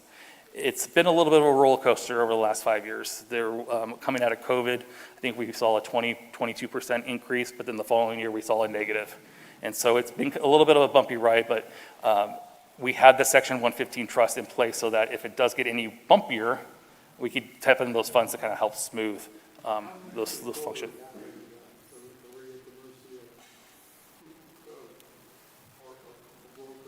Of the Section 115 or the CalPERS?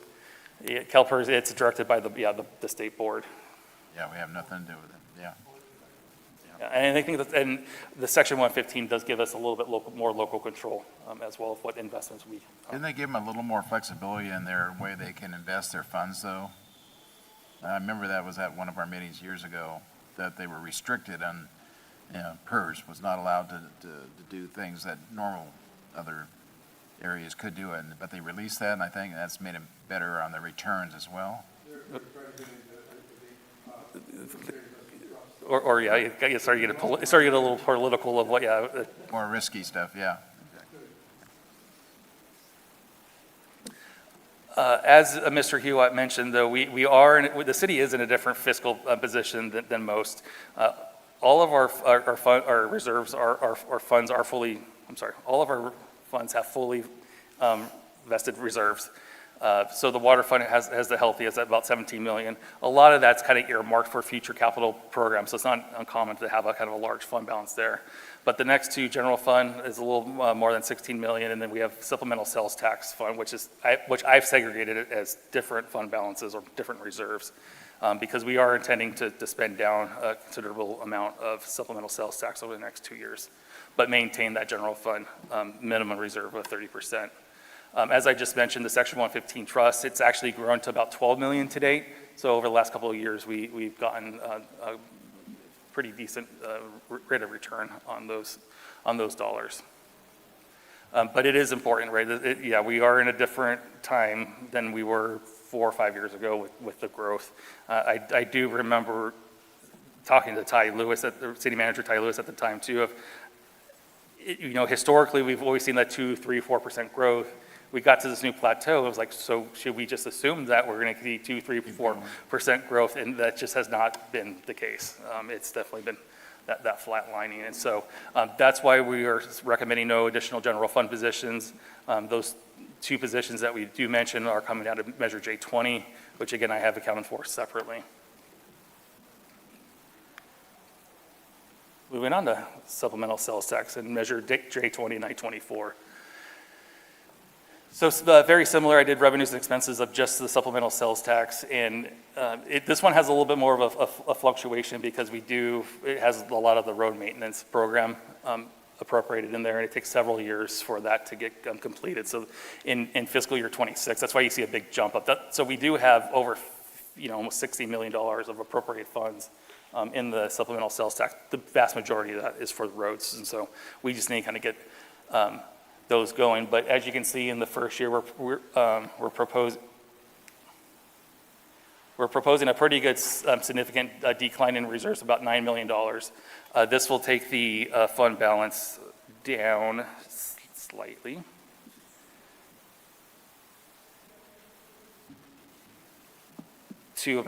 From about 15.9 million down to about $6 million. And the whole purpose of Measure J20 and I-24 was to invest in the community. It wasn't to build up reserves or hold on to it. So that's staff's intentional withdrawal of reserves to get at some of the road projects and public safety improvements. So again, the supplemental sales tax fund continues to only invest in police, fire, and street maintenance related programs. We do have programmed over the next 2 years, $24 million of these funds going straight to streets. Yeah, that's a good question, Ryan. So the next 2 years, we're going to spend $24 million from the supplemental sales tax that's been accruing, basically. Mm-hmm. Now we're going to put it into these big projects. Correct. And that doesn't include the grant funding or anything. Correct. Thank you.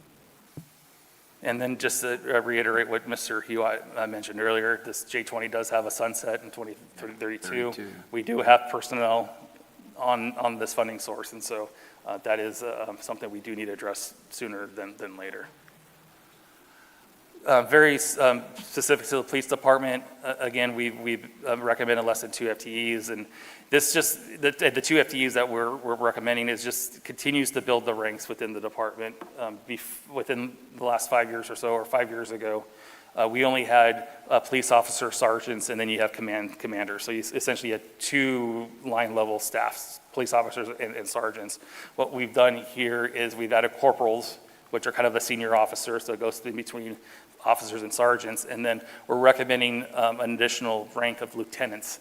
And so those would be kind of your managers, 7-day-a-week coverage that kind of helps between the administration commander staff and the patrol staff as well. So in doing so, we're recommending adding 2 new lieutenants, but then reducing 1 commander position.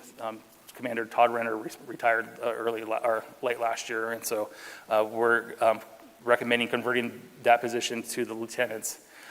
The other one is to increase a part-time records staff person to full-time status. As you are aware, I think we've mentioned this several times in the past, recruiting for part-time staff is very challenging with the labor market as it is, and so getting a full-timer is not only needed, but it'll be definitely easier on the recruitment perspective of it. Measure J20 currently funds 21 police officers. We have 14 currently on the street and on patrol, either filtrating officers or patrol. We do have 6 that are going to graduate the academy, hopefully in the next month or 2. And then we have 3 that are scheduled to go into the academy in about July time to graduate in December. And so if you do the math, yeah, we are showing too many officers that are authorized, but we're holding back some of the sergeant positions and corporals, so that we could do kind of a little bit of a snowball, like promote existing staff up, and then we'll be solved there. They have all their salaries in the budget? And all the salaries are in the budget, yes. And then really the next step is really to do the implementation of the standards of cover and the strategic plan for the police department over the next handful of years. Oops, wrong way. On the fire side, again, we are maintaining core services there. I think we have 1 vacant position that we're recruiting for. But the paramedic squad is deployed. It is currently in the budget to continue to operate in service. As you're aware, the fire training tower has recently been completed, and so that has positive impacts to our insurance rating and the like. Other things that are included in the budget currently is that investment into that SLO County emergency medical service project, the ambulance service project. So it's the initial startup cost with the repayment. It's assumed plugged in there, so we have those resources set aside. There is a handful of personal protective equipment needs that need to be replaced. Same with hose and nozzle replacement. Those fire hoses are quite costly, if you ask me. What's that CAD to CAD? So CAD is computer-aided dispatch, and so we currently have our own CAD system in our police department communications system, and then SLO County Sheriff has their own computer-aided dispatch. Unfortunately, we got 2 new systems that don't communicate, and so we're going to take the extra steps to get the program so that we could communicate without having to do additional manual work and drop some important aspects. And then lastly, the paramedic squad sponsorships. This is a new program. This is similar to what we do with police officers, where we hire them on board and we send them through the police academy. This would be something similar where we take a selected number of firefighters or fire engineers and send them through the paramedic school. It's kind of similar to sponsorship, and that's kind of hopeful to expand our paramedic ranks in the department. As I mentioned, the supplemental sales tax does fund the majority of our road maintenance program. And so here's a history of actual expenses from 2017 to 2025. As you can see, 2025 was the highest expenditures to our roads in recent history. But we do have over $40 million already budgeted and programmed for future projects. The biggest one would be like Creston Road Phase 2 would be kind of the big one that's already budgeted in there. But as you can see, the $24 million in 27, 28 is the continued investment there. Some bigger projects, again, that the community could see over the next couple of years, we kind of talked to death about Crescent Road Phase 2, but we also have the Riverside Avenue. We're going to do the road resurfacing after the fair, after we do the curbs and sidewalk repairs. So that'll be coming to council for approval in the next couple months. We also have Commerce Way. I guess I'm repeating myself based on Deedus's presentation earlier. So a lot of exciting road projects ahead of us. Switching gears to the capital improvement program. Again, this is a little bit different. We look at the capital improvement program over a 5-year horizon versus just the 2 years, with just the first 2 years being what's actually in the budget, but a little bit of a longer outlook just to make sure that these capital projects are being funded. So we do have programmed an additional $1.2 million in the Public Safety Center. One of those is to expand the dispatch center to include additional working station and kind of fit our growing staff. The other piece of it is remodeling and expanding the records and the community services officers' office space as well. And there's some other minor carpet painting stuff that is being requested inside the facility. Major dollars being invested in infrastructure. So we have a lot of bridges. So we have both the 24th Street Bridge that's going to expand. We already have federal grant dollars that are programmed and greenlit so we can go into construction.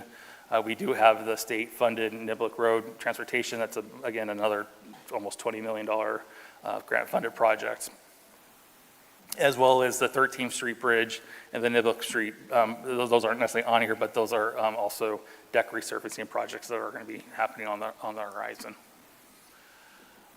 We do have the upgrade and remodel of the city library. We presented the conceptual plans to City Council a handful of months ago. We're currently going to final design on that, and so the next step, which is kind of plugged into the 5-year horizon, is to actually construct and remodel the library. We do need some additional funding to help us get over the line, but that's at least our goal right now, is to get through the final design. The Vine Street Bridge was already appropriated. The Vine Street Bridge, yeah, it is completely appropriated and included in the budget. And that's actually a good point, Mr. Mayor. The report and everything I provided, and even the final document, the only projects that are included in the capital improvement are those that needed additional appropriations or that are going to come online in the future. If it's a fully funded project today and not completed, it's going to get carried over, it's going to be completed, but there's no additional funds that needed. So I'm just, for simplicity purposes, we'll keep those segregated. So a great example is the Corp Yard, right? We have a new corporation yard that's currently under design to go adjacent to Fire Station number 3. As of right now, that project is fully funded, so we have all the funding sources needed to construct that building. It's not going to be done by June 30th this year. So when I do the financial report of the budget, it doesn't include that project in the future because it's already fully funded today. The project will get carried over in the revised budget so that we could get it completed in the next fiscal year. Did I answer your question? Things like the Hang on. keep doing that, sorry. Yeah. Things like Where Bridge that are conceptualized or talked about them in the past, but they're not ready to come online yet. They're not included because they're not even close. So the Where Creek Bridge actually is in the budget, but it needs future funding in order to get to construction. So we do have a placeholder for unsecured funding in years 4 or 5 for the bridge. But we've identified a handful of projects that need additional funding. And if you give me a second, I could pull those ones up for you as well. So I mentioned already the library remodel. We already have about $800,000 set aside from development impact fees, but we need about an additional $2.4 million from unrestricted sources. I know we've been in talks with Senator Laird, or not Senator Laird, Panetta, to kind of help fund that. But we'll also need help from the Library Foundation and the Friends of the Library in order to get construction dollars. Other ones include the Where Creek Bridge, so we have about $38 million shortfall. Projected to be in 2030, so year 4 of the budget. We have the US 101 and Highway 46 roundabouts. That has about a $29 million shortfall for fiscal year '29. The North River Bike and Pedestrian Path, about $12 million of a shortfall program for '29. The Larry Moore Park Development Park, about $8 million shortfall there in 2030. And then the big one, the Union Road Overcrossing, that has about a $71 million shortfall in 2031. So we put those projects in there so that we're aware of them, we know what the fiscal needs are, but it's in the outer years, and more likely as we get down the road, we'll continue to stay in those outer years until we actually get secured funding and we know it's Those going to move move forward. out farther, Just- keep bumping them out then? Yeah. Okay. Thanks. Councilmember Beal, you wanted to finish up your question, I think.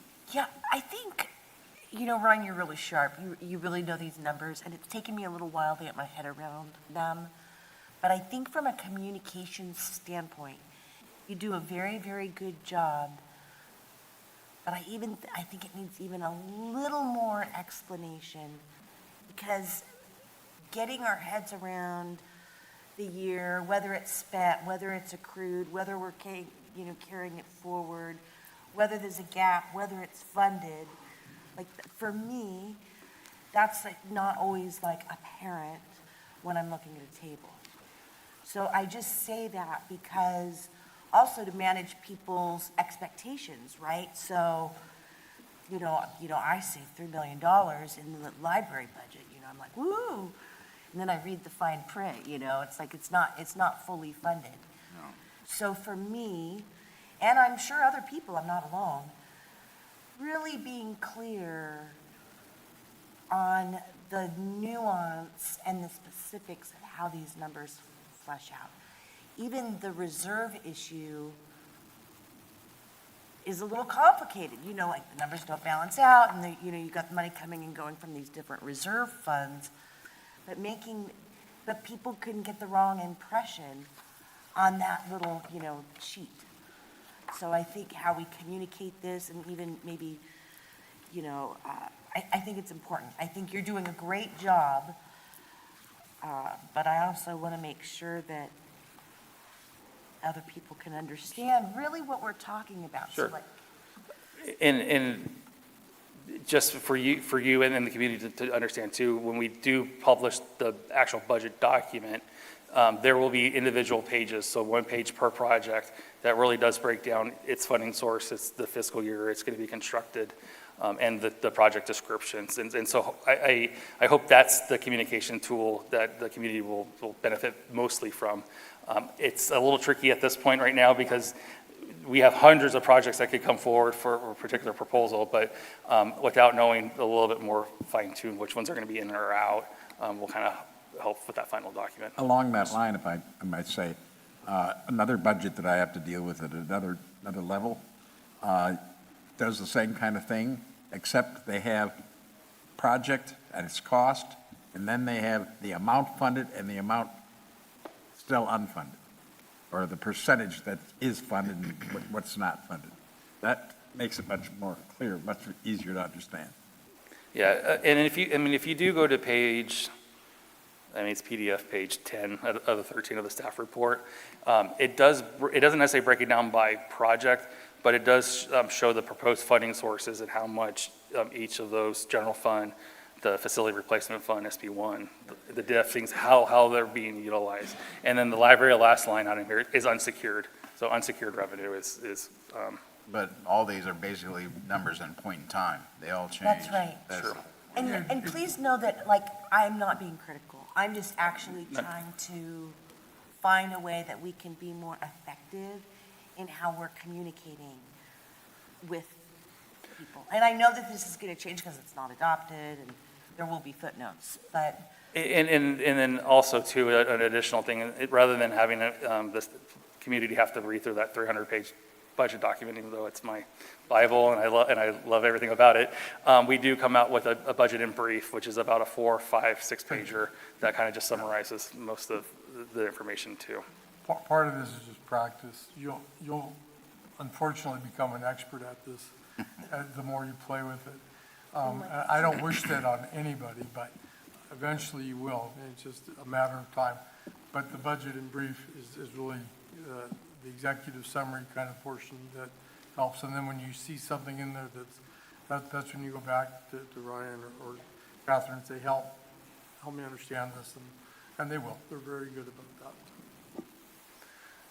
that. So moving on to the capital improvement project. So we do have these broken down into, I think, 4 or 5 different buckets of city facilities, parks and recs, stormwater, and transportation projects, and then the road maintenance project as well. So if we have 5 different categories.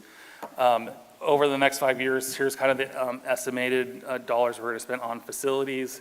Again, I already mentioned it includes the dispatch remodel, but it also adds dollars to the transit center bathroom replacement. That's the one next to Earth Tones. We also have a dollars program here for replacement of our gym bleachers right next door, as well as some design work and remodel of Fire Station number 2 in anticipation for J20 to potentially get renewed there. And then some other enhancements to Centennial Park security, and then the parking lot repavement at the Senior and Veteran Center. All of these individual projects are listed in the staff report and itemized there. One thing I do want to emphasize is, and you'll see in the next 3 or 4 slides, the bottom access is in millions of dollars, and it caps out at $10 million. And so for the next 3 slides, there's not a project or a fiscal year that we're going to spend more than $10 million, but you'll see when we get to transportation, it's going to well exceed kind of these littler numbers. They're just not to scale, so bear with me. So the next one is Parks and Recs. So a very minor investments in our Parks and Rec system. The big one, again, being the library master plan, which is really going to be our future focusing document, which is not included in the forecast. In 2030, the $8 million, that is Larry Moore Park redevelopment. Again, that is an unsecured dollar amount of $8 million that we need to figure out funding for.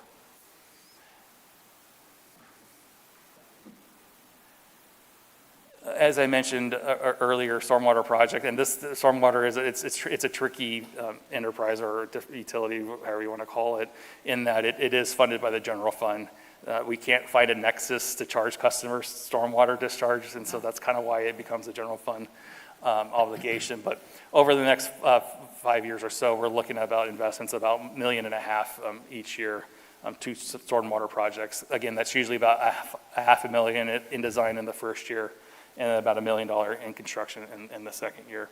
And so you can kind of see the different segments that we're looking at. The downtown drainage one is a big one on like kind of 12th and Pine. Whenever we get any sort of rain, those corners get flooded pretty quickly. And so that is one of our priorities, is try to remedy our walkable community. And this is what I mean by so we're at a $10 million scale here, and then we jump over to $80 million. And so we're really all the other stuff I've been talking about is, it's in this realm right here. And so a lot of these transportation projects really kind of put a different perspective of how massive and how big some of these projects are. Yeah. 24th Street Bridge, right? We're expanding or constructing a whole new bridge. Even though we're not adding a lane, right, there is still sidewalks and bike lanes on both sides that's proposed. The 12th Street sidewalks, that has been an ongoing project. That's kind of to help fix some of the lifts, again, on that city park corridor. And so continuing improvements along those things. We already mentioned the Nibble Road corridor, the grant-funded project. That's supposed to go from First or Spring Street all the way to Creston. And then the kind of the bigger unfunded projects I had mentioned. Okay, so next steps. So we are here on May 5th talking kind of preliminary general fund supplemental sales tax. Tomorrow night we have our city council goals and priority discussion, which again will help shape and finalize this budget that we're in. In 2 weeks, I'll give a similar presentation focusing on the water, wastewater, and airport funds. And then the first meeting in June to finalize our priorities and goals, and then with adoption in the second meeting in June for a July 1 fiscal year start. With that, Mr. Mayor, I have concluded my presentation, so happy to take questions, comments, or concerns. Well, no disrespect, Ryan, but you cleared out the room public-wise. I tend to do that.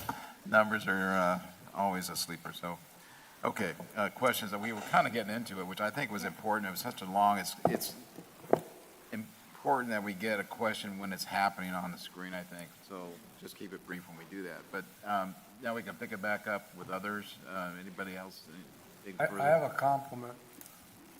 This is much better than the education budgets that we have to sit through. Which would you rather do, this one or the education one? Maybe I could help over there, I don't know. Yeah. All right, any other questions then from our side here? Okay. Fred, you have a question? I don't want to get into a debate tonight. I've got a meeting at 8:30 tomorrow morning. I'm already going to be over an hour late for them too because I have to get some sleep. So I don't want to get into it much more tonight. Okay, yeah, tomorrow we can get back into it too, with further discussions. I know it is late, but I mean, are we going to be talking, we aren't really going to be talking dollars tomorrow. Like right? So a general comment I would have is, I would really hope that this item would not be last on the agenda. I mean, it's so late, we're all so tired, and I would hope that in the future that this stuff would come earlier, because we all want to leave. Okay, I would say this then, that I think the most important thing is to preserve, to the best of our ability, our income sources, and to do everything we can to see that those income sources are kept at the maximum we can achieve, without costing us excessive amount of money, of course. Our services equal basically our revenue and, services out. And I think what Brian's trying to say is that we're flat, so we're trying to maintain what we are providing right now. I think to Councilman Gregory's point is he wants to rearrange some of the numbers. I think that's something we can talk about. However, I think, Ryan's going to ask, well, where do you want me to pull it from? So, Steve, you want to pick it up from there? I'm trying to stay within the budgeted amount of money we have in the budget. I don't want to take any more. In retrospect, there's been a history of giving extra money to the Chamber and to Main Street for many years. And for many years, we've had the Wine Alliance asking for more funding. And now we're in a crisis situation with the wine industry. It's more important than ever to be fair with them. So I'm not trying to take money from anybody. We have a limited budget, but we need to be fair with the Wine Alliance.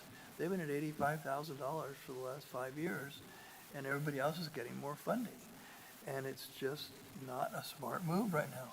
The wine industry is going to need all the help we have. And if you just take a look at the conversation tonight from both the Chamber and from Main Street and from the Wine Alliance, we've been the wine place of the year for 10 years in a row. And it's because of their marketing, a combination of the Chamber of Commerce, a combination of Main Street. So we've taken those three entities and given them what we can when we can. I'm not trying to take anything from anybody. What I'm trying to do is be fair to our city partners who've been really contributing a lot. You saw the metrics that the Wine Alliance showed. They're hitting 10 billion contacts. And that income and that promotion between them and Travel Paso bring a ton of money to us. And they've been basically under-supported by the city. And I'm just trying to make it even and fair. And there's no reason not to. The money's there. We don't need to. Perhaps we're actually on the same page then, because what I'm saying is, I'm in sales, and I do very well. But when my sales dip, I don't cut my outreach. I increase my outreach, which means I spend a little bit more on the outreach in order to keep the sales up, because I have to expand my clientele. Now, maybe this means Wine Alliance has to recommend to their own members, they might want to drop the prices on their individual bottles of wine or cases, or have specials that will bring more people in. There's a number of things, but that's sales tax revenue. And that sales tax revenue covers a lot of our areas, because there's so many different areas that are covered by our sales tax revenue. So I wanted to say one thing in response to you, Fred, not trying to argue. But the Wine Alliance is the expert in wine and how to market our wine commodity. And here we are underpaying them compared to the Chamber and Main Street. And I'm not, I know everybody has their budgets, but at the same time, put your money where your mouth is. Those guys are like, they're creating a lot of income for us. I agree, I'm agreeing with you, Yeah, not so disagreeing. I'm not trying to hurt you, but go ahead, Chris. I'm not disagreeing with you. Okay, yeah. Nice segue. Here's an observation. Having been the liaison to both Main Street and the Chamber, having been treasurer at the Main Street prior to being on city council, we as city council are not privy to any of these organizations' books. They chase us out of the room when they want to talk numbers. Chamber does especially. Well, I think they all do, and they have their reasons for it, not arguing with them whether that's a good or a bad thing. We don't know their financial situation. Not sure I understand your point, Fred, but my position, I don't want to be in a position of increasing the city's expenses. I really want to maintain or spend less than what we're spending this year. I don't really care how we carve up the pumpkin. It is what it is. I don't want to spend more or less. I think the organizations are probably better funded than we think they are. Could they use more help? Every business in the city could use more help at this point. It's not incumbent on us to help one organization over the other. We have a budget that we have to stick to. Let's not increase it, is my point. We have to maintain. Question for Chris. We kind of heard a little bit tonight from the three of them, a couple of them, their ask, in other words. Is there going to be another opportunity where we'll have, public comment from them to kind of plead their case again? We don't have anything scheduled formally at this point. I mean, it's always at the discretion of the council if you'd like them to return. We did share with them prior to this budget coming to the council that for purposes of presenting the budget to you, that we were going to recommend we kept the current contributions flat. But of course, that's subject to council direction as well. But no, to answer your question more directly, we do not have them slated to come back. Okay. All right. Sure, go ahead, Chris. If we increase this contribution right now, we're going to have other organizations such as ECHO, for example, come back to us and say, we need more money too. I don't want to go down that road. I don't think we can afford it. I don't think that would be fiscally responsible. And I agree with what Chris is saying. We have a fixed amount of money. All I'm saying is divvy it up evenly. Let's put our money back into the Wine Alliance, more into the Wine Alliance at a time they need it most. Question for Ryan, just for getting it out on the table. Can you cite the numbers that we have on the three? In total, it's $317,000, and so that translates to about $105,000 and change per entity. So for simple math, it'd be increasing Wine Country Alliances about $20,000 and decreasing Main Street and the Chambers by 10 each. 10,000 each. And I think it's money well spent because of the metrics they have and what they're doing, and I think it's a time for us to boost them because the wine industry needs all the help we can get right now. And I'm not trying to hurt anybody. I want to put the money where we get the most buck for it. It's our prerogative to shift it when we can. It's, of course, from different conditions, each year to year, it changes.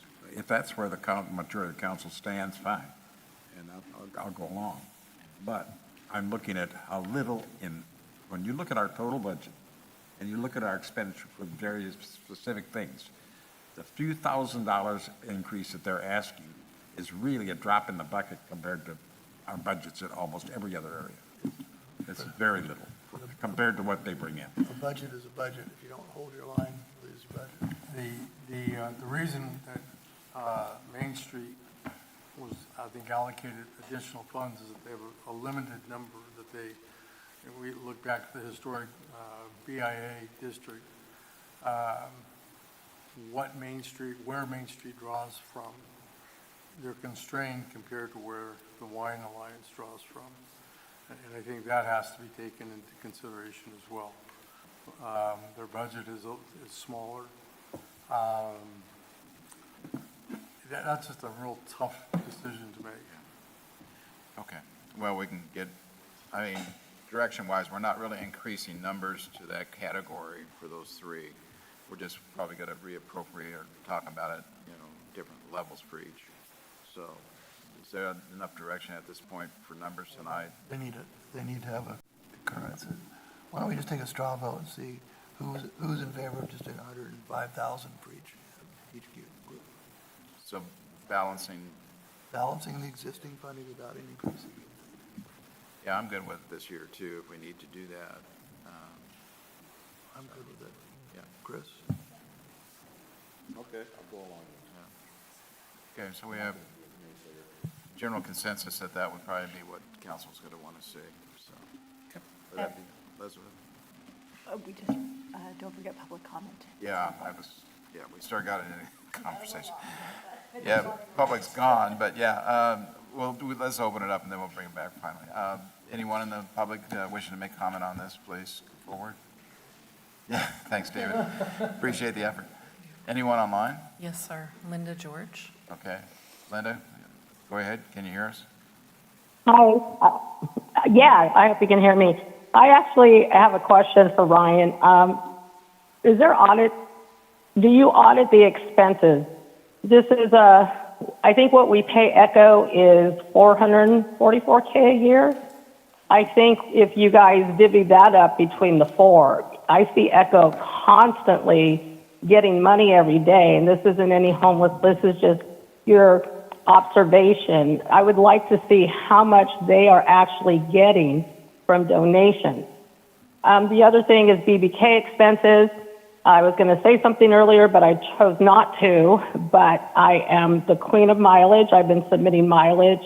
Just glancing at it, the expenses for BBK in the month of February for City Council, we give Ms. Hall a rental car, we give her a room, and we also pay her gas. That was a little mind-bending for me, because I've been submitting mileage for 30 years. So these little things may not seem really big, but I really think we need to dig into what BBK is charging us and maybe just start looking at the fact that we need to have one attorney that's not costing us $134,000 a year, a month, or whatever we've set up. You guys did on the consent calendar today. But I think that it's time for Echo, because you guys really increased it a couple of years ago. I can't remember when, but they collect so much money. I promise you, every day there's a new check. I think it's fair for them to find out how much on all the entities that they get in donations in comparison to do they really need the money. And that's not picking at anybody, but I'd hate to see for the chamber to lose money when they diligently remodeled with their own money. They really did a good job to show that they don't totally need us. Thank you. Thank you. Anyone else? No, sir. Okay. Bring it back to council and continue our discussion. So this is a receiving file, and I'm going to ask staff, do you feel like you've got enough information from council at this point to move on? Yes, Mayor, I do for the purpose of the presentation tonight. Again, as we get into our discussion tomorrow night, if there's a need to revisit this based upon comments, feedback, and we need to revisit some things in the general fund, we're happy to do that. And we can do that at your next meeting, or we can schedule a special meeting. But I think for the purposes of introducing to you all kind of the baseline pushes and pulls of the budget for next year, I'm comfortable with where we're at. Defer to Ryan if he needs any further direction on the numbers. I think we have basically 3 more meetings before we have to adopt the budget, correct? Is that kind of the plan? 3 regular meetings, but we do have the option of special meetings if necessary. Right, we want to put something in between, right? Okay. So may I make a comment? Sure.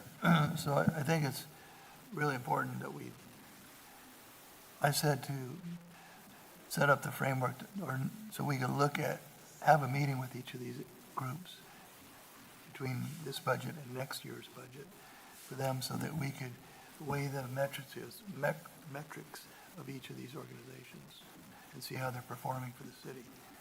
So I think that we should do that. There's basically a written contract that hasn't been reviewed for 5 or 6 years with each of them. And I think, again, there was a question, they are reviewed. In other words, they do give us a report on where the monies go and how they used it every year. It's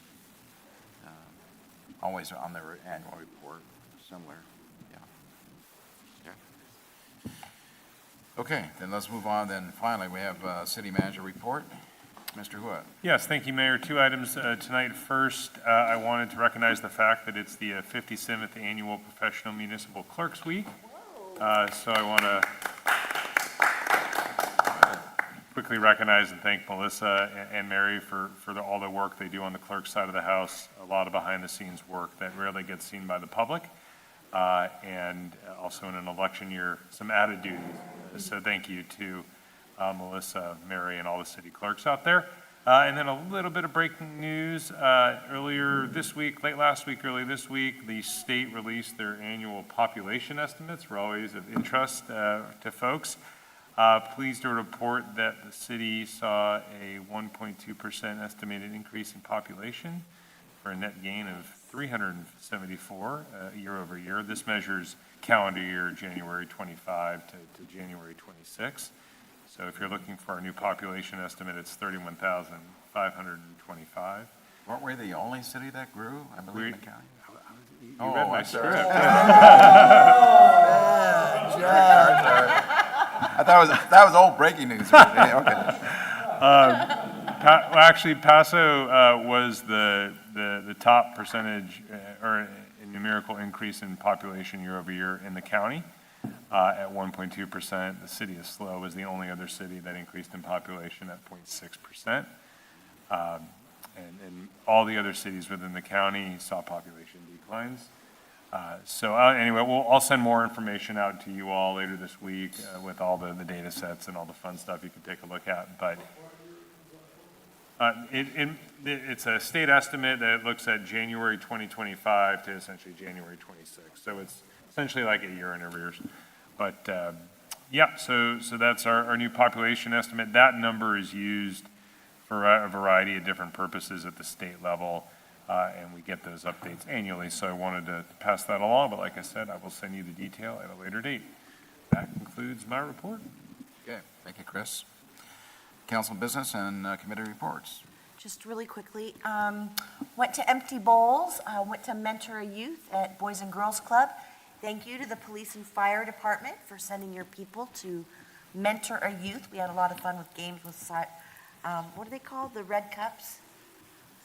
Solo cups. Yeah, it was a good time. I opened up Cinco de Mayo yesterday on Sunday with an invitation from HBA.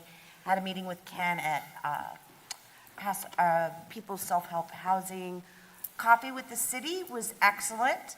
I counted one person under the age of 50 who was there. Just saying.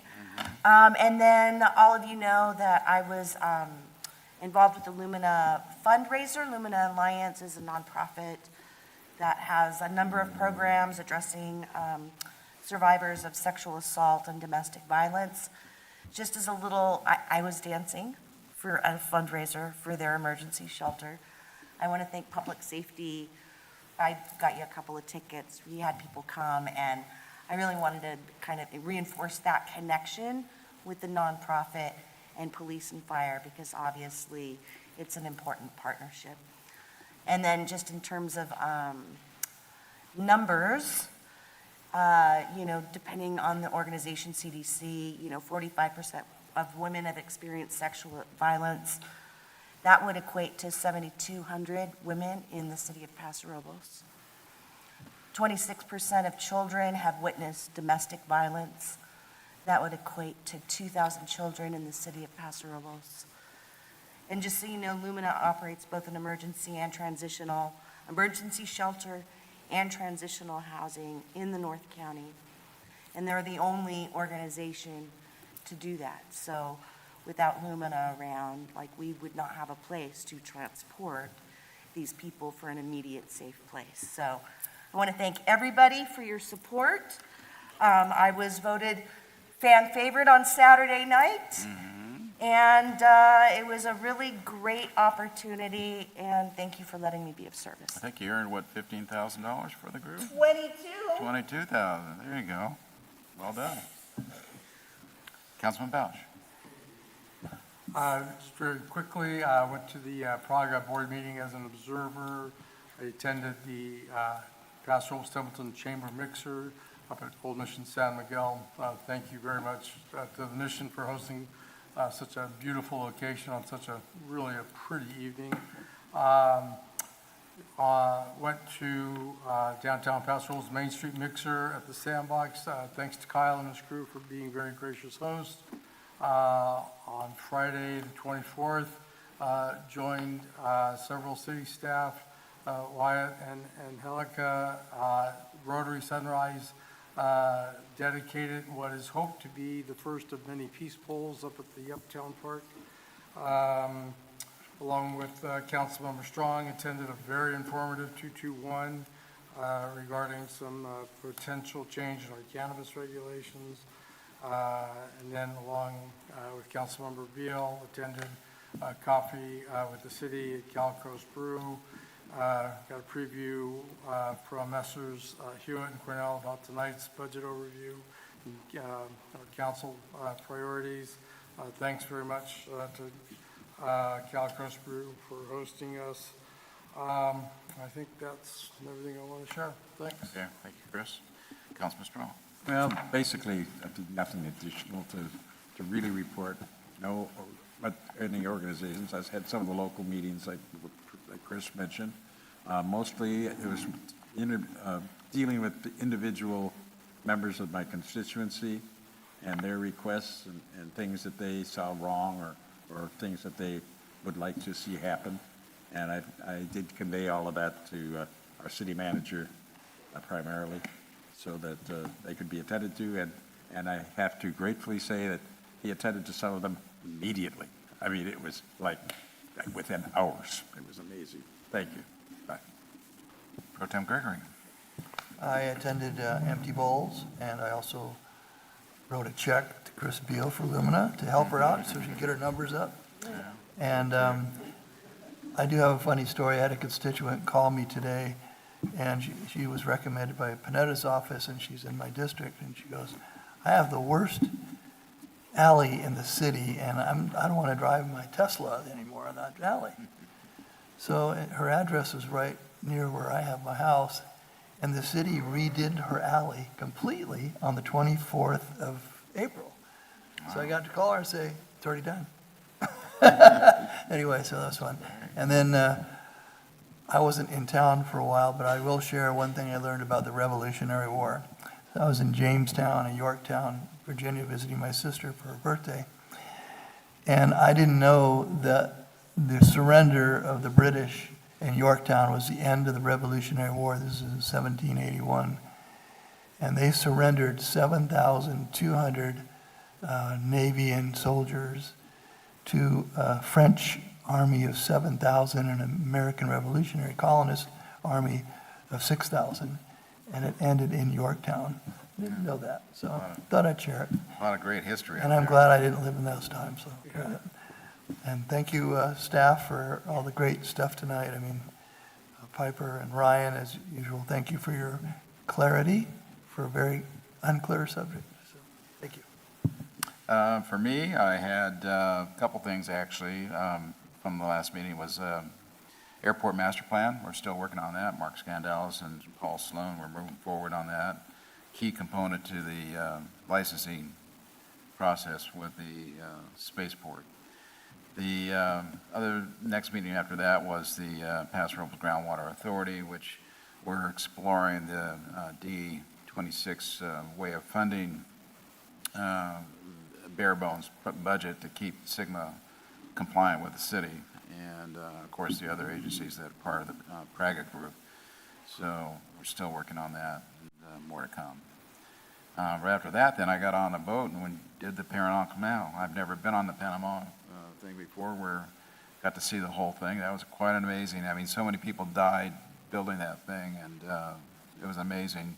Same way, French tried to build it, they couldn't do it, they quit, and then we came in and with our Yankee ingenuity got it done. So it was quite an amazement to see that water work. Upcoming events. We're at the Paso Robles Youth Commission Advisory Committee meeting May 6th, 2026 at 5 p.m. The Paso Robles City Council special meeting will be tomorrow here at 6 p.m. in the Norris Room. And that's going to be the goals and initiative workshop that we just talked about. The next one's going to be the Paso Robles Olive and Lavender Festival, City Park, May 9th, 9 a.m. to 4 p.m. Paso Robles Senior Citizens Advisory Committee meeting, May 11th at 1:30, excuse me. Development Review Committee, DRC, May 11th, 4 p.m. The Paso Robles Parks and Recreation Advisory Committee meeting, May 11th at 4 p.m. The next meeting here is going to be a special meeting for the City Council. It's going to be advisory body interviews, May 13th at 5 p.m. And that'll be at the City Hall Conference 2 room, not here. Library Board of Trustees, May 14th, 2026, is at 9 a.m. Special council meeting, advisory body interviews, again, we're going to be working on that, May 14th, 5 p.m. at Conference Room 2, City Hall. Development Review Committee, May 18th, is going to be at 4 p.m. And then our next city council meeting is going to be here, Norris Room, Centennial Park, May 19th at 6 p.m. I want to say, congratulations to all the folks out there celebrating Cinco de Mayo. Today is the day. We didn't even have chips and salsa here, but it was, kind of, that worked. That was the victory over French in 1862 that I think Jeffrey told us a little bit about tonight, and that was quite an effort. I also kind of wanted to do something here too with, German, being Water Safety Month, something that kind of happened to our family about 11 years ago, and we lost our grandson, and I keep thinking of Jonathan and his first responding crew that came in that day, and Jonathan did his best to bring him back, but it didn't work too well. So for all the kids, that this has happened to, and hopefully never again, I think I'd like to adjourn this meeting in the name of Soren Hammond. Second. All right, we stand adjourned. All in favor? Aye. Aye. Yeah.